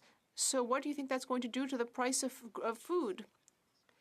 Currently, grocery prices are reaching a record level. People can't afford more. Now, the 35% surcharge stems from a well-intentioned but badly designed sanction against Russia, because this sanction is not having an impact on Russians, only on our farmers. Will this government support our producers before this surcharge leads to an increase in the price of food for everyone? The Honourable Parliamentary Secretary. Thank you, Mr. Speaker. As I mentioned earlier, we agree that we need to support our producers, our farmers. Secondly, we also agree in principle with the fact that we need to maintain tariffs on the Russian government, Mr. Putin himself, and that we need to stand with the Ukrainian population. What will make, Mr. Speaker, is that we are preoccupied with this issue. The Minister of Agriculture is working very hard on this issue to work with Canadian farmers to ensure that we are supporting food security in this country and around the world. Merci. The Honourable Member for Calgary-Midnapore. This government continues to claim that a decrease in international trade necessitated the use of the Emergency Act. The Public Safety Minister testified that Canada lost $390 million a day in trade, and that the government had no choice but to invoke the Act because of the damage to the economy. Yet new data from Statistics Canada is showing that international trade at both the Ontario and Alberta U.S. borders increased in February compared to the same time last year. So, does the minister not understand basic economics, or is he covering up the truth? Which is it? The Honourable Minister of Public Safety. Mr. Speaker, it's important for my colleague to draw a bright distinction between statistics and what were the real-life impacts at the time of the illegal blockades. Those impacts saw the disruption of trade and travel at the Ambassador Bridge, where we do fully a third of our trade with our most important partner in the United States of America, who, by the way, expressed serious concerns during the blockades, which was one of the other reasons, among many, why we had to invoke the Emergencies Act. It worked. We were able to restore public safety, and thankfully, trade and travel is going again. The honourable member for Thornhill. Mr. Speaker, despite the blockades at the Ambassador Bridge in Coutts being cleared before the invocation of the Emergencies Act, cross-border trade was up 16%. These figures raise obvious questions about the government's use of the Act, a decision the government justified by threats to economic security. They didn't do anything in 2020 during the rail blockades when economic activity stopped. Does the government only use the Emergencies Act for groups they deem racist, misogynists, who oppose their heavy-handed COVID restrictions? The Honourable Minister of Public Safety. Mr. Speaker, it is utterly astonishing to hear the Conservative Party continue to bury their heads in the sand as to the serious events that occurred during January and February. I would encourage my colleague and all members of the Conservative Party of Canada who don't want to believe that there was any interruption to speak to the small businesses on Huron Church Road in Windsor. Talk to the member for Windsor West. Talk to the member for Windsor-Tecumseh who've spoken with those businesses, Mr. Speaker. They were shut down. That was because of the illegal blockades. We're helping them. Trade and travel are going again. And thankfully, it was because we invoked the Emergencies Act. The honourable member for Thornhill. Let me get this straight. Despite the police clearing the blockades without needing the Emergencies Act, yesterday the public safety minister stated the reasons were economic. He said the impacts were devastating. He said the Windsor crossing lost $390 million a day, and Stats Canada says that's not true. What should Canadians think when the government tells them they can't explain why they did what they did because of debunked news stories, invented economic data, and clinging to cabinet secrecy? What are they hiding? The Honourable Minister of Public Safety. Mr. Speaker, the only thing that the Conservatives are clinging to right now is denial. And I have to say that before coming into this chamber and spouting off statistics in the abstract, I would encourage my colleague to speak with the Canadians outside of this chamber in Ottawa who could not leave their homes. I would encourage my honourable colleague to speak with the many small businesses, not only in Windsor, but in Coutts, in White Rock, who were absolutely devastated by these illegal blockades. Mr. Speaker, it was only after we received advice from police that we invoked. It worked, and now we're going to make sure that we cooperate with these inquiries so that... The honourable member for Edmonton Strathcona. Mr. Speaker, on March 28th, Russian oligarch Igor Makarov, who has been sanctioned in the United States since 2018, was able to get $121 million out of Canada. That should have gone to Ukrainians fleeing violence. That should have gone to Ukraine to help rebuild. Instead, that money was used to prop up Russia's war. The NDP has been calling for sanctions since before the war started. The Liberals have done too little, and they have done it too slowly. When are they going to get their act together? The Honourable Minister of Foreign Affairs. Thank you, Mr. Speaker. Of course, we have done a lot as a government, and of course, we have to do more. We are using sanctions to put pressure on the Russian regime and to hold them accountable. 1,400 entities and individuals have been sanctioned up to now. We are now proposing new measures to go even further, not only to seize, but also to allow for the forfeiture of the assets of sanctioned individuals and entities. These measures will allow us to compensate victims and to support the reconstruction of Ukraine, and these changes make Canada a leader in the G7. Hear, hear. The honourable member for Elmwood Transcona. How much? How much public money is enough for oil and gas companies already making mad profits? That's the question on the minds of Canadians. Reading about the CEO of Cenovus complaining that they need even more public money for carbon capture and storage.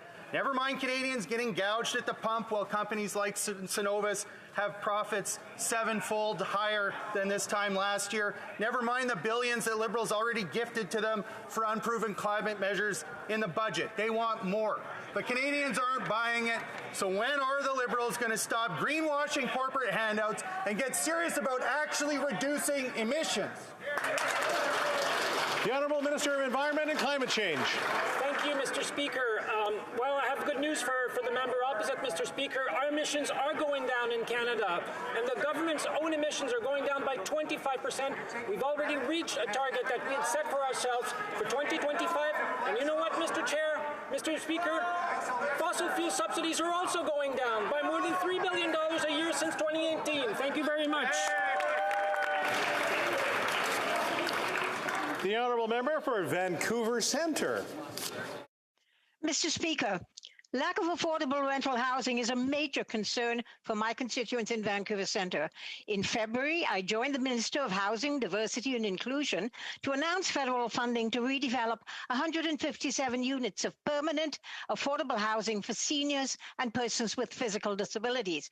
Could the Minister tell us about the impact the National Housing Co-Investment Fund has on these vulnerable communities? The Honourable Minister of Housing. Thank you, Mr. Speaker. I want to thank the Honourable Member for her question, but also for her strong advocacy on affordable housing. And I was really pleased to join her in February to announce 157 new homes for seniors and persons with disabilities with an investment of over $44 million. This is the National Housing Strategy at work. But we're not stopping there, Mr. Speaker. Through Budget 2022, we're investing an additional $14.1 billion. We're not going to stop until we make sure that every single Canadian has a safe and affordable place to call home. Merci beaucoup. Excellent. The Honourable Member for Central Okanagan, Similkameen Nicola. Mr. Speaker, millennials with good jobs just want out of their parents' basements, but the cost of living under this government is going through the roof. The budget's signature housing promise is a shiny new savings account. But who has $8,000 a year to save with out-of-control gas, grocery, and housing inflation? Could the Minister of Housing please enlighten us? Where will these millennials find $8,000 a year to save, or does he believe that young families can always do what the SpendDP Liberals do, which is just go borrow more money? The Honourable Minister of Housing. Speaker, the Honourable Member from Central Okanagan, Similkameen Nicola, should have a talk with the Member of Parliament from Mission Matsui Fraser Canyon, because that member believes that we should just download the costs of housing to provinces. His leader believes we should just download the costs to municipality. Yet his other colleague from Calgary Centre believes that we should not help first-time homebuyers, Mr. Speaker. They can't even come together to formulate a coherent policy about affordable housing. They oppose, this honourable member has been on record to oppose the ban on foreign buyers, which will give more opportunities for first-time homebuyers, Mr. Speaker. Order, just order. Let's keep the chatter down just a little bit. The Honourable Member for Louis Saint Laurent.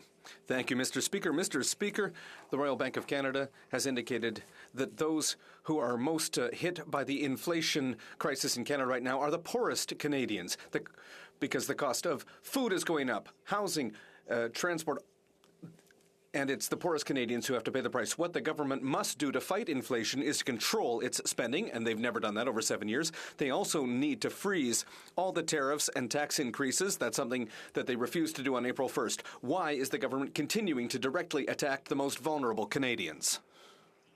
The Honourable Vice Prime Minister. Mr. Speaker, we might think that the Conservatives are criticizing a fictional budget and not the budget that is in front of them. Maybe they should take note of what the former communications director of Stephen Harper said.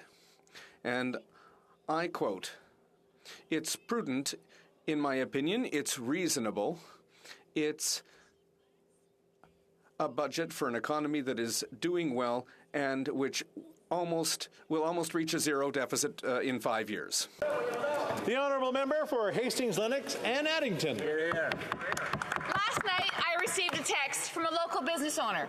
He said diesel fuel had jumped 24 cents in 2 days. That puts us at $2.18 a litre. Shameful. The average truck burns 400 to 500 litres. That's $1,000 per day. Our fuel truck costs $60,000 a month for 3 trucks.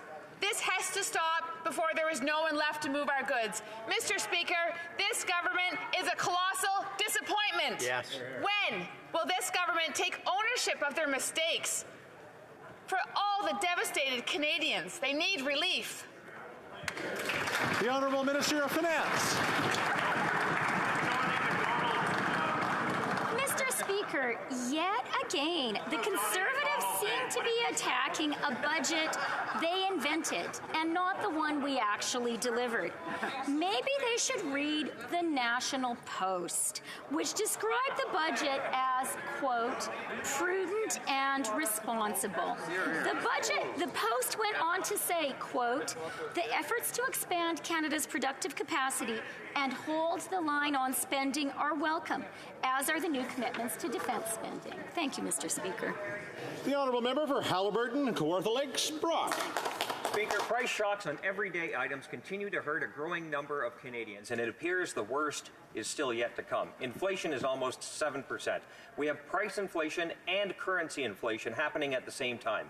Interest rates are on the way up. People of all ages, especially those on the margins, are trimming expenses just to make ends meet.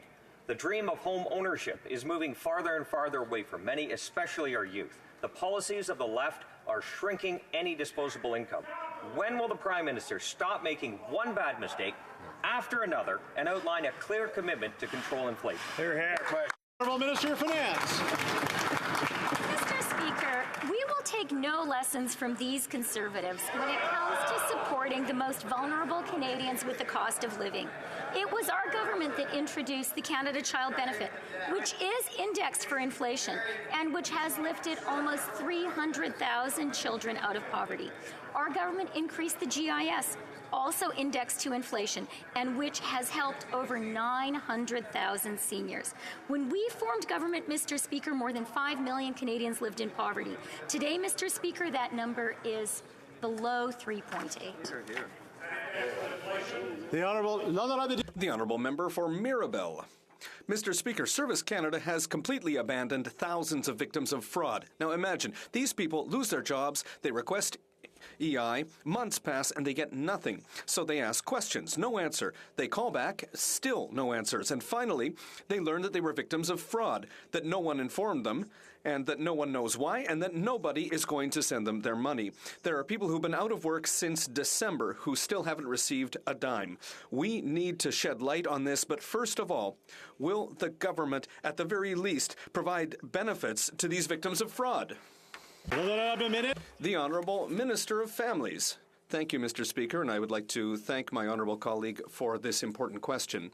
We are aware that there is an increase in cases of fraud when it comes to the EI program. We are working with the members of the Bloc Québécois to make sure that everybody gets their EI benefits. We will continue to do that. It's important to make sure that every Canadian receives EI when they need it, and also to continue to fight fraud. Thank you, Mr. Speaker.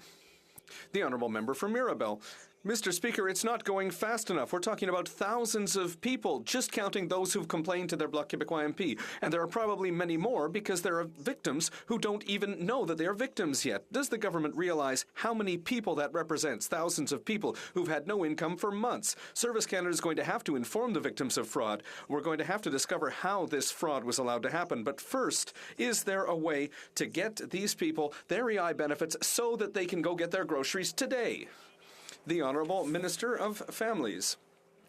Once again, Mr. Speaker, I'd like to thank my colleague for raising this important issue. We will continue to work with the members of the Bloc Québécois to continue to identify victims of fraud.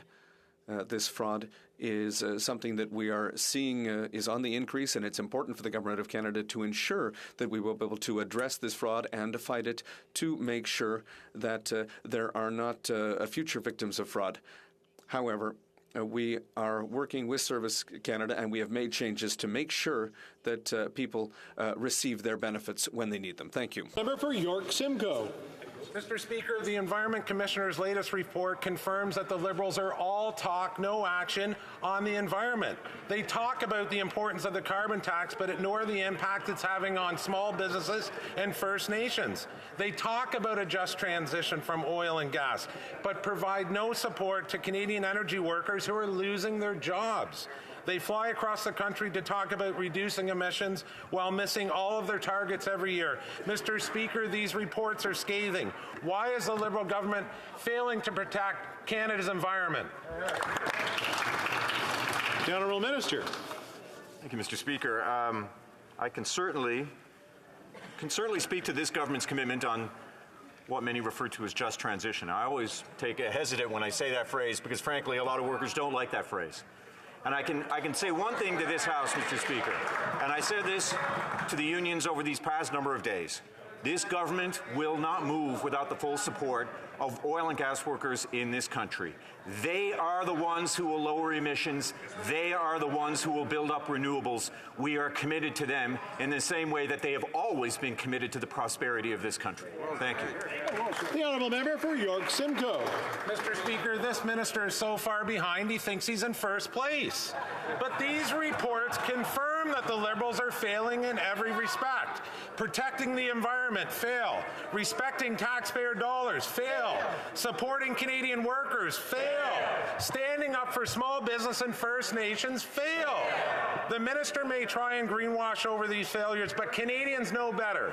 After all, the Environment Commissioner says the Liberals' environmental plan is unrealistic and lacking credibility. Does the minister agree, yes or no? Yeah. The Honourable Minister of Environment and Climate Change. Thank you, Mr. Speaker. The short answer is no. The long answer is the Commissioner says that carbon pricing is one of the most important measures to fight greenhouse gas emissions. That's exactly what we're doing.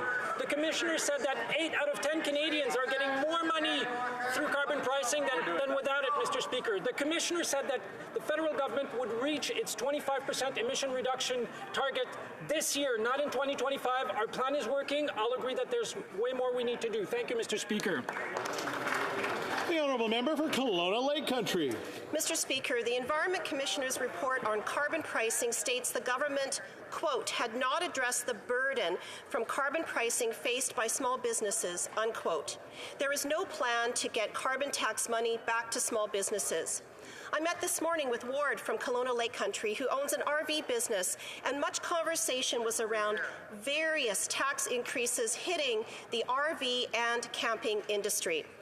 Will the minister admit their just transition plan is breaking the backs of small businesses and transitioning them to just hang on? The Honourable Minister of Environment. Thank you, Mr. Speaker. As the Commissioner recognized in his report, 8 out of 10 Canadians are getting more money through carbon pricing than without it, Mr. Speaker. We are working with small businesses to ensure that the rest of the revenues are recycled. We already have an agreement with Ontario, and it's happening with the rest of provinces in Canada, Mr. Speaker. Thank you. The Honourable Member for London West. Monsieur le Président. Mr. Speaker, we know that the rights of the LGBTQ2 community are human rights, and we know that there is still work to do. For years, LGBTQ2S communities have been asking for a non-discriminatory blood donation policy. Today, Health Canada approved the request from the Canadian Blood Services. Mr. Speaker, can the Minister of Health please inform the House of this historic announcement and the impact that it will have for these communities? The Honourable Minister of Health. Thank you, Mr. Speaker, and I would like to thank my colleague from London West for the question, for her incredible work for the LGBTQ2S community. Today, this is a great day for justice and for equality against discrimination. It's a day we've been waiting for a long time. Health Canada has accepted the request from Canadian Blood Services to eliminate the current 3-month exclusion period for all men who have had sexual relations with other men. And so there will now be just one questionnaire which will not be discriminatory and which will not talk about sexual orientation or gender identity. This is thanks to the incredible work of many people who have been fighting for this for years. Thank you. Member for Perth Wellington.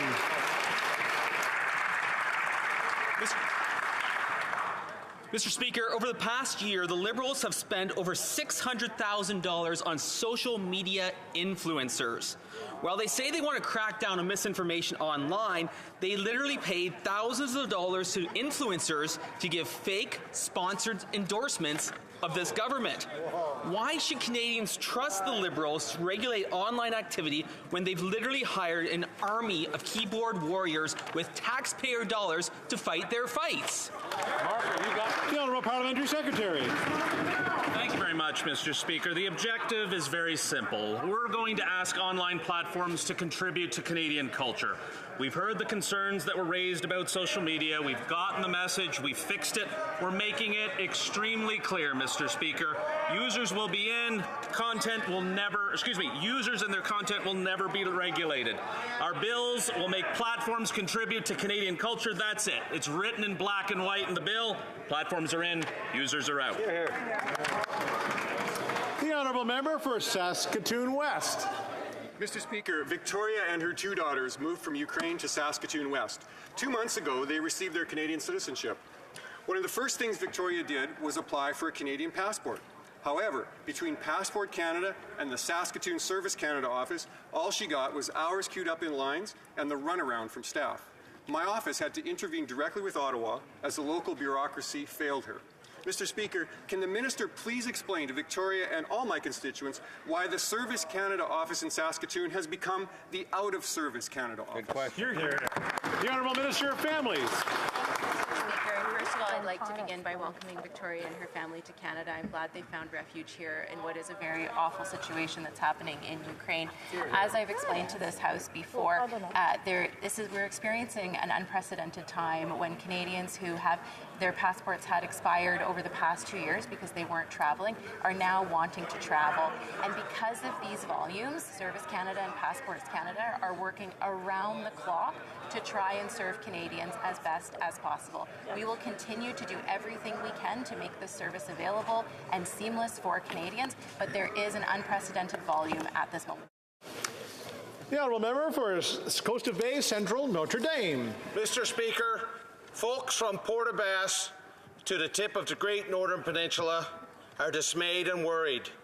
Plant workers and fishermen in towns like Port-au-Choix, Anchor Point and Cook's Harbour just received the news of a 20% cut in 4-hour shrimp quota. After DFO stock surveys showed growth in the stock. Will the Minister keep with her new policy of leaving more fish in the water or admit her mistake and reinstate last year's shrimp quota? The Honourable Minister of Fisheries and Oceans.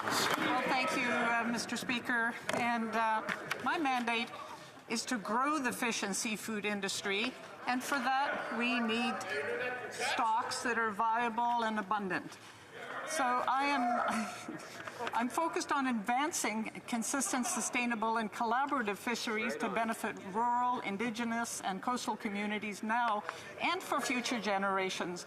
Earlier this year, a full stock assessment was held, and yes, there's increase in area SFA. However, in SF5, there was a 12% biomass decrease, and SFA 6 continues to be in the critical zone. So we'll continue working with all harvesters, consultants. The Honourable Member for Scarborough Centre. Thank you, Mr. Speaker. Mr. Speaker, every time I stand to speak in this House, I am struck by how privileged I am to be a Canadian citizen and represent the people of Scarborough Centre. I became a citizen in May of 2004, and it was one of my happiest days of my life. Unfortunately, many people faced delays in taking their oaths of citizenship when COVID-19 hit in March 2020. Can the Minister of Immigration, Refugees and Citizenship update the House on the progress of citizenship ceremonies? The Honourable Minister of Immigration. Mr. Speaker, I'd like to thank my honourable colleague from Scarborough Centre for her passion for Canadian citizenship and for her work on behalf of Mr. Speaker, since April of 2020, more than 240,000 applicants have become Canadian citizens through virtual oath ceremonies when we had to pivot our strategy after it became impossible to host large events with people together in a room. We're now hosting 350 virtual ceremonies each month, and each week approximately 5,800 applicants are invited to deliver their oath virtually. I'm happy to announce that just last month we set an all-time record, welcoming more than 41,000 applicants to complete their journey towards Canadian citizenship. Moving forward, we're going to continue to explore more options. The honourable member began her... The honourable member for Edmonton-Griesbach. The government is finally acting to change their discriminatory blood ban against gay men, men who have sex with men, and trans women. This is a crucial step in increasing the blood supply at a time of ongoing shortage, and it's a step towards the ending of a policy that reinforced homophobia and transphobia. But New Democrats share the concerns of activists that the government could still be leaving people out. Okay, I'm going to have to cut the member off for a second. There was no translation, so I will allow him to restart. C'est bien? All right. Again, we apologize. The honourable member for Edmonton-Griesbach, please feel free to start again. The government is finally acting to change their discriminatory blood ban against men who have sex with other men and gay men and trans women. This is a crucial step in increasing the blood supply at a time of ongoing shortage, and it's a step towards ending a policy that reinforced homophobia and transphobia. But New Democrats share the concerns of activists that the government could still be leaving people out. Will the government commit to working with the 2S LGBTQI community to end arbitrary exclusions still contained in the new policy? The Honourable Minister of Health. Thank you, Mr. Speaker. I'm so pleased to be able to hear our colleagues speak about this great day that we're having today, removing discrimination in this particular matter.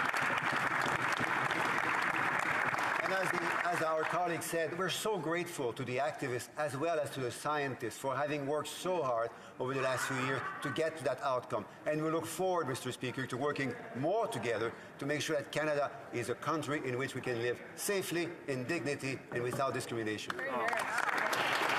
The honourable member for Spadina-Fort York. Mr. Speaker, many of my constituents have been contacting me on the severe delays in processing immigration applications and the pause placed on the express entry draws. People have had to put their lives and careers on hold, living in IRCC purgatory, all while Canadian businesses are facing a labor shortage.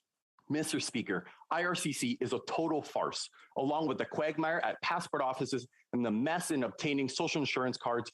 All are colossal failures. Does the government have any viable plan to get this Service Canada back to Service Canada anytime soon? The Honourable Minister of Immigration. Mr. Speaker, over the last number of months, we've taken a number of steps to boost the processing capacity of IRCC, with $85 million announced in the fall economic statement. We've made an additional $385 million towards processing in the recent federal budget. We're launching a modernization of the digital platform to boost processing time further and creating more immigration level space. The result of these investments has actually seen the numbers in the express entry system under the federal high-skilled streams decrease from 112,000 down to 48,000. The draws for the Canadian Experience class and the federal skilled worker stream will resume in this July, and we will be back to the service standard we enjoyed before COVID-19 was something we ever heard of. And that's all the time for question period today, so to talk on up.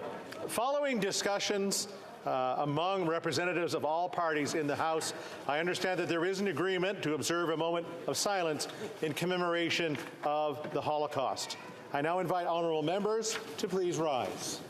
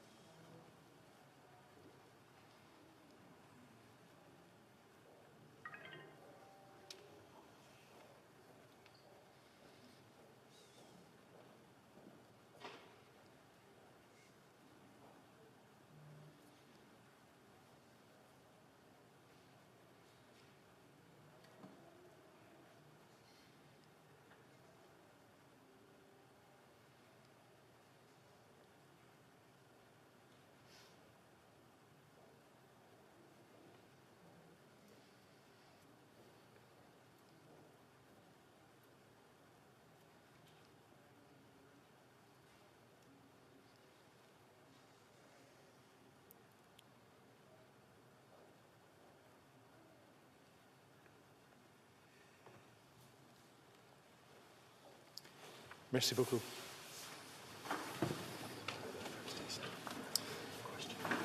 And I guess it's time for the Thursday question. The Honourable House Leader for the Official Opposition. Thank you, Mr. Speaker, and it's great to be back after a couple of weeks back in the riding. We've got a busy time coming up, the legislative agenda. I'm sure that the NDP is already aware, but for the sake of my colleagues in the bloc and ourselves, would the Parliamentary Secretary to the Government House Leader please advise the House what the business will be over the next week? The Parliamentary Secretary to the Government House Leader. Mr. Speaker, this afternoon and tomorrow we will deal with Bill C8, the Economic and Fiscal Update. On Monday, we will resume debate on the Government Business number 11 concerning the extension of sitting of hours and commence third reading debate on Bill C8. It is also our intention to begin consideration at second reading of the budget bill on Tuesday and continue with this debate on Wednesday and Thursday. Thank you, Mr. Speaker. Orders of the day. Ordre émanant du gouvernement. Government orders. Motion number 8 concerning certain provisions of the budget. Ms. Freeland, seconded by Ms. Petitpas-Taylor, moves that a Ways and Means motion to introduce an act to implement certain provisions of the budget tabled in Parliament on April 7, 2022, and other measures be concurred in. Oh, there's always a next page. There's always a second page. If a member of a recognized party present in the House wishes to request a recorded division on the motion, or the motion be adopted on division, I would invite them to please rise and indicate it to the chair. The Honourable Government House Leader for the Official Opposition. Thank you, Mr. Speaker. We would like a recorded division. A recorded division it is. Call in the members.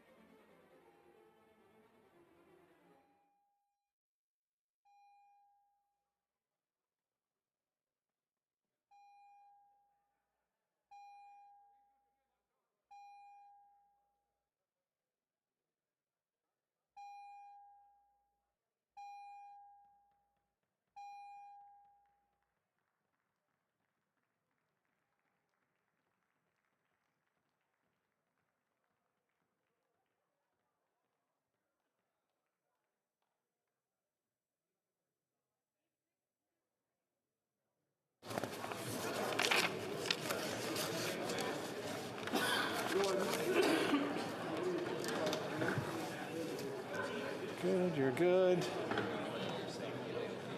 Hey, Bob. The question is as follows. Ms. Freeland, seconded by Ms. Petitpas-Taylor, moves that a Ways and Means motion to introduce an act to implement certain provisions of the budget tabled in Parliament on April 7, 2022, and other measures be concurred in. The 10-minute period for members voting electronically is started, and the House will now proceed to the vote for members participating in person. All those in favor of the motion will please rise. Blair. Blair. Ms. Bennett. Ms. Bennett. Ms. Freeland. Ms. Freeland. Ms. Hutchings. Ms. Hutchings. Madame Petitpas-Taylor. Madame Petitpas-Taylor. Ms. Jasek. Ms. Jasek. Monsieur Garneau. Monsieur Garneau. Ms. Chager. Ms. Chager. Mr. Scarpaleggia. Mr. Scarpaleggia. Madame Saint-Onge. Madame Saint-Onge. Ms. Murray. Ms. Murray. Ms. Gould. Ms. Gould. Monsieur McKinnon-Gatineau. Mr. McKinnon-Gatineau. Ms. Haidu. Ms. Haidu. Monsieur Miller. Mr. Miller. Mr. Mendicino. Mr. Mendicino. Madame Le Boutillier. Madame Le Boutillier. Mr. Casey. Mr. Casey. Mr. Sheehan. Mr. Sheehan. Monsieur Sanson. Monsieur Sanson. Madame Brière. Madame Brière. Mr. Kuzmerchek. Mr. Kuzmerchek. Mr. Bittle. Mr. Bittle. Mr. Fillmore. Mr. Fillmore. Mrs. Romanado. Mrs. Romanado. Mr. Lamour. Mr. Lamour. Mr. Virani. Mr. Virani. Monsieur Fergus. Mr. Fergus. Mr. Oliphant. Mr. Oliphant. Mr. Duguid. Mr. Duguid. Ms. Dillon. Ms. Dillon. Mr. Essassi. Mr. Essassi. Monsieur Elkoury. Monsieur Elkoury. Mr. Fisher. Mr. Fisher. Ms. Sachs. Ms. Sachs.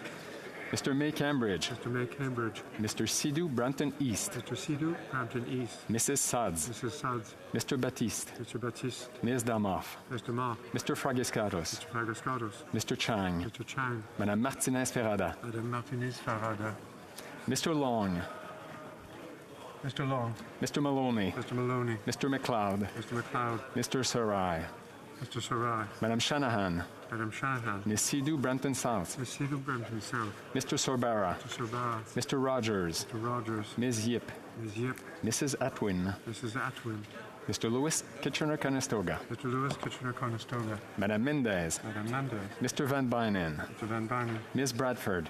Ms. Bradford. Mr. Gahir. Mr. Gahir. Mr. Hanley. Mr. Hanley. Ms. Effner. Ms. Hefner.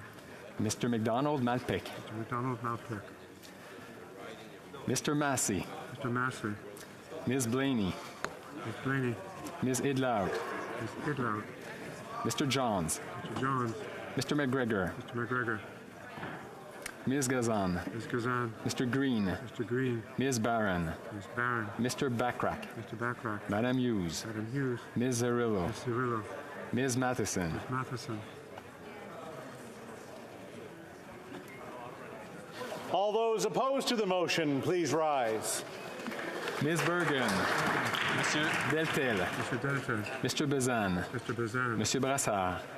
Mr. Brassard. Monsieur Berthold. Mr. Berthold. Mr. Albus. Mr. Albus. Mr. Nater. Mr. Nater. Mr. Schmale. Mr. Schmale. Mr. Lawrence. Mr. Lawrence. Mrs. Gray. Mrs. Gray. Mr. Kimmich. Mr. Kimmich. Mr. Calkins. Mr. Calkins. Ms. Landsman. Ms. Landsman. Mr. Perkins. Mr. Perkins. Mr. Vidal. Mr. Vidal. Mr. Reed. Mr. Reed. Mrs. Gallant. Mrs. Gallant. Mr. Viss. Mr. Viss. Monsieur Godin. Mr. Godin. Monsieur Gourde. Mr. Gould. Ms. Rude. Ms. Rude. Mr. Ellis. Mr. Ellis. Ms. Ferrari. Miss Ferrari. Mr. Stewart. Mr. Stewart. Mr. Baldinelli. Mr. Baldinelli. Mr. Richards. Mr. Richards. Mr. Dreeshen. Mr. Dreeshen. Mr. Upal. Mr. Upal. Mr. Cooper. Mr. Cooper. Mr. Kelly. Mr. Kelly. Mr. Kitchen. Mr. Kitchen. Mr. Weber. Mr. Weber. Mr. Mott. Mr. Motts. Monsieur Lou. Mr. Luton. Mr. Davidson. Mr. Davidson. Mr. Doddle. Mr. Dowdle. Mr. Epp. Mr. Epp. Mr. Cram. Mr. Cram. Mr. Kurek. Mr. Curek. Mr. Mazier. Mr. Mazer. Mr. Morans. Mr. Morans. Mr. Morrison. Mr. Morrison. Mr. Petzer. Mr. Patzer. Mr. Shipley. Mr. Shipley. Mr. Soroka. Mr. Soroka. Mr. Van Popta. Mr. Van Popta. Mr. Muse. Mr. Muse. Mr. Ruff. Mr. Ruff. Mrs. Roberts. Mrs. Roberts. Mr. Tolmie. Mr. Tomey. Mr. Williams. Mr. Williams. Monsieur Terrien. Monsieur Terrien. Monsieur Sainte-Marie. Monsieur Sainte-Marie. Monsieur Garon. Monsieur Garon. Monsieur Fortin. Monsieur Fortin. Monsieur Villemur. Monsieur Villemur. Monsieur Thériault. Monsieur Thériault. Madame Larouche. Madame Laroche. Madame Vignola. Madame Vignola. Monsieur Champoux. Monsieur Champoux. Monsieur Lemire. Monsieur Lemire. Madame Bérubé. Madame Bérubé.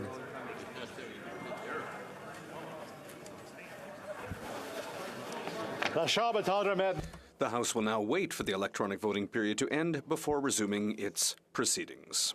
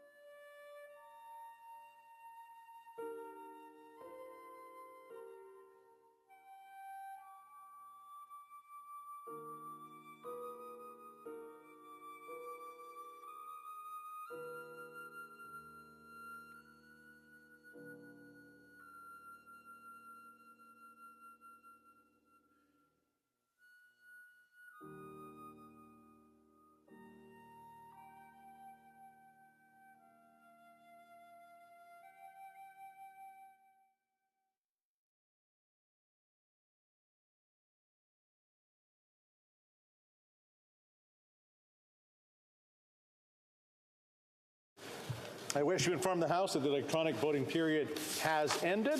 If members were not able to vote due to technical difficulties, they may now use the raise hand function and the chair will recognize them. Mr. Hussein. Yes, Mr. Speaker, I want to confirm that my yes vote was recorded as yes. Your yes vote was recorded as yes. Merci beaucoup. Monsieur Boulris.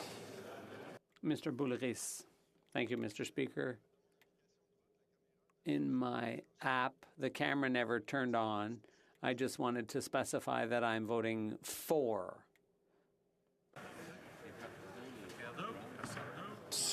Nobody else? Très bien. The table will now compile the results of the vote.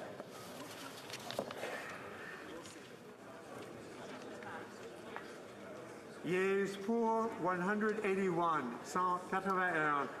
Nays contre 144, 144. I declare the motion carried. Point of order? I think I have a point of order. No? That's not what you're standing on? You have to stand on something. Oh, okay, we haven't called it. We haven't called that order yet. Okay. Pursuant to Standing Order 83-4 and 69-1, Ms. Freeland, seconded by Ms. Petitpas-Taylor, moves that a bill be entitled An Act to Implement Certain Provisions of the Budget tabled in Parliament on April 7, 2022, and other measures be now read a first time and be printed. This motion is deemed adopted. Reading of this bill, premier lecture de ce projet de loi. When shall this be read? Bill be read a second time? Never. At the next sitting of the House. The Deputy Prime Minister. After I read this? Okay. It's my duty, pursuant to Standing Order 38, to inform the House that the question to be raised tonight at the time of adjournment is as follows. The Honourable Member for Renfrew-Nipissing-Pembroke on National Defence and Honourable Member for Cowichan-Malahat-Langford on Public Safety. All right, the Honourable Deputy Prime Minister. Okay. Oh, sorry. Orders of the day. We got this all back. I have it all backwards today. Orders of the day. Now the Minister. Now the Minister. All right. The Honourable Deputy Prime Minister and Minister of Finance. Merci, Monsieur le Président. Thank you, Mr. Speaker. Mr. Speaker, I move, seconded by the Minister for Official Languages, that in relation to Bill C-8,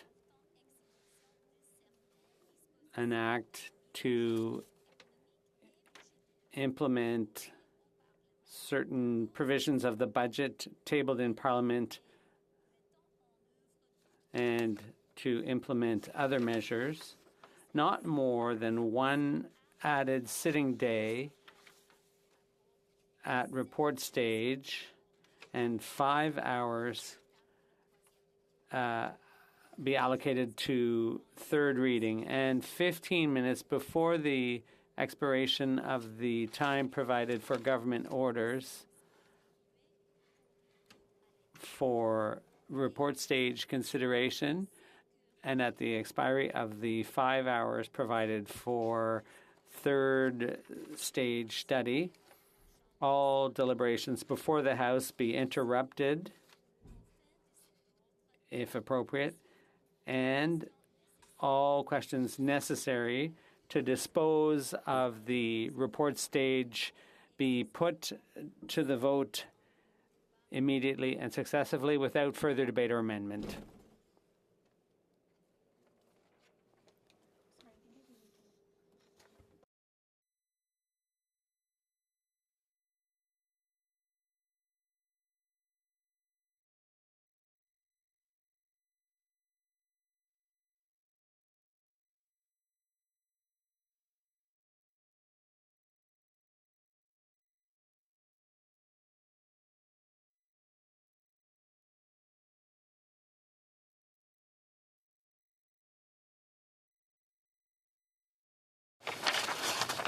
Madame Freeland, seconded by Madame Petitpas-Taylor, moves que relativement au projet. That in relation to Bill C-8, an act respecting certain provisions of the economic and financial update and implementing other measures, at most one extra day be added to deliberations at report stage, and 5 hours be allocated to third reading stage. And at the 15 minutes before the expiry of the time provided for government orders on that sitting day, may I dispense? Oh. Pursuant to Standing Order 67-1, there will be now a 30-minute question period. J'invite les honorables députés qui... I would invite colleagues who wish to ask questions to use the raise hand function or stand so that the speaker has an idea of how many members wish to take part in this question period. Okay. All right. So we go to questions and comments. The honourable member for Halliburton, Kawartha Lakes, Brock. No? All right, the Honourable Government House Leader. House Leader for the official opposition. Too much going on here. Sorry, Chris. Go ahead. Maybe soon, Mr. Speaker. I love your optimism. Mr. Speaker, I spoke at length earlier about the government mismanaging its legislative agenda.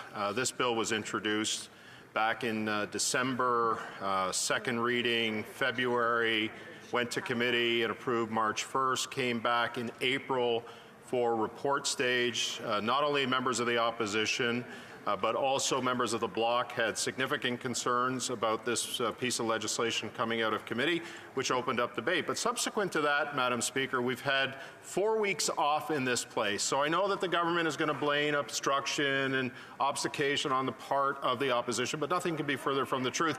In fact, Madam Speaker, on April 4th, the government put a notice of time allocation, and the reason why they didn't move it is because the NDP wouldn't agree to it. Isn't that correct? The Honourable Deputy Prime Minister and Minister of Finance. You know, Madam Speaker, what Canadians want from all of us, Canadians across the country, Canadians who vote for all the different parties represented in this House, is they want us to get down to work and do the work of the country. And that is what the measures in Bill C-8 do. These measures, frankly, should be receiving unanimous support in this House. These measures include a tax credit for businesses to improve their ventilation, to keep COVID at bay. Isn't that such a good idea right now as we're facing a sixth wave? They include an expansion of the school supplies tax credit for teachers who bought additional supplies during COVID and are now working so hard to get our kids back up to speed. The C-8 includes $1.7 billion for rapid tests. Again, so essential as we get down to living with COVID. They include a tax on underused housing, such an important part of our housing strategy. So, Madam Speaker, I would just urge everyone to set aside partisan games, partisan posturing, pass this essential legislation.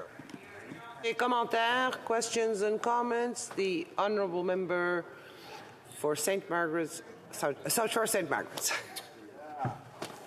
Thank you, Madam Speaker. My question is with regard to small craft harbours. For some reason, the fall economic statement, the current budget, contains zero new money for small craft harbours. Small craft harbours are in desperate shape. There's over 10,000 of them in Canada. And in southwest Nova Scotia, the Department of Fisheries and Oceans estimates that it will take almost $700 million just to bring the small craft harbours in southwest Nova Scotia up to operational standards.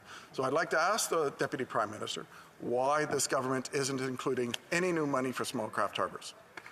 The Honourable Deputy Prime Minister and Minister of Finance. Madam Speaker, I welcome the question about small craft harbors because they are absolutely essential for our country. We absolutely understand their importance, particularly, but not only, in the amazing province of Nova Scotia. And that is why in the 2021 budget, we put forward a historically unprecedented investment in small craft harbors of literally hundreds of millions of dollars. Our job now is to deploy that money, to execute on those investments. And I can tell you, Madam Speaker, I was so glad we put forward that historic investment. It is making a difference. It will continue to make a huge difference in the small craft harbors across our amazing country. The Honourable Member for Skeena Buckley Valley.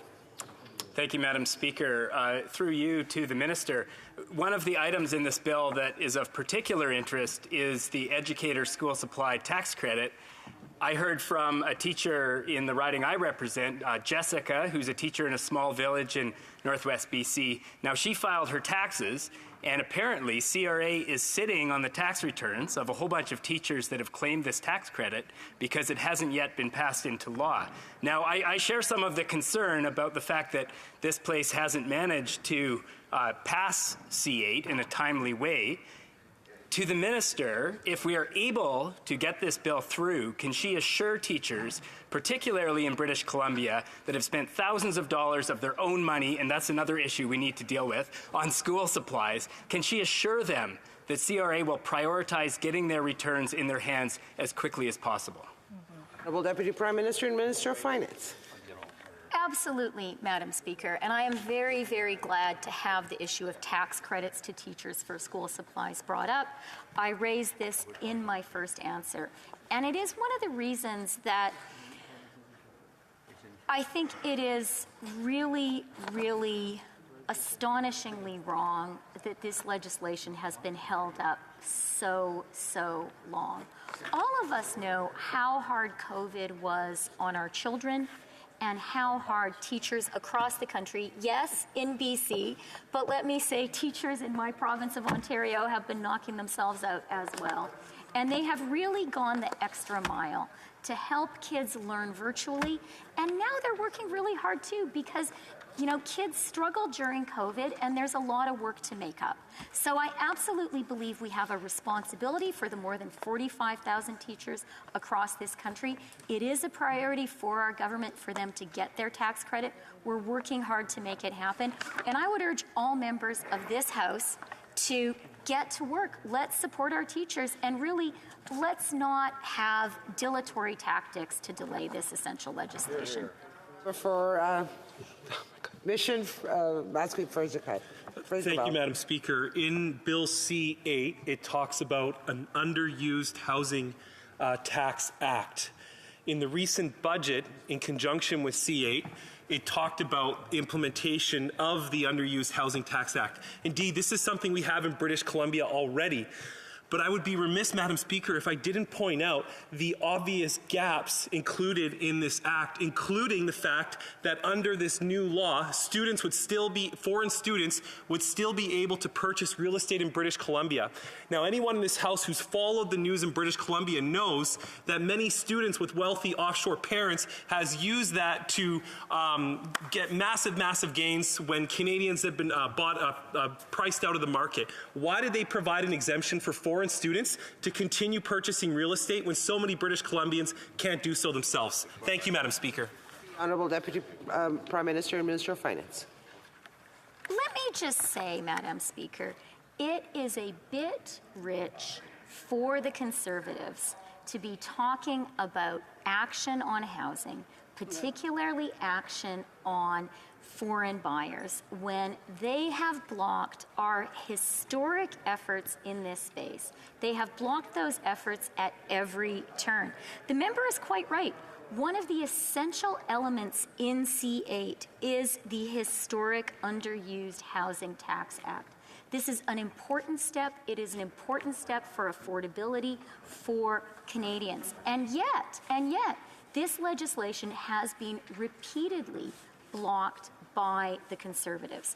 Now, when it comes to foreign buyers, I was very glad that in the budget, which we presented earlier this month, we were able, again, historically, to introduce a 2-year ban on foreign purchases. And I would say, if the Conservatives actually support this measure, which I think they should, let's see them support C8, move it through quickly, and support the budget. The honourable member for Abitibi-Temiskaming. Thank you, Madam Speaker. My question for the Finance Minister is a simple one.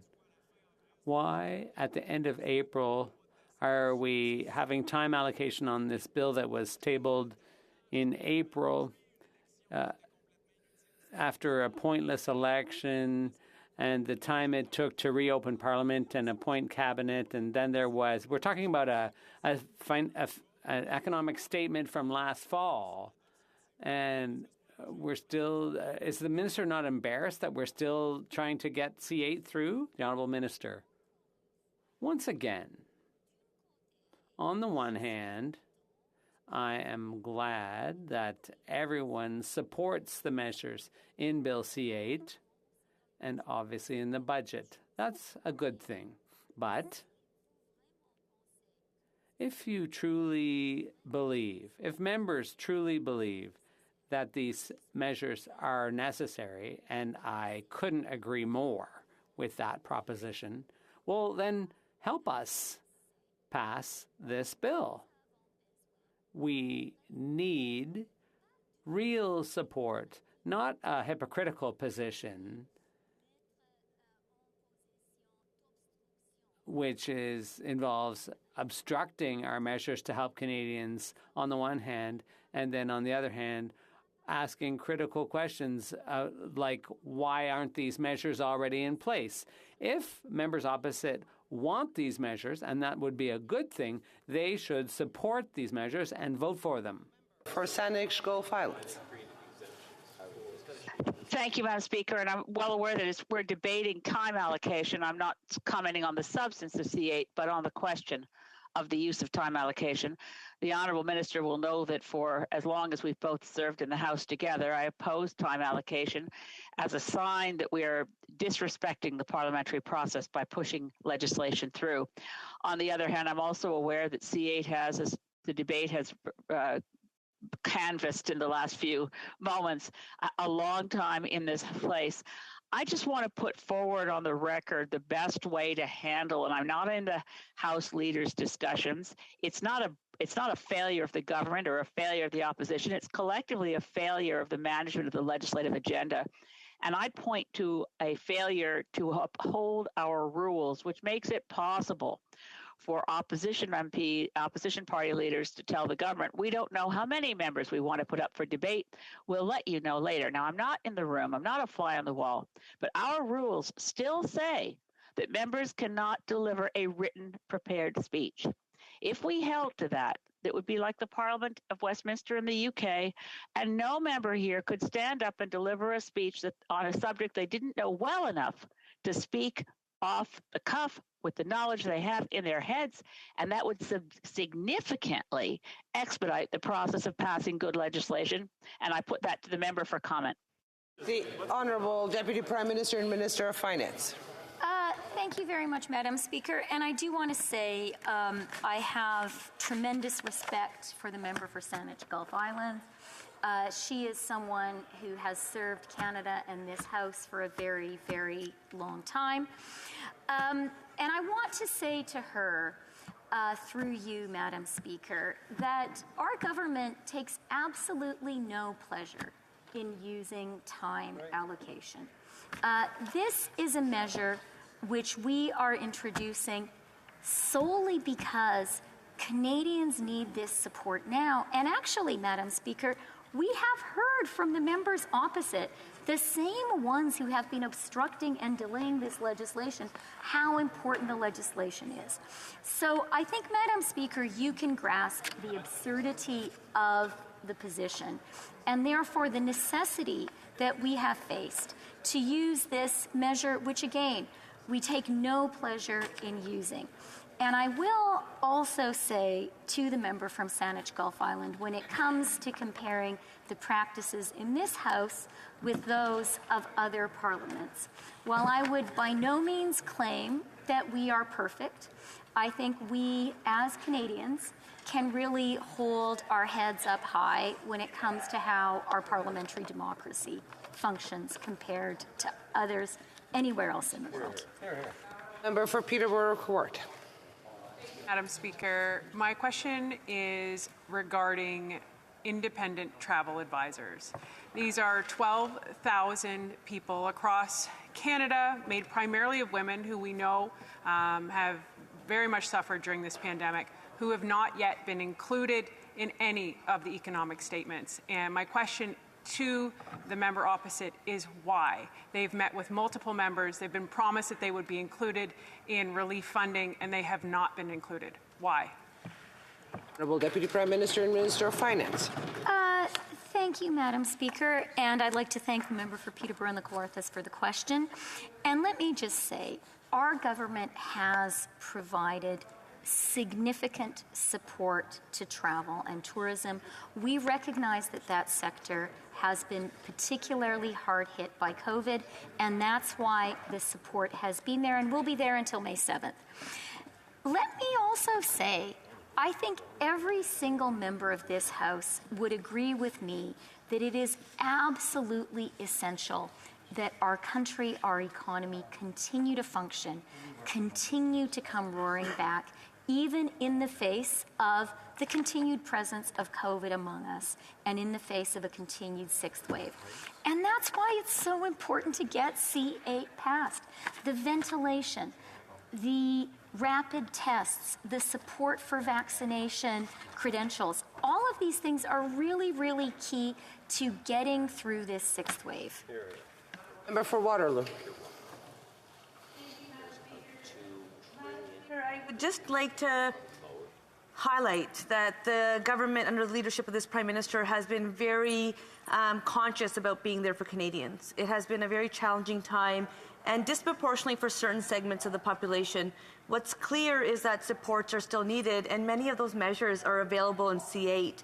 And though it's unfortunate that we are having to use a tool to get this legislation to be voted upon, I'm glad to see that we might actually have a vote sooner than later because many people in the riding of Waterloo and surrounding areas will benefit. So I would just like to ask the Minister to comment on some of the people, Canadians, who will benefit from these measures and people who have been waiting way too long to ensure that these measures and these investments start to flow. Thank you. Well, Deputy Prime Minister and Minister of Finance. Thank you, Madam Speaker, and I really would like to thank the member for Waterloo for her question. I think all of us here in this House seek to serve our constituents and be connected with our communities, but I know of no one here who is better connected, who more fiercely and more effectively represents her constituents than the member for Waterloo. I also am very aware of the hard work the member of Waterloo has done for young Canadians, for the people who are our future. And that's why one of the measures that is so important in C8 is the tax credit for teachers. The tax credit for those very, very dedicated, self-sacrificing teachers who reached into their own pockets and bought school supplies for their kids. I really think everyone in this House will agree with me, and I really am sure the member for Waterloo and her constituents will agree with me. Those teachers deserve our support.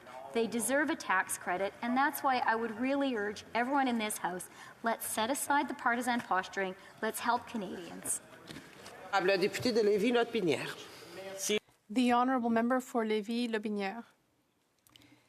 In the Minister of Finance's economic update last fall, there was nothing about a possible interest rate increase, and we saw that in the budget as well. In the budget, the minister did not take an interest rate increase into account. Now, we know this is a matter of Liberal incompetence, but my question, can the minister tell us what will this lead to with regard to the debt, and what will be the additional interest for Canadians with the interest rates we'll be having this year, because no allusion was made to the impact of increasing interest rates? The Honourable Deputy Prime Minister and Minister of Finance. Madam Speaker, I'm sorry, but what the member on the other side just said is simply false. There is a great deal of analysis in the budget that I have right here. I could show him the very page. There is a great deal of analysis on inflation and interest rates. In the budget, there is a stress test that shows the effect of various conditions on the economy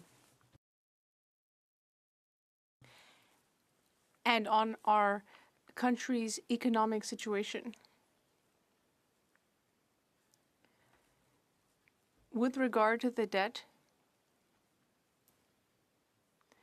with regard to the cost of the debt this fiscal year, it will be only 1% of GDP.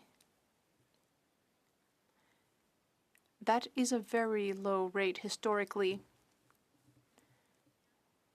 Once again, I would like to stress that there is a great deal of analysis in the budget of the impact of several different scenarios with regard to inflation, interest rates, and the Ukraine war.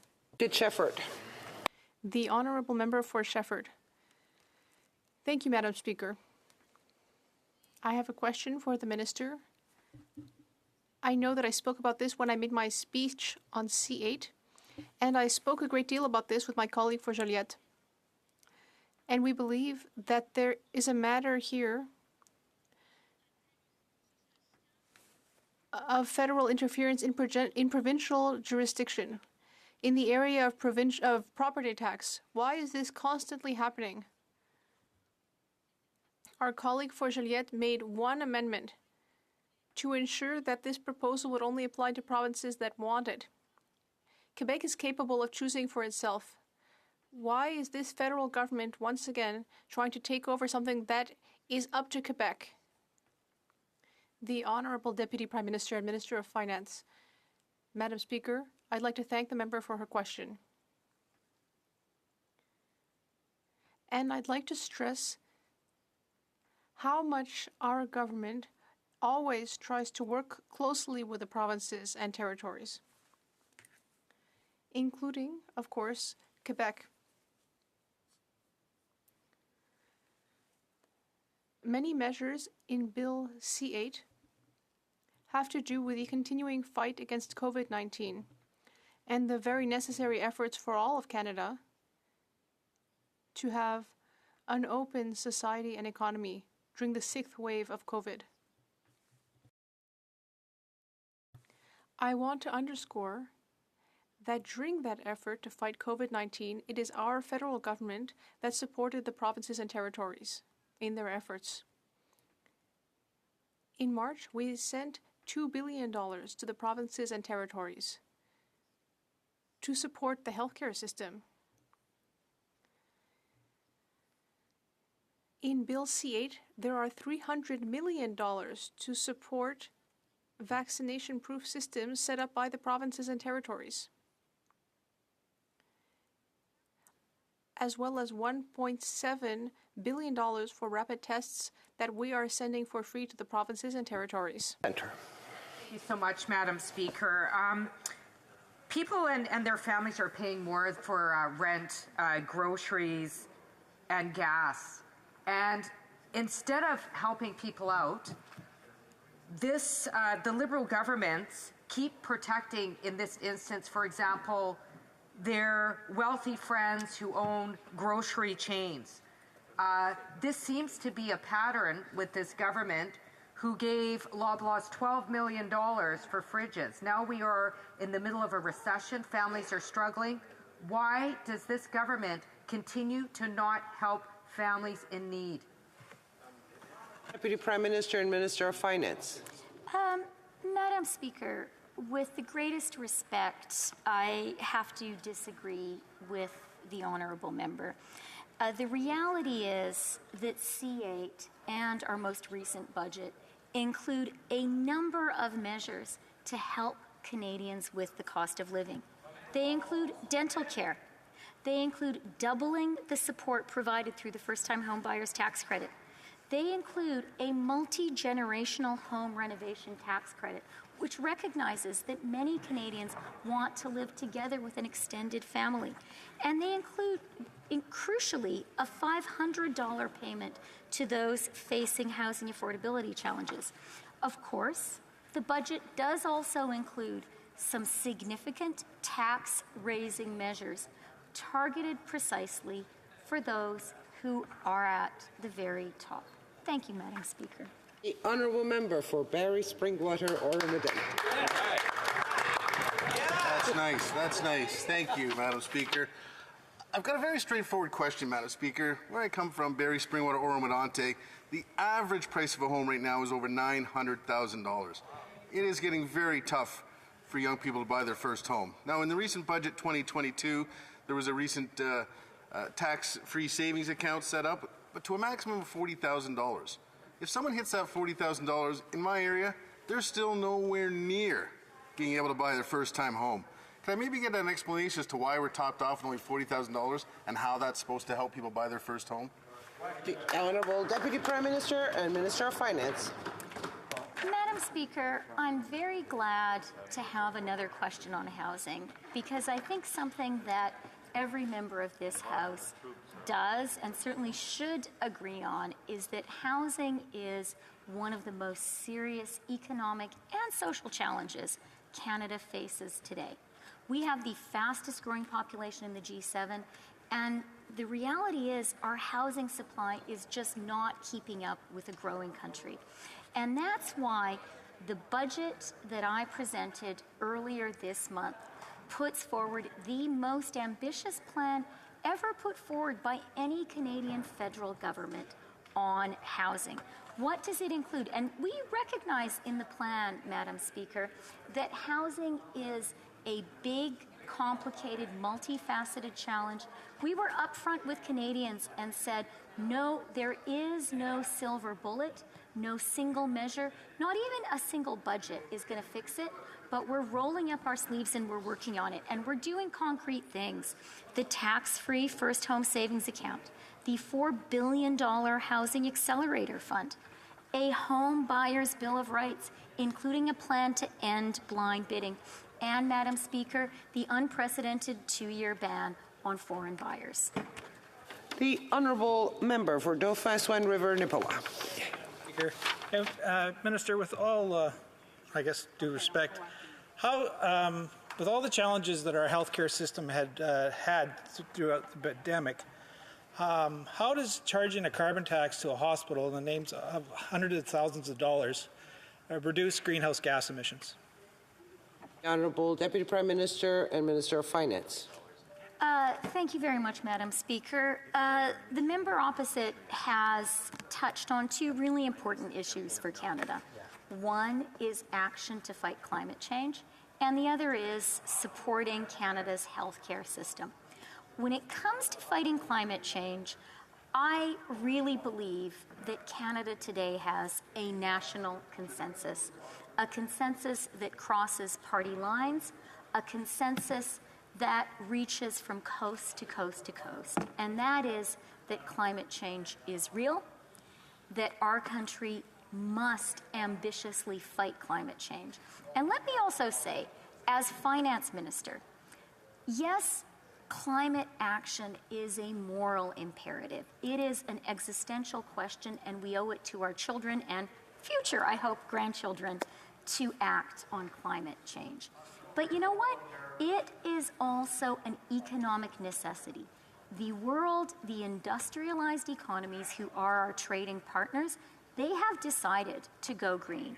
And the only question is Canada going to be in the vanguard of the transformation, or are we going to be falling behind? The honourable member for Cypress Hills Grasslands. Thank you very much, Madam Speaker.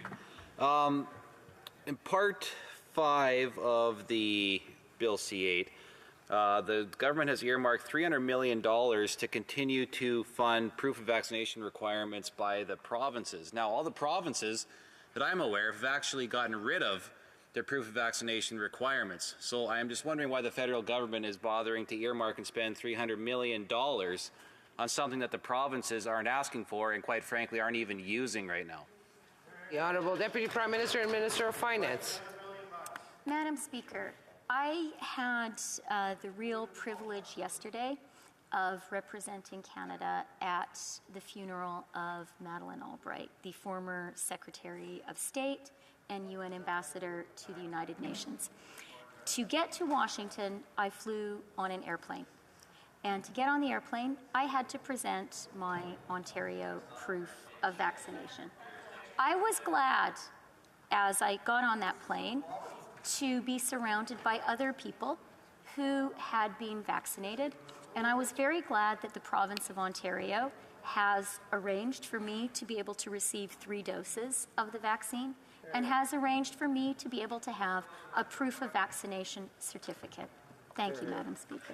The Honourable Parliamentary Secretary to the Government House Leader. Yes, thank you, Madam Speaker. You know, this Bill C-8 is one of a number of pieces of both legislative and budgetary measures in which the Government of Canada has been supporting Canadians and small businesses going through the pandemic. And I'm wondering if my colleague and friend, the Minister of Finance, would be able to explain from her perspective why it was so important as a government that we be there to support small businesses, whether it's within this legislation or other legislation and budgetary initiatives that the government has taken. The Honourable Deputy Prime Minister and Minister of Finance in 15 seconds. It's important to support small business because they are the heart not only of our economy but of our communities. Our measures have worked.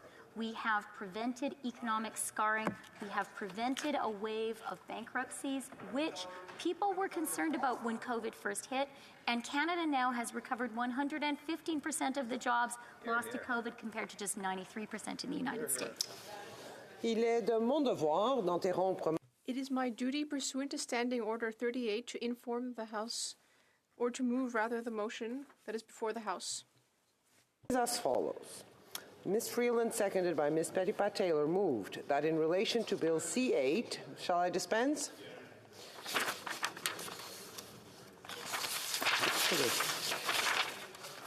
If a member of a recognized party present in the House wishes to request a recorded division or that the motion be adopted on division, I would invite them to rise and indicate it to the chair.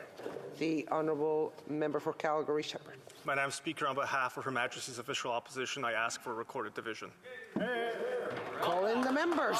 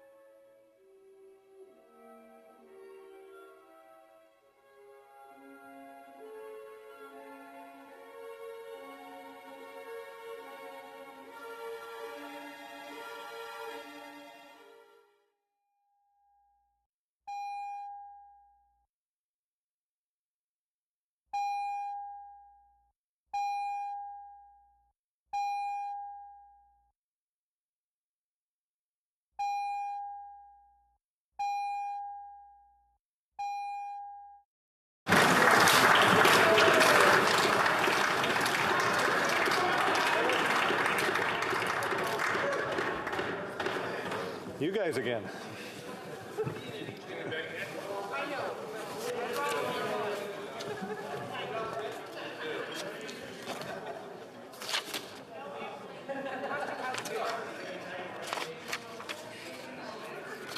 All right, hold on. The question is the following one. Ms. Freeland, seconded by Madame Petitpas-Taylor, move that in relation to Bill, can I dispense? An act to implement certain provisions of the Economic and Fiscal Update tabled in Parliament on December 14, 2021, and other measures, not more than one further sitting, shall be allotted to the consideration in report stage of the bill, and 5 hours be allotted to the consideration at third reading stage of the said bill. And that 15 minutes before the expiry of the time provided for government orders on the day allotted for the consideration at report stage, and at the expiry of the 5 hours provided for consideration at third reading stage of the said bill, any proceedings before the House shall be interrupted, if required, for the purpose of this order. And in turn, every question necessary for the disposal of the stage of the bill then under consideration shall be put forthwith and successively without further debate or amendment. The 10-minute period for members voting electronic has started, and the House will now proceed to the vote for members participating in person. All those in favor of the motion will please rise. Ms. Bennett. Ms. Bennett. Ms. Sachs. Ms. Sachs. Madame Petitpas-Taylor. Madame Petitpas-Taylor. Mr. Hanley. Mr. Hanley. Ms. Jasek. Ms. Jasek. Ms. Chager. Ms. Chager. Mr. Scarpalegia. Mr. Scarpalegia. Madame Saint-Onge. Madame Saint-Onge. Monsieur McKinnon-Gatineau. Monsieur McKinnon-Gatineau. Ms. Haidu. Ms. Haidu. Monsieur Miller. Mr. Miller. Mr. Mendicino. Mr. Mendicino. Madame Leboutillier. Madame Leboutillier. Mr. Casey. Mr. Casey. Mr. Sheehan. Mr. Sheehan. Madame Brière. Madame Brière.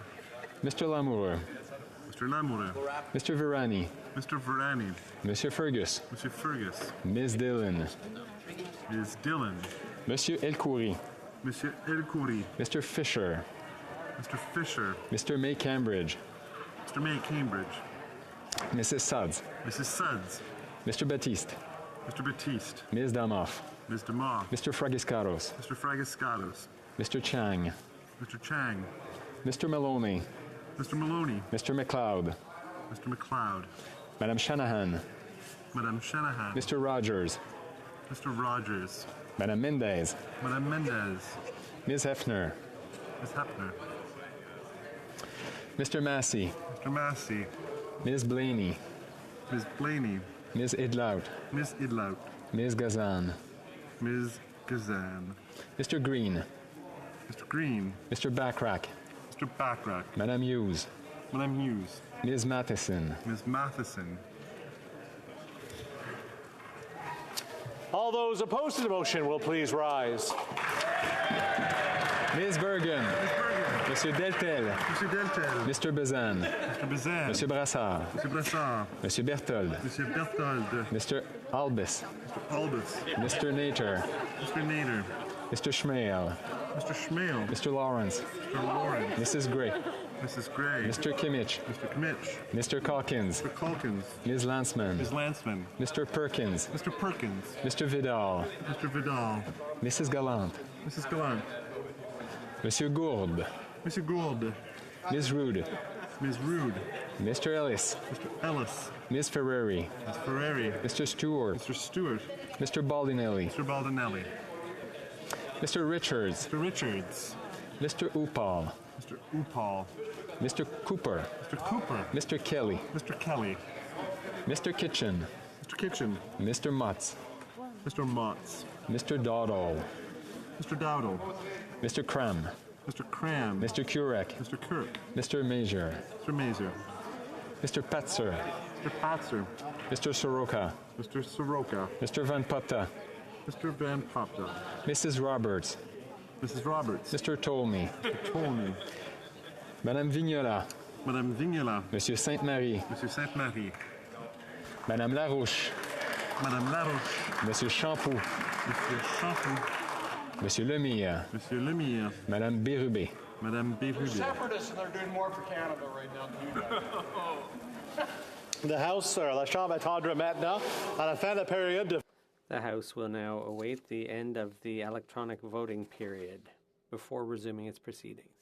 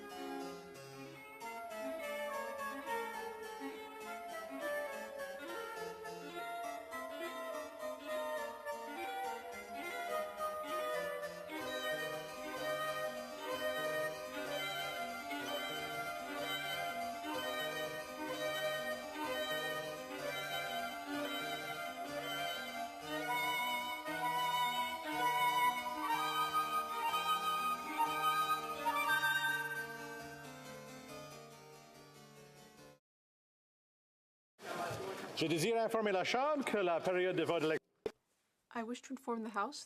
I wish to inform that the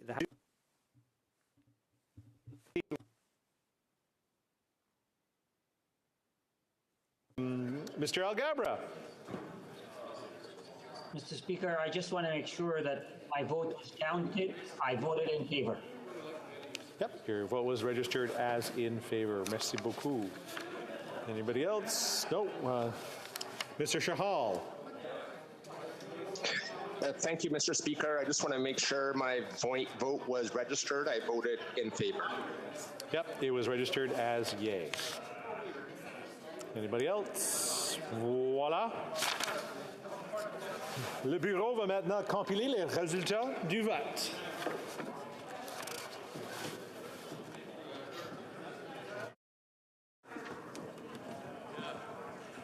Yeas pour 176, 176. Nays contre 146, 146. I declare the motion carried.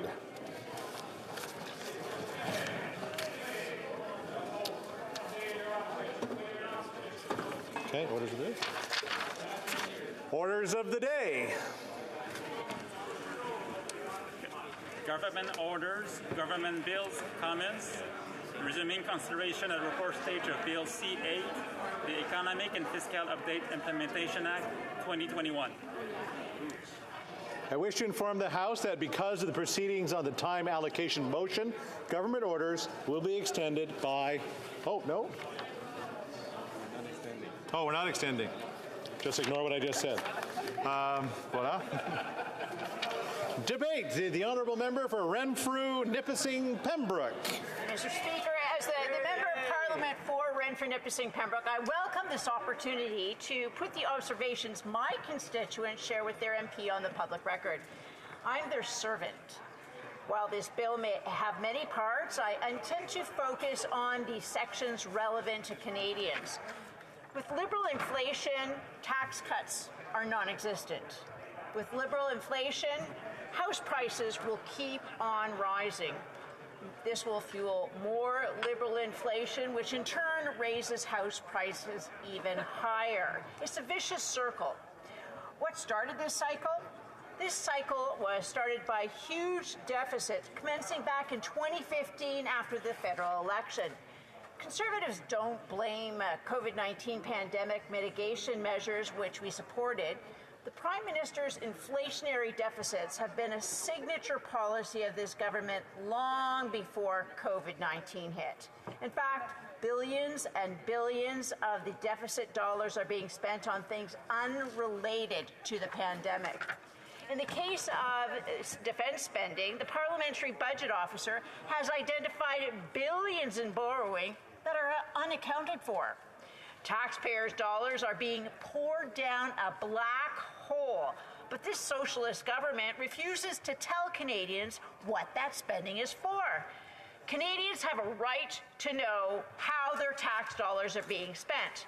When the NDP Liberal Socialist Alliance inflates the monetary base, they're effectively devaluating the spending power of the money people have. By devaluating that spending power, they're actually hurting the people who have to spend that money on basic goods. The only way to get ahead of the inflationary spiral is to quit printing money. By continually printing money, which is called running a deficit, our currency is debased. This leads to greater deficits and more liberal inflation. This in turn makes everything more unaffordable. Canadians who contact me are fearful about any Liberal plan to implement electronic or e-currency. They have no confidence in the money they earn, and the money we'll save will keep its value. Constituents have read about negative interest rates, the seizure of bank accounts, and social credit scores that Communist China keeps on its citizens, and they don't like what they hear. Accounts can be seized with the stroke of a keyboard. Just ask any Freedom Convoy supporter. Canadians who contact me tell me how divisive to society the socialist policies are. Since 2015, the gap between the rich and the poor in Canada has actually widened. Nowhere has this policy failure been more evident than in the rise in cost of a single-family home. This is a big problem. Unaffordable housing prices are a direct result of the NDP Liberal Socialist Coalition's monetary policy. Blaming the Russians, Chinese, new immigrants, unseen foreigners, or whoever else the Socialist Coalition wants to reserve this week's 2 minutes of hate for is divisive, hateful, and just another diversionary tactic to draw attention away from the real problems Canadians face.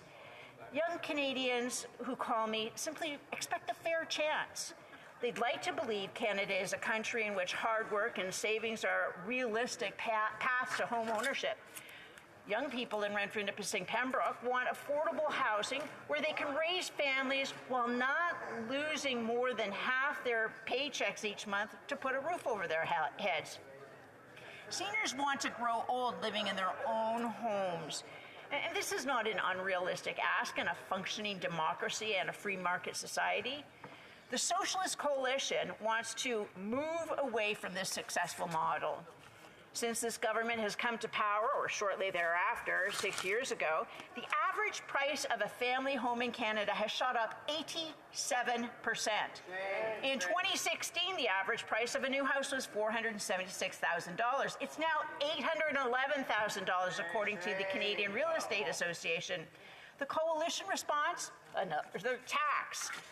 Starting in the 2022 calendar year, Bill C-8 will charge a 1% federal surtax on passively held non-resident owners of real estate in Canada. That means even Canadians who own a home but live abroad for work are going to pay an extra 1% annually on the value of their home back here. It's like a municipal tax for those people who own property on their single-family home, only the money goes to the feds.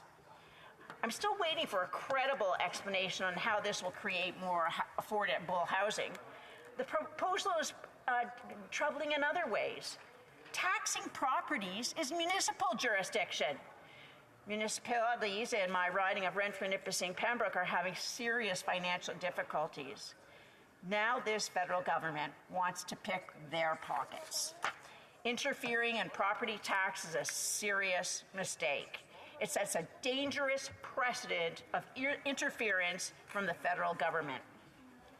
Municipalities in Renfrew, Nipissing, Pembroke, and the county charge a range of development fees. In Arnprior, development charges for a single and semi-detached dwelling runs around $16,000. In Renfrew, it's $9,000. Petawawa development charges are over $6,000. In Cobden, the cost is roughly $5,800 and under $4,000 in Pembroke.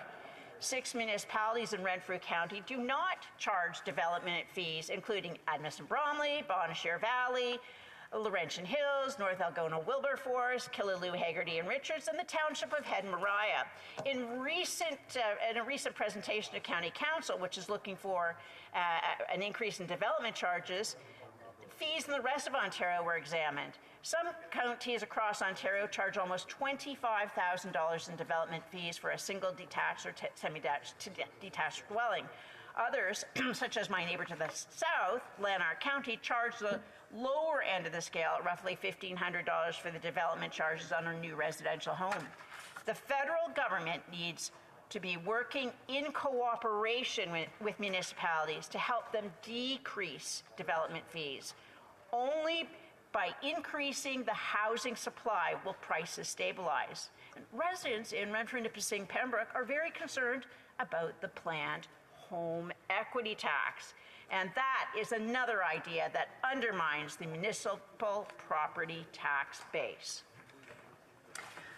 With record sales, high prices for real estate, and a recent disclosure about CMHC funding studies to look at ways to raise revenues by taxing principal residences, Canadians have every right to be skeptical when half-hearted denials are made by the federal government.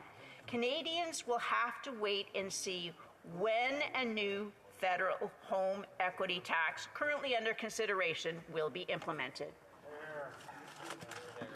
It being 5:30, the House will now proceed to the consideration of private members' business as listed on today's order paper. Orders of the day. Private members' business, consideration at second reading of Bill C-251, Conservation of Fish Stocks and Management of Pinnipeds Act, standing in the name of Mr. Small. Well done. Mr. Small, seconded by Mr. Perkins, moves that Bill C-251, an act respecting the development of the federal framework on the conservation of fish stocks and management of pinnipeds, be now read a second time and referred to the Standing Committee on Fisheries and Oceans. Debate. The Honourable Member for Coasts of Bay Central, Notre Dame.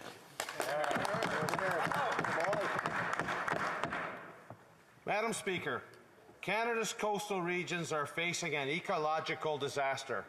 As such, I stand before you today for the second reading of my bill, C-251, an act respecting the development of a federal framework on the conservation of fish stocks and pinniped management. Pinnipeds are a group of marine animals that include seals, sea lions, and walruses. The focus of this bill will be to address the harmful effects of seal and sea lion predation on the biodiversity of our oceans. Historically, Canada has had the most productive oceans in the world, as it should, having the longest coastline in the world. But since the 80s, the productivity of our oceans has been drastically reduced, resulting in the loss of billions of dollars in our blue economy and the loss of traditional ways of life for our First Nations communities. Currently, Norway, a fellow North Atlantic country, has a blue economy worth 3 times more than that of Canada, and it has a coastline that's 2.5 times shorter than Canada's. Thus, Norway's ocean is nearly 8 times more productive than Canada's ocean.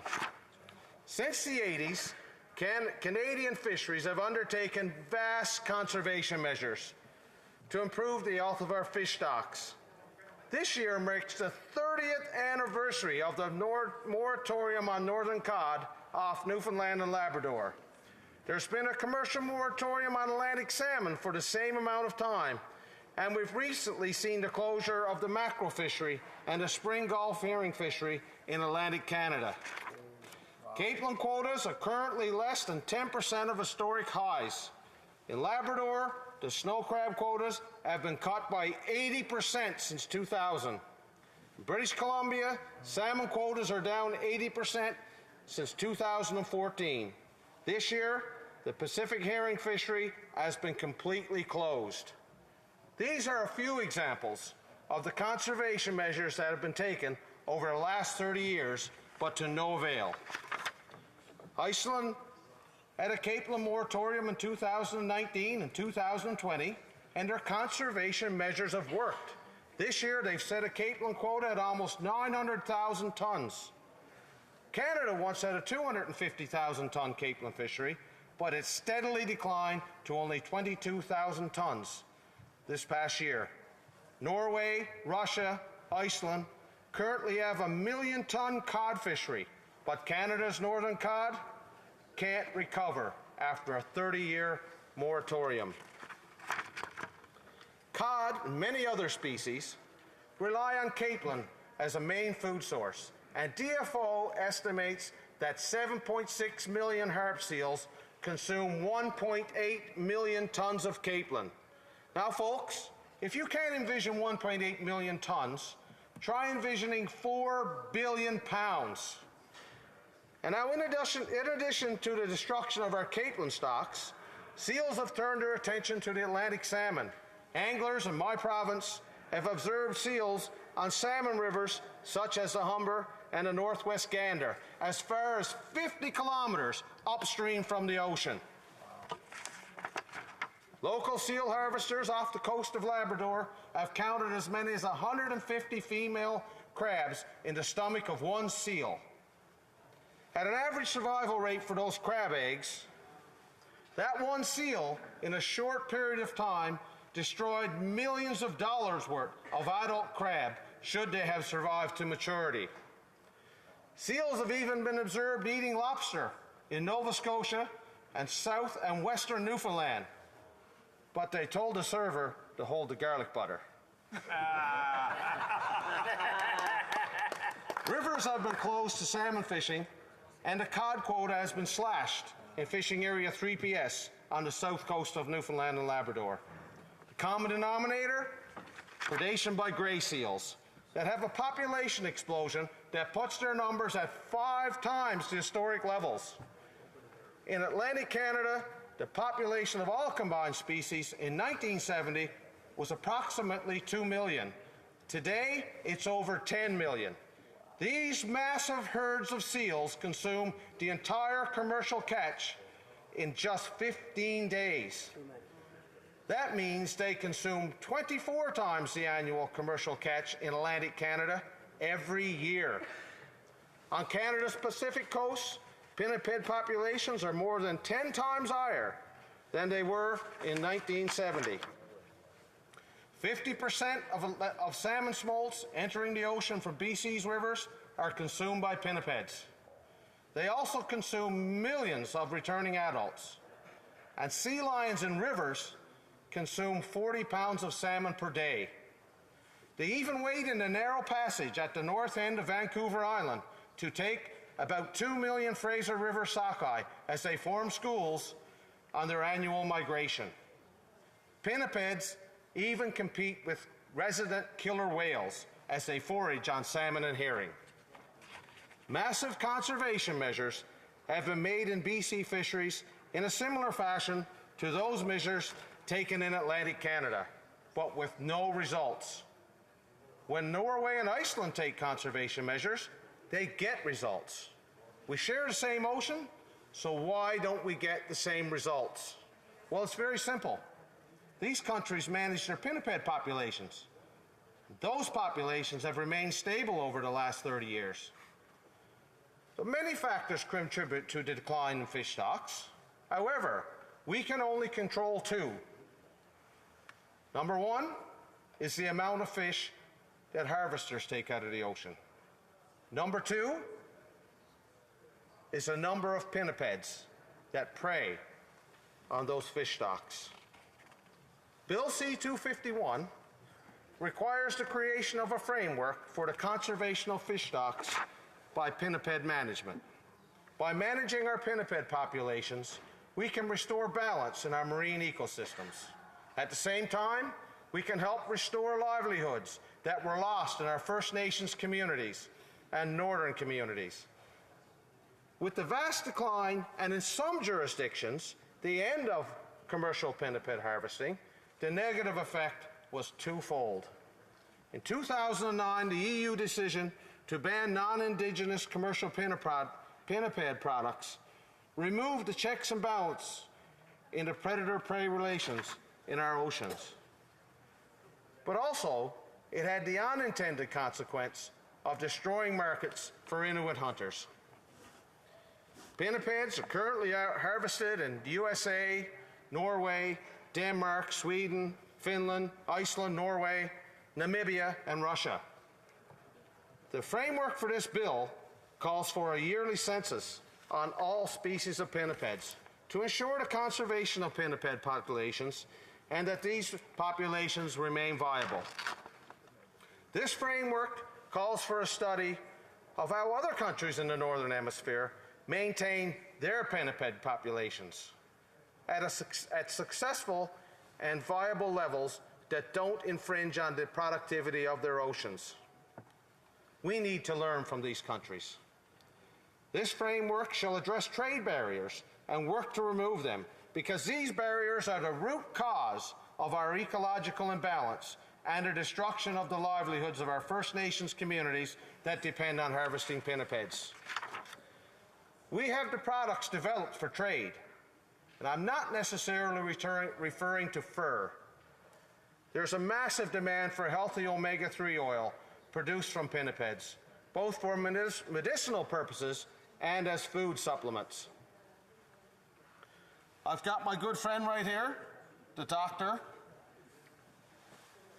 from Cumberland, Colchester, and he knows all about this wonderful topic. So why is seal oil better for you than other omega-3 oils? Number 1, Seal oil naturally contains 24% omega-3s without concentration. Number 2, seal oil is extremely high in DPA, which is not found in fish oil. In fact, the only other source of DPA is breast milk. Number 3, the fatty acids in seal oil are nearly identical to human fatty acids and therefore are much more readily absorbed than those found in cold water fish or plant sources.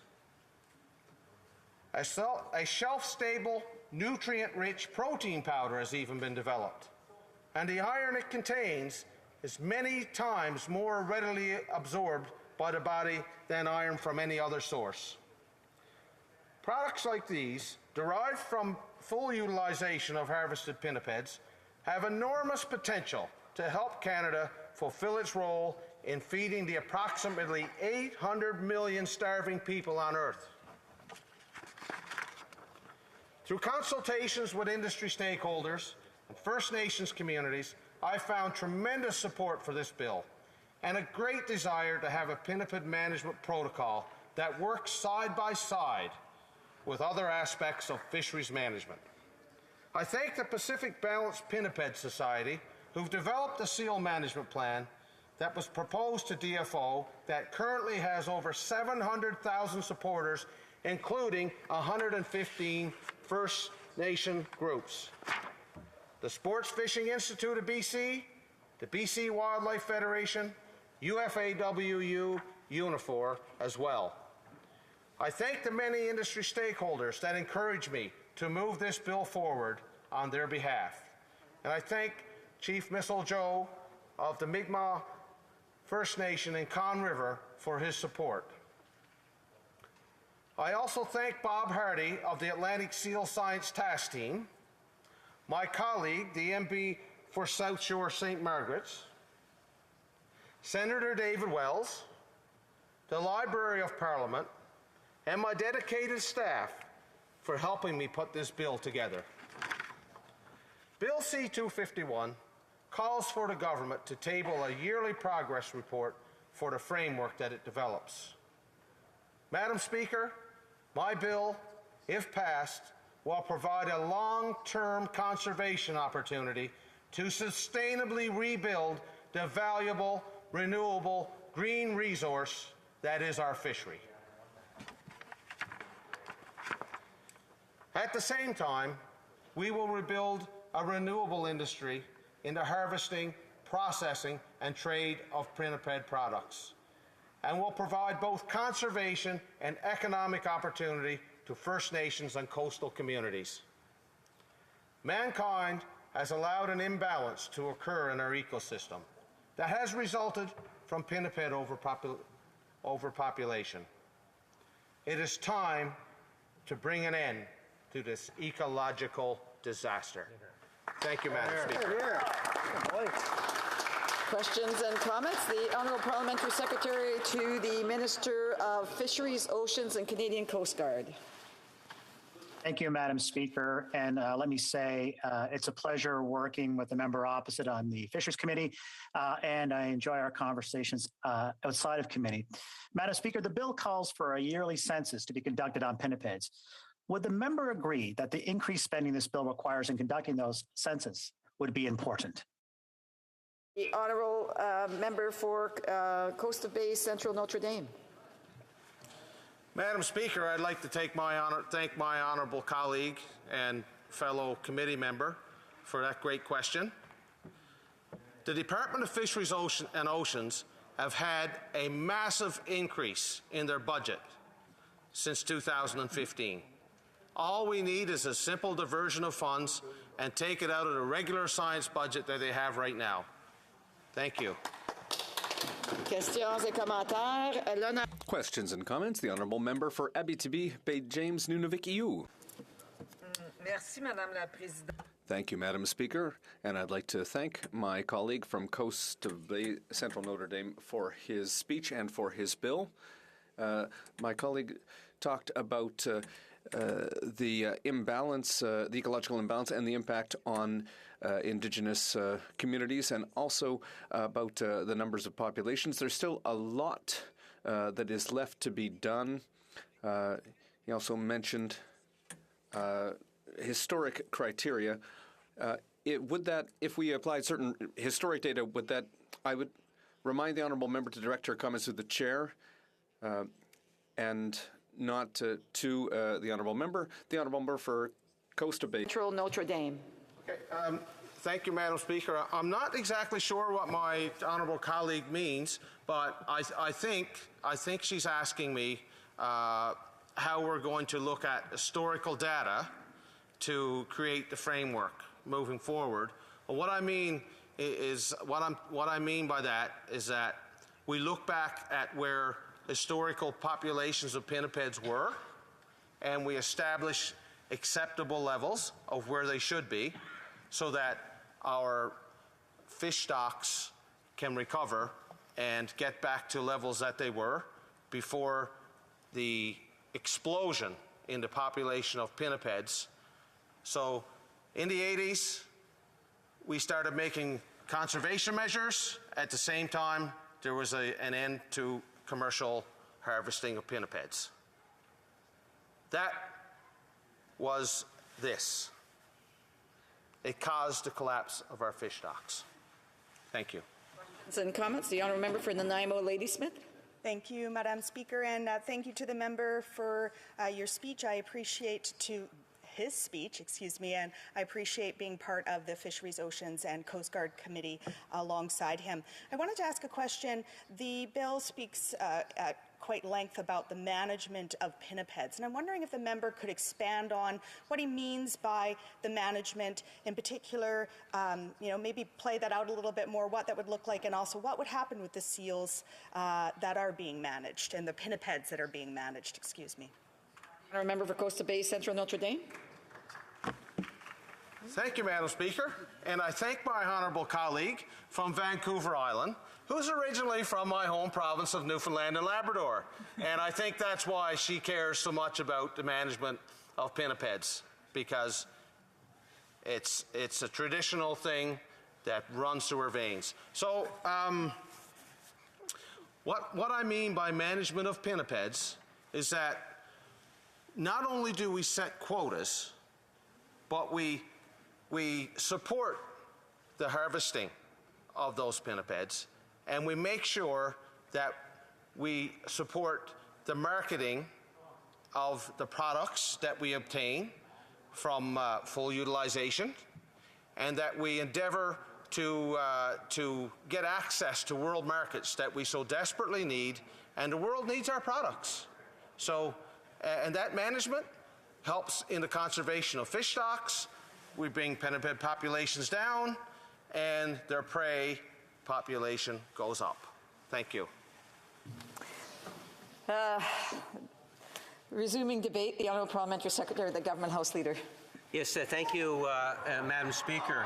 And it's always a pleasure to be able to talk about issues that are important no matter where it is that you live in Canada. In fact, coast to coast to coast and inland, you will find that our fishing industry is of critical importance.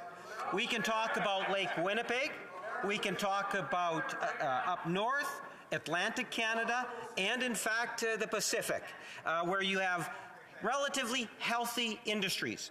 Industries that are of critical importance to all Canadians. It's not just those that fish our oceans or our inland lakes. And that's why I look at this, and the member just made reference to one of our chamber colleagues in terms of how, being from Newfoundland, Labrador, it's kind of in the blood. And, I think of the member from Labrador, who I've gotten to know for many years, and her whole positioning on the issue of seals. And I can very much appreciate the sensitivity in terms of what is actually taking place. The member made some specific reference to numbers in which we should all be concerned about. I'll give the member that point. When you talk about the numbers of seals that are out there today, it is a significant number. He's referencing, and when you often make reference to the word pinniped, well, seals, walruses, those that are consuming vast quantities of fish.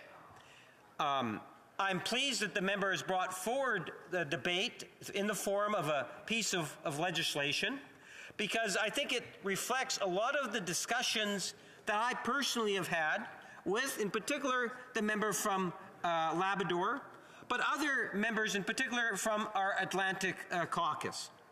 We are all concerned, some maybe a little bit more than others. And that is something in which I have witnessed firsthand. And I can assure the member that I have always been somewhat envious of the Atlantic caucus when they get their teeth into an issue. And this is, in fact, I know, an important issue for my Atlantic colleagues.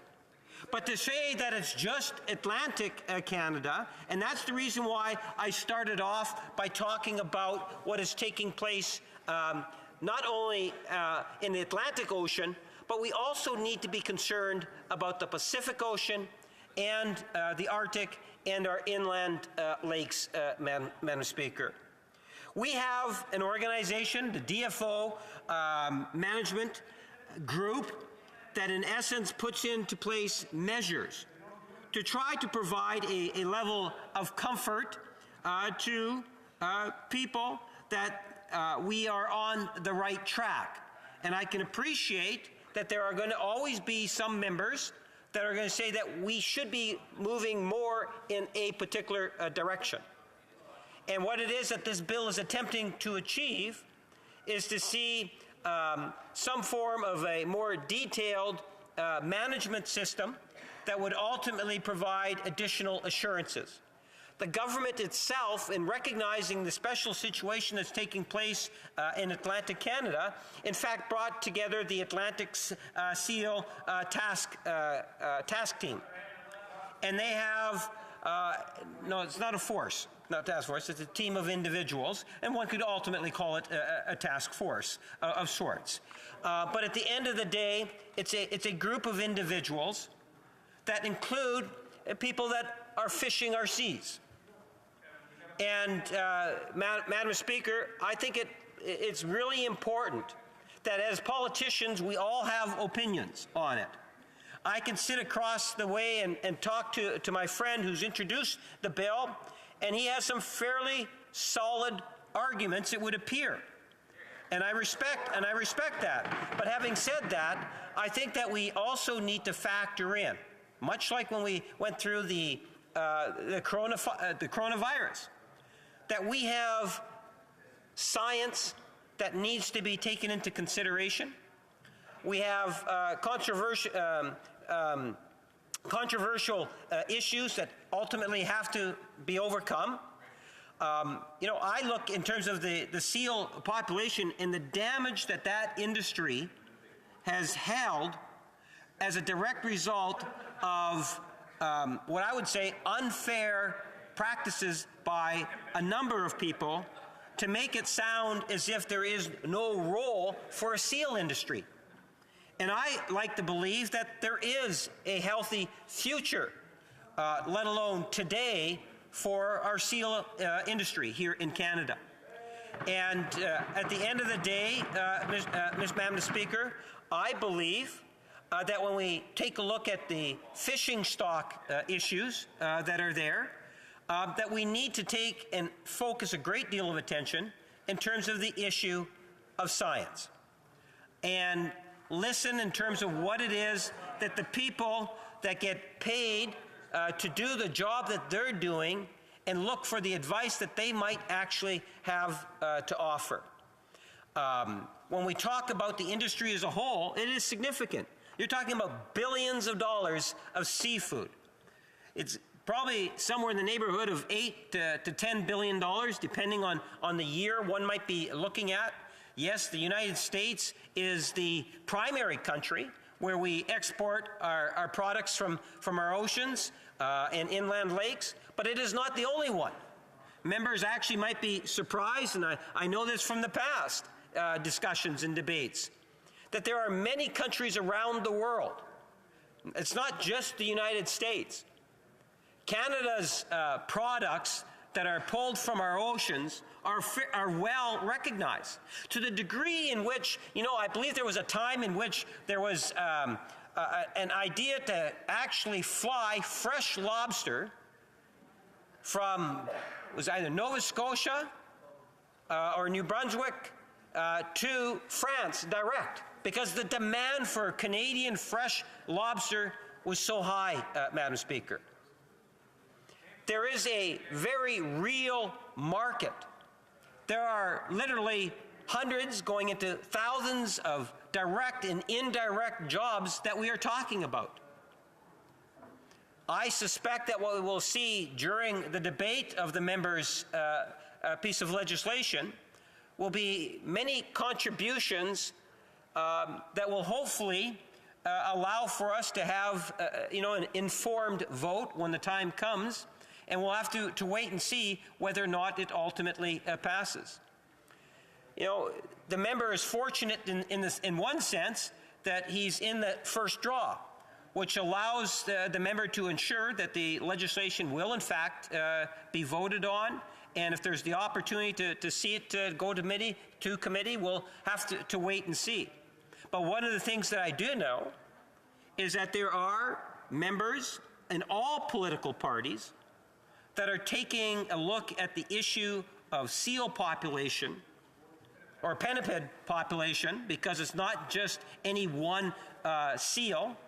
There is more than one seal, and factor in walruses and so forth, that is having this huge impact. And I can appreciate where the impact is probably the most significant is in Atlantic Canada, Madam Speaker. But I don't want people to lose sight of the fact that you don't have to be from Atlantic Canada to care about the industry. I would like to see the advancement of, as I made mention to earlier, of a seal industry. I think that we can improve upon our seal industry here in Canada. And whether it's the, colleagues of mine that will wear the seal tie, and in fact, if I don't have perfect eyesight, the member opposite might be wearing a seal tie because it seems to have that gloss to it there. But, Madam Speaker, there are many products that are out there. And I think that there is a potential demand. But we have to work with the different partners and stakeholders, whether it's Indigenous, environmentalists, industry reps, and so forth. We need to make smart decisions on this industry. It's worth billions, literally thousands of both direct and indirect jobs. Thank you, Madam Speaker. Reprise le débat. Resuming debate, the honourable member for... Oh, I had it just a second ago. The honourable member for Beauport, Côte de Beaupré, Île-d'Orléans, Charlevoix. Merci, Madame. Thank you, Madam Speaker. Madam Speaker, I'm going to show you my colors right off the bat. The Bloc Québécois is in favor of Bill C-251 in principle, an act respecting the development of a federal framework on the conservation of fish stocks and management of pinnipeds. That said, it all depends on its contents and enforcement. The problem of the interaction between fishing activities and the presence of various species of pinnipeds has been common knowledge for many years, particularly in the estuary of the St. Lawrence. As early as 1985, the Department of Fisheries and Oceans, or DFO, had detailed studies on the losses suffered by fishermen when they came into contact with seals, including damage to nets and partially eaten fish caught up in those nets. My experience as a daughter of the river, an islander from a long line of boaters and sports fishermen, with such invaluable knowledge gained through hands-on field experience, My father, if he was listening to me now, he'd be so proud of me defending the river and all the life in it.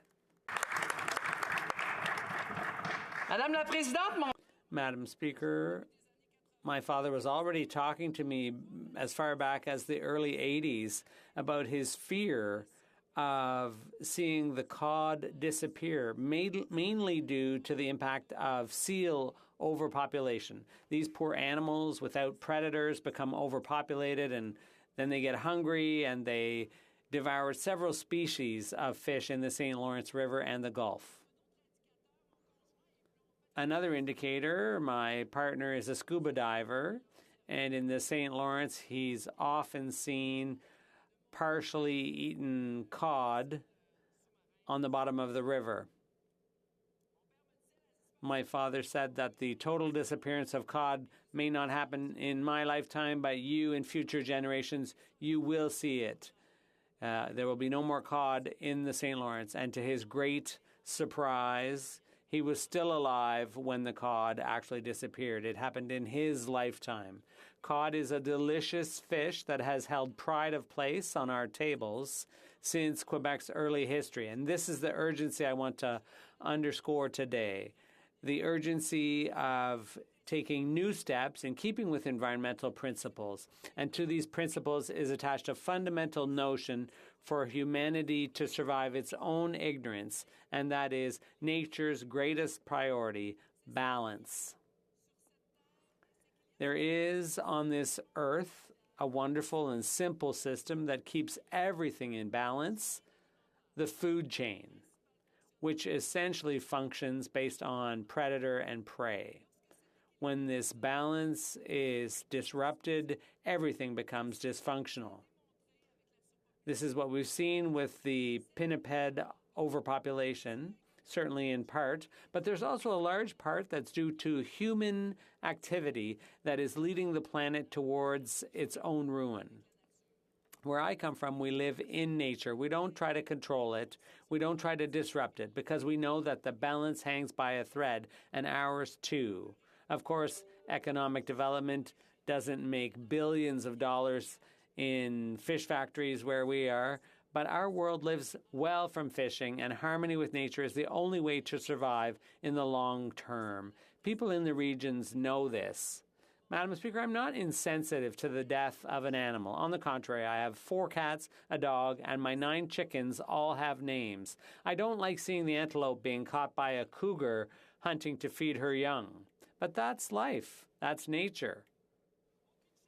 No hunting is happy, but it is necessary for the ecological balance because we know that we depend on it, and our balance is directly linked to the balance of flora and fauna. It's been that way since the world began. That said, not all problems of rare marine species are directly related to the overpopulation of pinnipeds. Hence the importance that we rely on science to enlighten us on the share of responsibility of the various current factors that influence the biomarine balance. And with this in mind, we have to move forward with this bill and hopefully shed better light on how to manage marine biodiversity.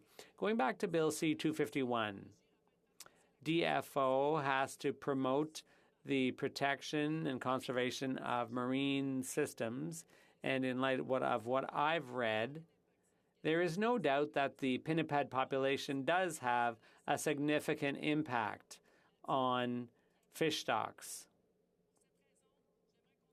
For this reason, I'd like us to ensure during the study of this bill that the minister's strategy takes into account both human and natural factors that have an influence on the ecosystem.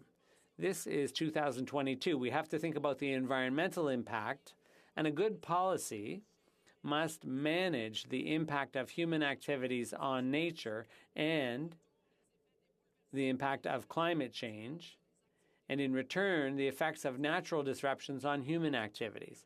The study and analysis of the impact of the pinniped population on fish stocks must not have the effect of hiding the devastating effects of overfishing, particularly industrial fishing methods, which are responsible for a true catastrophe on a global scale.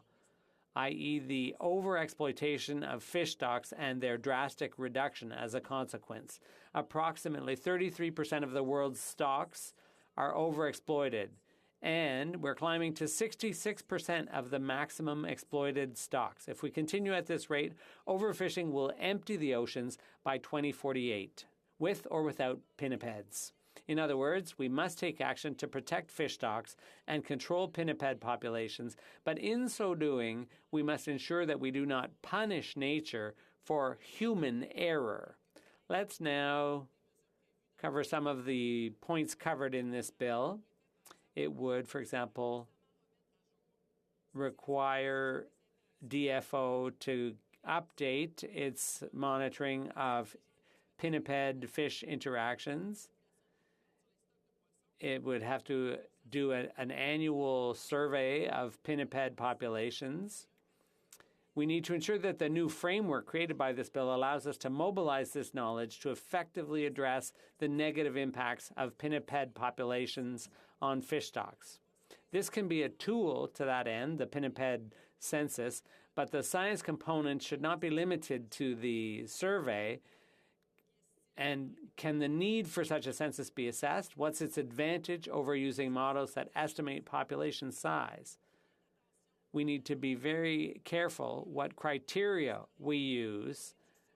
Using historic population levels would imply a very drastic, would that imply a drastic reduction in population? Is it wise to compare to populations in other countries when the ecosystems aren't the same? Should we vary the approach depending on the species of pinniped? There are lots of questions, Madam Speaker. A lot of questions, not so many answers. What would be the effect of putting removing barriers to trade? How would that affect local businesses, for example? Madam Speaker, a study on the management of pinnipeds is about to start on the Fisheries and Oceans Committee, which I am vice chair of. So it's very important when studying Bill C-251. We'll have to take into account the recommendations made by the committee, which will do everything in its power to meet with the experts, coastal populations, people in the field and in the regions, and even officials from other countries like Norway, Iceland, and Finland, which we plan to visit next fall during a potential committee trip, to assess what's been done well and not so well on the other side of the Atlantic. I will be attentive, Madam Speaker, and proactive. I will leave no stone unturned so that we can give Canadians the straight goods and the government the straight goods and make a fair and value-oriented report that will ensure the survival of the marine world in all its glory.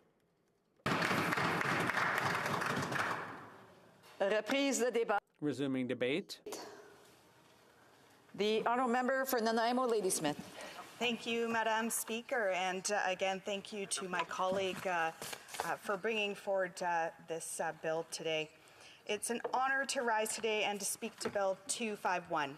I know that the member from Coast of Bay Central Notre Dame cares deeply about this issue and many others, of course. As someone who was born in Newfoundland and who now lives proudly in Nanaimo, Ladysmith on Vancouver Island, Canada's coastal communities and marine ecosystems are a true passion of mine. As the country with the longest coastline in the world, we are particularly interconnected to our oceans. The way in which we treat our oceans and the marine environments impacts all Canadians. I think this bill recognizes a really important part of the current state of many of our fisheries. On all of our coasts, our fisheries and marine ecosystems are facing an emergency. Cod populations have struggled to recover in the Atlantic for decades after the 1992 moratorium. Just last year, this government announced closures of 60% of salmon fisheries on the West Coast. Successive Liberal and Conservative governments have failed to implement sustainable recovery plans for depleted fish populations. Workers who rely on our fisheries are worried about their futures, and Canadians across the country are scared that we have to squander our incredible natural resources beyond the point of recovery. In many coastal communities, there are concerns about the role that pinnipeds are having on fish populations.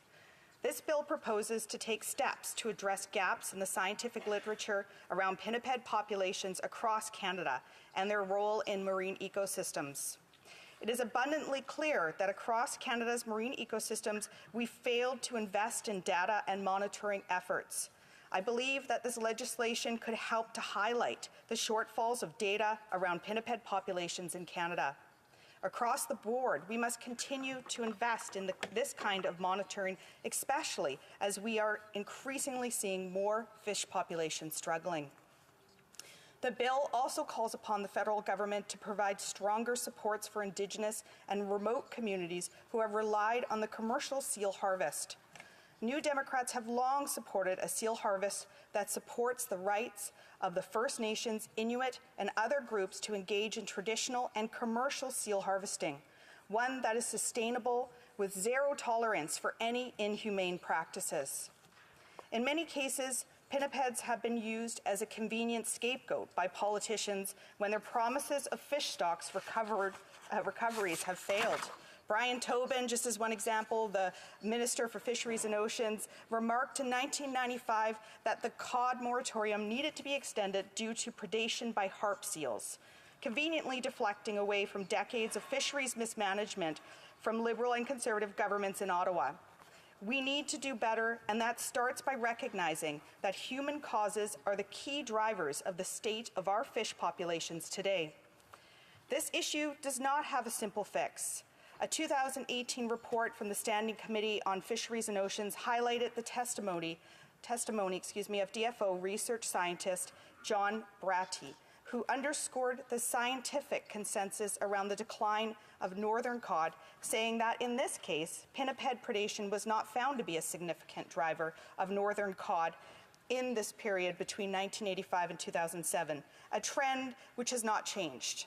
He also highlighted that capelin availability and fishing efforts were far more important, driving the northern cod's population. That climate change, poor management, and the inability to protect our marine ecosystems are the root causes of our challenges. To that end, it is extremely worrying to see that since 2015, capelin stocks have declined by an estimated 70% in this region. Unfortunately, there's no silver bullet that will solve this crisis, and our federal government has consistently failed to act on the issues we know are driving fish declines. Our solutions need to recognize that the only way that we can address this crisis is by taking bold action that recognizes the complexities of our marine ecosystems. Most pinnipeds are described as opportunistic feeders, which means that as specific fish stocks decline, pinnipeds will look for other food supplies that are in greater abundance. When we look at managing only one part of our ecosystem, such as that of pinnipeds, we struggle to imagine a prosperous and abundant ecosystem. We often imagine the bare minimum needed to keep specific populations going for just another few years. After decades of decline, it's understandable that we can't imagine a more sustainable future at this point, but that's exactly what we need to do in order to leave a more sustainable future for generations to come. Single species management policies ignores the interconnection within our ecosystem and often sees our oceans' value exclusively as what can be extracted from them. That pinnipeds are a problem because they get in the way of our ability to take more fish out of the ocean. Managing pinnipeds to reduce fish mortality does not take into account the species that rely upon pinnipeds, like transient killer whales. Along the West Coast, we have only recently started to see the recovery of this incredible population, and the science has clearly stated that it is in large part due to the recovery of pinniped populations. I think most Canadians would agree that targeting specific species without considering the entire ecosystem could end in irreversible consequences. One of the other concerns that we have in this legislation calls for management regardless of the availability of the market to support a sustainable hunt. As we have seen in Newfoundland and Labrador, the commercial seal harvest now represents no more than 1% of the labour force and an increasingly small percentage of the province's GDP. Moreover, the bill's language around establishes acceptable levels based on biomass and historic levels far too vague and I don't think we could reasonably be able to determine a scientific consensus on what that would mean in practical terms. One of my biggest concerns in this legislation is around the proposal to promote the use of an anti-predator device to protect infrastructure and fish populations. In recent years, Canada has taken steps to ensure that we are moving to more humane solutions. Importantly as well, we have seen international partners like the United States set out policies that they will not allow imports of seafood areas where marine mammals are being harmed by fisheries. This legislation's possibility that it might threaten our seafood exports to our largest foreign market is deeply troubling. As I conclude my thoughts, one area that I think is incredibly vital to put front and center in these discussions is the importance of seal harvesting for many Indigenous communities, especially Inuit communities. While many Canadians remember the heated debates through the 1970s, 80s, and beyond around seal harvesting in Newfoundland and Labrador and the international media spotlight that it received, Inuit have been one of the largest participants in a sustainable seal harvest in Canada, but their story and experience has been largely ignored. While not targeting directly Inuit international campaigns against sealing has had enormous impacts on Inuits' ability to support their families and earn a livelihood. It was an absolute pleasure to recently watch filmmaker Alethea Anakuk-Marill's documentary, Angry Inuk. The film really centers the story of this international debate on Inuit culture, traditions, and livelihoods. It highlights the economic and social costs that resulted from Inuit no longer being able to access markets for seal products. As seal product bans were put in place, Inuit communities suffered. Inuit are still living with decisions made without consideration of the impacts on them to this day, and are felt through long-term food insecurity and some of the highest suicide rates in the country, to just name two. This film also underscores the beauty of the traditions around seal harvesting and the community that these activities foster. As we work forward through reconciliation, we need to recognize the immense cost that colonialism has had on Indigenous communities and ensure that Indigenous people reclaim their traditions. Once again, I would like to applaud the member for raising an important issue with this private member's bill. This is an important issue across the country, and I know that if we work together across party lines, we can help build stronger marine ecosystems where all species are prospering, where traditional seal harvesting is done sustainably and supports Indigenous communities. There's much work to be done, and I look forward to working with the member across the way as we move forward. Thank you. Resuming debate, the honourable member for South Shore, St. Margaret's. Thank you, Madam Speaker. I'm pleased to join this debate, join the discussion from my colleagues on the House of Commons Standing Committee on the Fisheries and listen to their thoughtful remarks. And I'm pleased to rise to speak to Bill C-251, an act respecting the development of a federal framework on the conservation of fish stocks and management of pinnipeds. I would first like to thank and congratulate my friend from the coast of Bays, Central Notre Dame, for his hard work on this important issue and this innovative bill. Like him, I come from a riding that depends on the Atlantic Ocean for the local fishing economy and have many constituents who are concerned about the damage the pinnipeds are having on our marine ecosystems. The science is clear. Pinniped overpopulation is having a severe impact on fish and other marine life populations from coast to coast. I hear from fishermen at every wharf I go to along the South Shore that they are worried about how this overpopulation is impacting the stocks of many species that they fish commercially. This includes, but is not limited to, mackerel, halibut, shrimp, crab, capelin, Atlantic and Pacific salmon, and even lobster pinnipeds are devouring. There is also scientific evidence that suggests that plummeting cod stock populations off of Newfoundland in the 1990s led to the cod moratorium. It was due to an overabundance of seal population, also as well as the Spanish and Portuguese overfishing. I sat in as a staffer on the ad hoc committee on the fishery in those years during those decisions.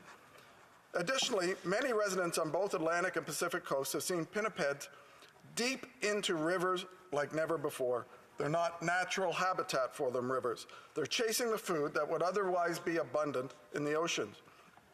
But the animals are adopting to the diminishing food stocks in the oceans that they've been consuming and trying to find their source of protein and fat elsewhere.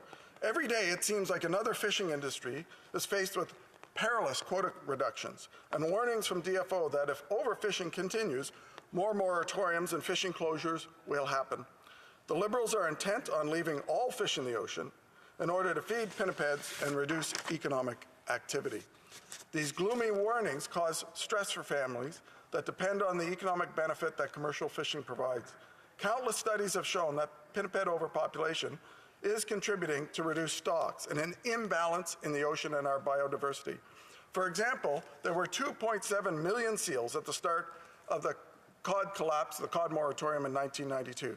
Now, 10 million seals in Atlantic Canada consume the weight of the entire Atlantic commercial catch every 15 days. On top of that, seals in Atlantic Canada eat annually 97% of what is taken out of the ocean. Harvesters, Indigenous groups, coastal communities, and scientists are desperate for updated population estimates for pinnipeds. It is reported that seal populations are at their highest levels in a century, and these populations simply continue to grow. In order to address this problem, we need to know just how bad it is and ensure that DFO comes up with a plan to deal with it, which they have not done for 30 years. Let me repeat, the purpose of this bill is not to prescribe a solution. Rather than it is to compel the government to produce an annual census of pinnipeds in Canadian waters and use science to implement a management plan. We have a duty to ensure that the Minister of Fisheries and DFO is working in the interest of commercial fisheries and fishermen and protect the sustainability of our oceans. All parties agree on this.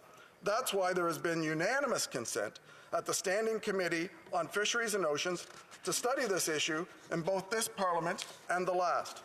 Supporting this bill is common sense, and coastal MPs from every party in this House have recognized that pinniped census is required to ensure DFO is doing its job to protect the biodiversity of our oceans. If there is not all-party support, I would be curious to hear the rationale from members as to why they are prepared to let our oceans face these catastrophic outcomes. This bill calls for a federal framework to be tabled in the House of Commons within 1 year, and annually after that provides a yearly pinniped census and a management plan to tackle the problem. We need to know what we're facing. Now, I've heard honourable members talk about and question costs, which is always a consideration in this House and for the government. We do biomass studies every year, DFO does, in the $2 billion increase they've had to their budget since 2015. We do annual biomass studies of many species, not enough. Why wouldn't we do biomass studies of the largest predator in our commercial stocks? We have not been doing that ever in the history of our country. This framework calls on that. The goal is to promote conservation and protection of marine ecosystems. At the end of the day, I think this is a principle that all members can agree upon. We can not allow an ecological disaster to take place in our oceans simply because the actions required to stop it may not be politically popular. We cannot turn a blind eye to the carnage and suffering that will take place if pinnipeds run out of things to eat. It's a fact. They will starve within 10 to 20 years. The situation is throwing our entire biodiversity at risk. Yes, DFO has estimated that off Nova Scotia, if something is not done about the grey seal population, the entire Nova Scotia fishery will disappear within 10 to 20 years. It's a real crisis. Member 2 First Nation in Cape Breton is taking an innovative approach to this problem, which is having a severe impact on the First Nations' ability to fish and maintain their livelihoods. The band has been piloting a grey seal harvest. They're calling on the government to allow them to do a full commercial harvest of grey seals. and they are teaching their community members how to humanely harvest pinnipeds. Over the past few years, a small number of seals were harvested by Member 2, with flippers and loins processed by a maritime seal company. Most of a pinniped can be harvested. Over 8 countries in the world are harvesting pinnipeds now, and up to 100% are being used for things, as my colleague mentioned, from protein powders to omega-3 to food sources for not only Canadians, but people around the world. We should look to the experiences and ingenuity of the First Nations and how this issue can be dealt with. After all, it was our First Nations that were first harvesting seals, and expand our broader knowledge of their uses, such as meat and fur. We have seen how regulated and careful management of pinnipeds can be successful. For example, Norway has managed its seal populations to a successful equilibrium, and Iceland has ensured its thriving fishing economy is not damaged by the overpopulation of pinnipeds. These 2 progressive democratic states have found ways to protect the sustainability of the North Atlantic by keeping an eye on pinniped populations and continuing to be strong exporters of this seafood product. Russia and Norway, and this is an important number, Russia and Norway catch more Atlantic cod than the entire Canadian fishery, yet that species was in decline at the same level in 1992 as it was in Canada. We did a moratorium, they managed pinnipeds. There is no reason why we cannot continue to do our leadership on the world stage, as we do in so many areas, when it comes to humane and sustainable fishery of pinnipeds for generations of Canadians to come. In fact, we need to do this for our coastal communities to ensure that the biodiversity of the ocean is returned to its natural state, and we can continue to reap the benefits with a robust commercial fishery and a sustainable diversity of our oceans in the years to come. Thank you.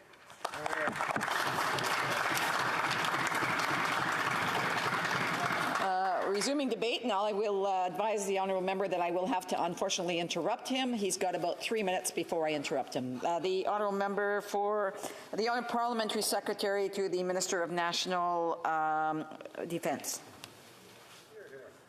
Thank you, Madam Speaker. It's my pleasure to be here today to discuss the private member's bill C-251, an act respecting the development of a federal framework on the conservation of fish stocks and management of pinnipeds. I share the member of Coast Bay Central Notre Dame's desire to support fish stock conservation efforts, and in doing so, the livelihood of commercial fish harvesters and communities from coast to coast to coast. Like the honourable member, this government sees sustaining healthy and productive aquatic ecosystems as a priority. We are also acutely aware of the need to support fish stock conservation efforts, and in so doing, the livelihoods that depend on wise management of our fisheries, ocean resources. Accordingly, I appreciate the opportunity to discuss C-251. Madam Speaker, as you know, pinnipeds are a group of marine mammals which includes seals, sea lions, and walruses. Our government's current approach to pinniped management focuses on a sustainable, well-regulated seal harvest that supports Canada's Indigenous, rural, coastal, and remote populations.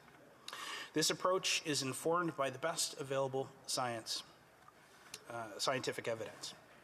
Accordingly, management of the harvest is designed to provide economic opportunity to harvesters within a sound scientific framework. There are currently more seals available for harvest under the management approach than are taken by the harvesters. Many times more, in fact. This is a gap that we believe we must close.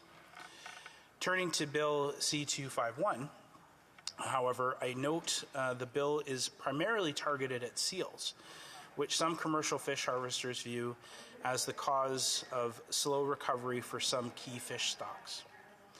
The bill would require the Minister of Fisheries, Oceans and Canadian Coast Guard to develop a framework that includes, among other things, measures to regulate the management and control of pinniped populations, to establish acceptable levels for pinniped species, address impacts caused by pinniped populations, encourage the use of anti-predator mechanisms, and promote year-round controls on pinnipeds.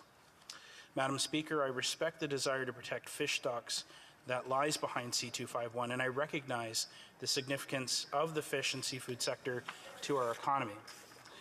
In 2021, Canada exported $8.7 billion worth of fish and seafood to 119 countries around the world, and $6.2 billion of that, over 70%, were with the United States. And I see that my time is up. Alors, la période prévue pour l'étude des affaires émanant des députés est maintenant expirée et l'ordre est reporté au bas de l'ordre.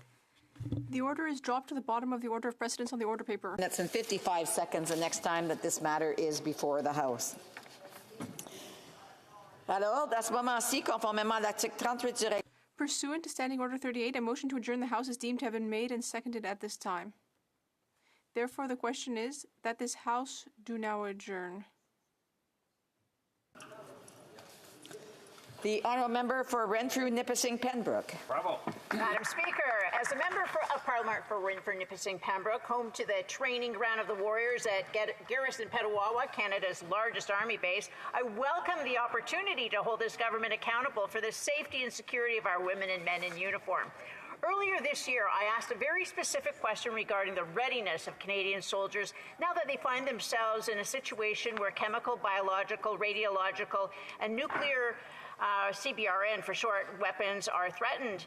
The lack of response follows the short-sighted decision by a previous Liberal government to shut down the Emergency Preparedness College in Arnprior.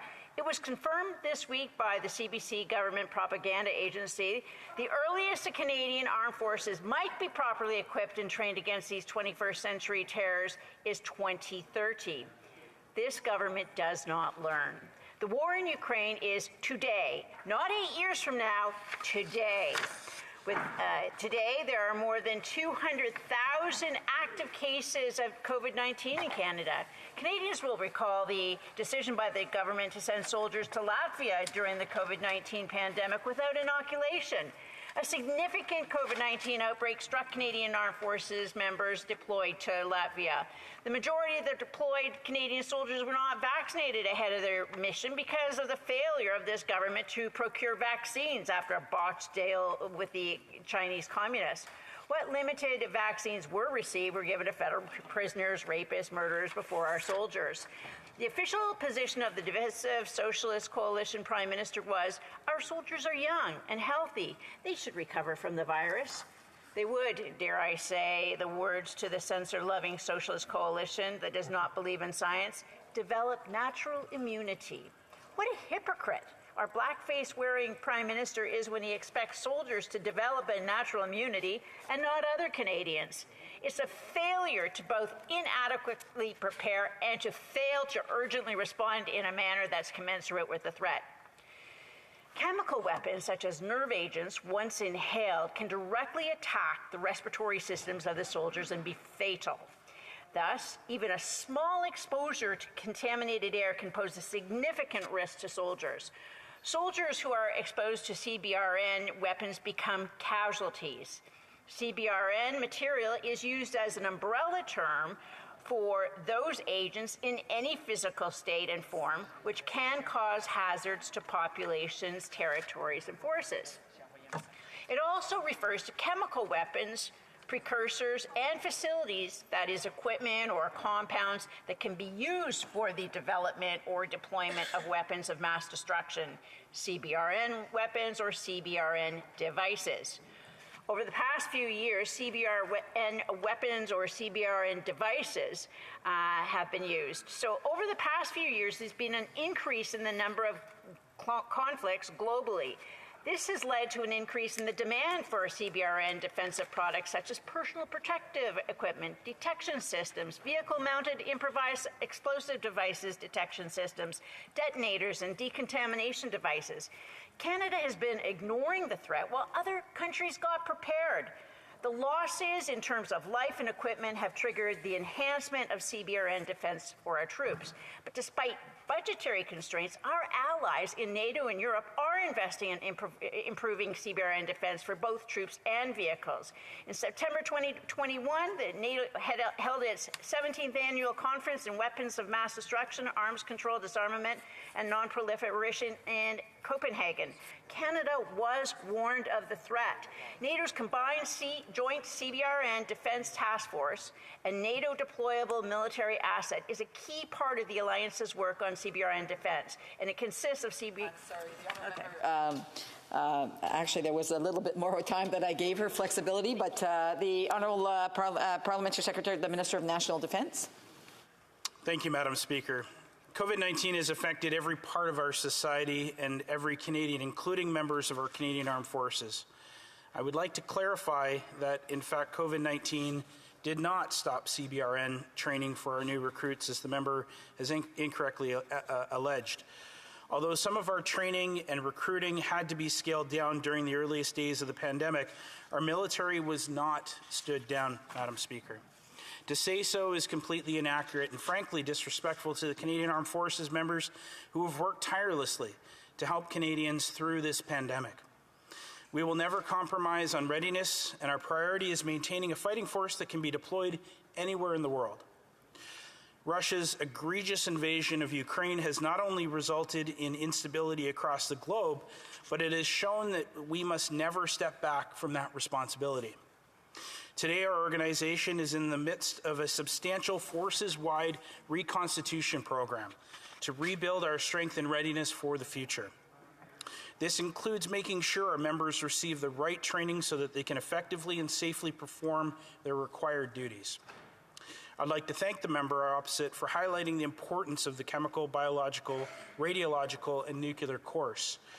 Canadian Forces leadership and recruit schools have continued to provide this course, given that all CAF members require CBRN training to qualify for deployment. And as part of basic military qualification and basic military officer qualification, CAF members also learn to operate in a contaminated environment. National Defence maintains and manages a robust inventory of chemical, biological, radiological, and nuclear protection equipment to ensure that Canadian Armed Forces members can safely conduct operations in the most adverse conditions. On operations, Canadian Armed Forces members are either issued protection equipment directly, including CBRN equipment, or the equipment is transported and stored on location for use if needed. As part of pre-deployment processes, equipment is verified for proper functionality. Canadian Armed Forces members also receive training to ensure they know how to use such equipment. To ensure the readiness of our Canadian Armed Forces, we are also improving and modernizing our operational capabilities in the face of a rapidly evolving security environment. We're moving forward on important projects for the Navy, Army, and Air Force, including our Arctic offshore patrol ships, new armored combat support vehicles for the Canadian Army, and our planned fleet of 88 advanced fighter jets. And we're ensuring the CAF is ready to meet adversities in non-traditional domains like cyber, space, and information, including by integrating our activity in those domains with what we are already doing at sea, on land, and in the air. Through our reconstitution efforts and the work we're doing to deliver on key capital projects, we're making sure that our people are well equipped and well supported for whatever comes their way. This will ensure they're ready to meet traditional and non-traditional defense and security threats to Canada and our allies from across all domains and from all directions, now and for decades to come. Thank you, Madam Speaker. Member for Renfrew, Nipissing, Pembroke. NATO's Combined Joint CBRN Defense Task Force consists of the CBRN Defense Battalion and the CBRN Joint Assessment Team. The task force was activated for the very first time in a deterrence and defense capacity in March 2022 in response to Russia's unprovoked invasion of Ukraine and its dangerous rhetoric around nuclear, chemical, and biological weapons. When facing a new threat, be it chemical, biological, radiological, or nuclear, there's a call for safety. Protect our women and men at the highest level using all precautions. Scale the protection up. Despite repeated warnings from our allies, as recently as last month, the threat to our soldiers is being downplayed or ignored. The threat of an escalation in hostilities to use these weapons is very real. Canada needs to be procuring, maintaining, enhancing, and developing effective soldier protection systems now. The Honourable Parliamentary Secretary. Thank you, Madam Speaker. While COVID-19 has impacted some CAF training and recruitment efforts, we have never wavered in our commitment to operational readiness. We know that we must redouble our efforts to ensure we have a sufficient number of CAF members available for domestic and international missions, and that they have the tools and the training they need to excel no matter where the task. To address these issues, the Chief of the Defence Staff has launched a force-wide reconstitution program, which is complementary to our efforts to deliver on the promises we put forward in Canada's defence policy. And as we conduct a review of this policy to account for the changing global security environment, we will keep working together to build a Canadian Armed Forces that is ready to tackle our biggest threats today and into the future. Thank you, Madam Speaker. The Honourable Member for Cowichan, Langford. Thank you very much, Madam Speaker, and I'm pleased to rise as the New Democratic critic for public safety to follow up on a question I asked to the Minister on December 10th of last year. And that question was really following an important report that was tabled in the 43rd Parliament on systemic racism in policing in Canada. And I gave a very clear question to the Minister at that time, Madam Speaker, when I asked him directly if he and his department would implement the recommendations so that the RCMP could better serve all of our communities. And his answer was that he was going to continue to work with the RCMP to ensure that they provide top world-class law enforcement right across the country so that we can have public safety for all Canadians. Now, unfortunately, a little light on details, and I sincerely hope that the Parliamentary Secretary tonight can provide some clarification and more detail on exactly what the government is hoping to do. Madam Speaker, before I get into the details, I think it's important to really provide a basis for why this report and its recommendations were so important. And I'm going to quote from the report. Quote, "Given the pervasive nature of systemic racism in policing in Canada, the House of Commons Standing Committee on Public Safety and National Security has concluded that a transformative national effort is required to ensure that all Indigenous, Black, and other racialized people in Canada are not subject to the discrimination and injustice that is inherent in the system as it exists today." And during the study, Madam Speaker, the committee acknowledged from the witnesses, and they had a very broad cross-section of witnesses, from those witnesses, there was a resounding acknowledgement of the reality of systemic racism in policing in Canada. The committee was told that accountability, oversight, and transparency are critical to restore trust with Indigenous and racialized communities who are subject to systemic racism. And, you know, when we're talking about systemic racism, the committee provided a helpful quote from Senator Murray Sinclair.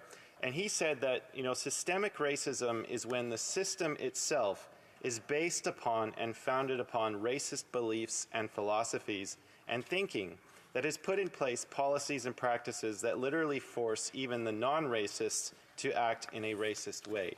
And I want to say this because, you know, my communities in Cowichan, Malahat, Langford are entirely policed by the RCMP. And I have a tremendous amount of respect for what those frontline officers do in our communities. They are often the first on the scene. They are dealing with the opioids crisis.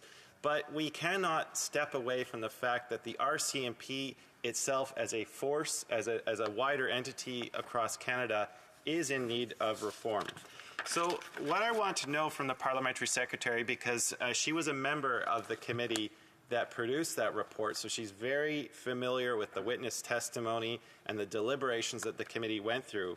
There are very specific recommendations in that report that could be instituted through legislative reform of the RCMP Act. For example, there's recommendation 1, which really tackles the mandate, independence, and efficacy of the Civilian Review and Complaints Commission, making sure that it has the ability to refer cases or recommend that criminal charges can be laid.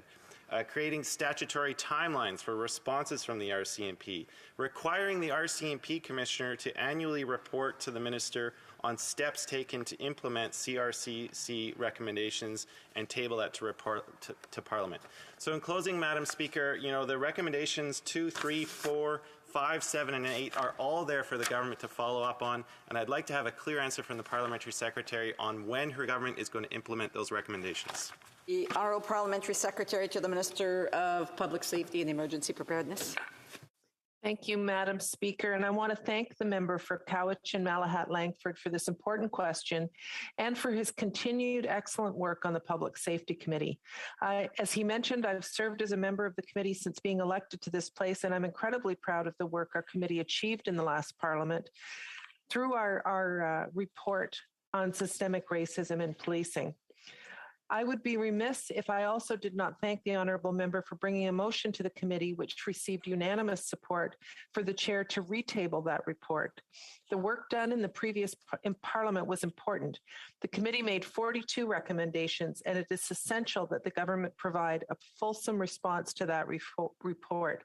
I look forward to that response being tabled in this place soon. Tonight, I'm pleased to speak to the steps the government has already taken to begin to address systemic racism and increase accountability in policing.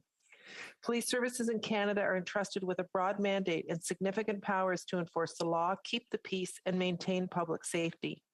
Maintaining the trust of the public through accountable, transparent policing is crucial to effective policing.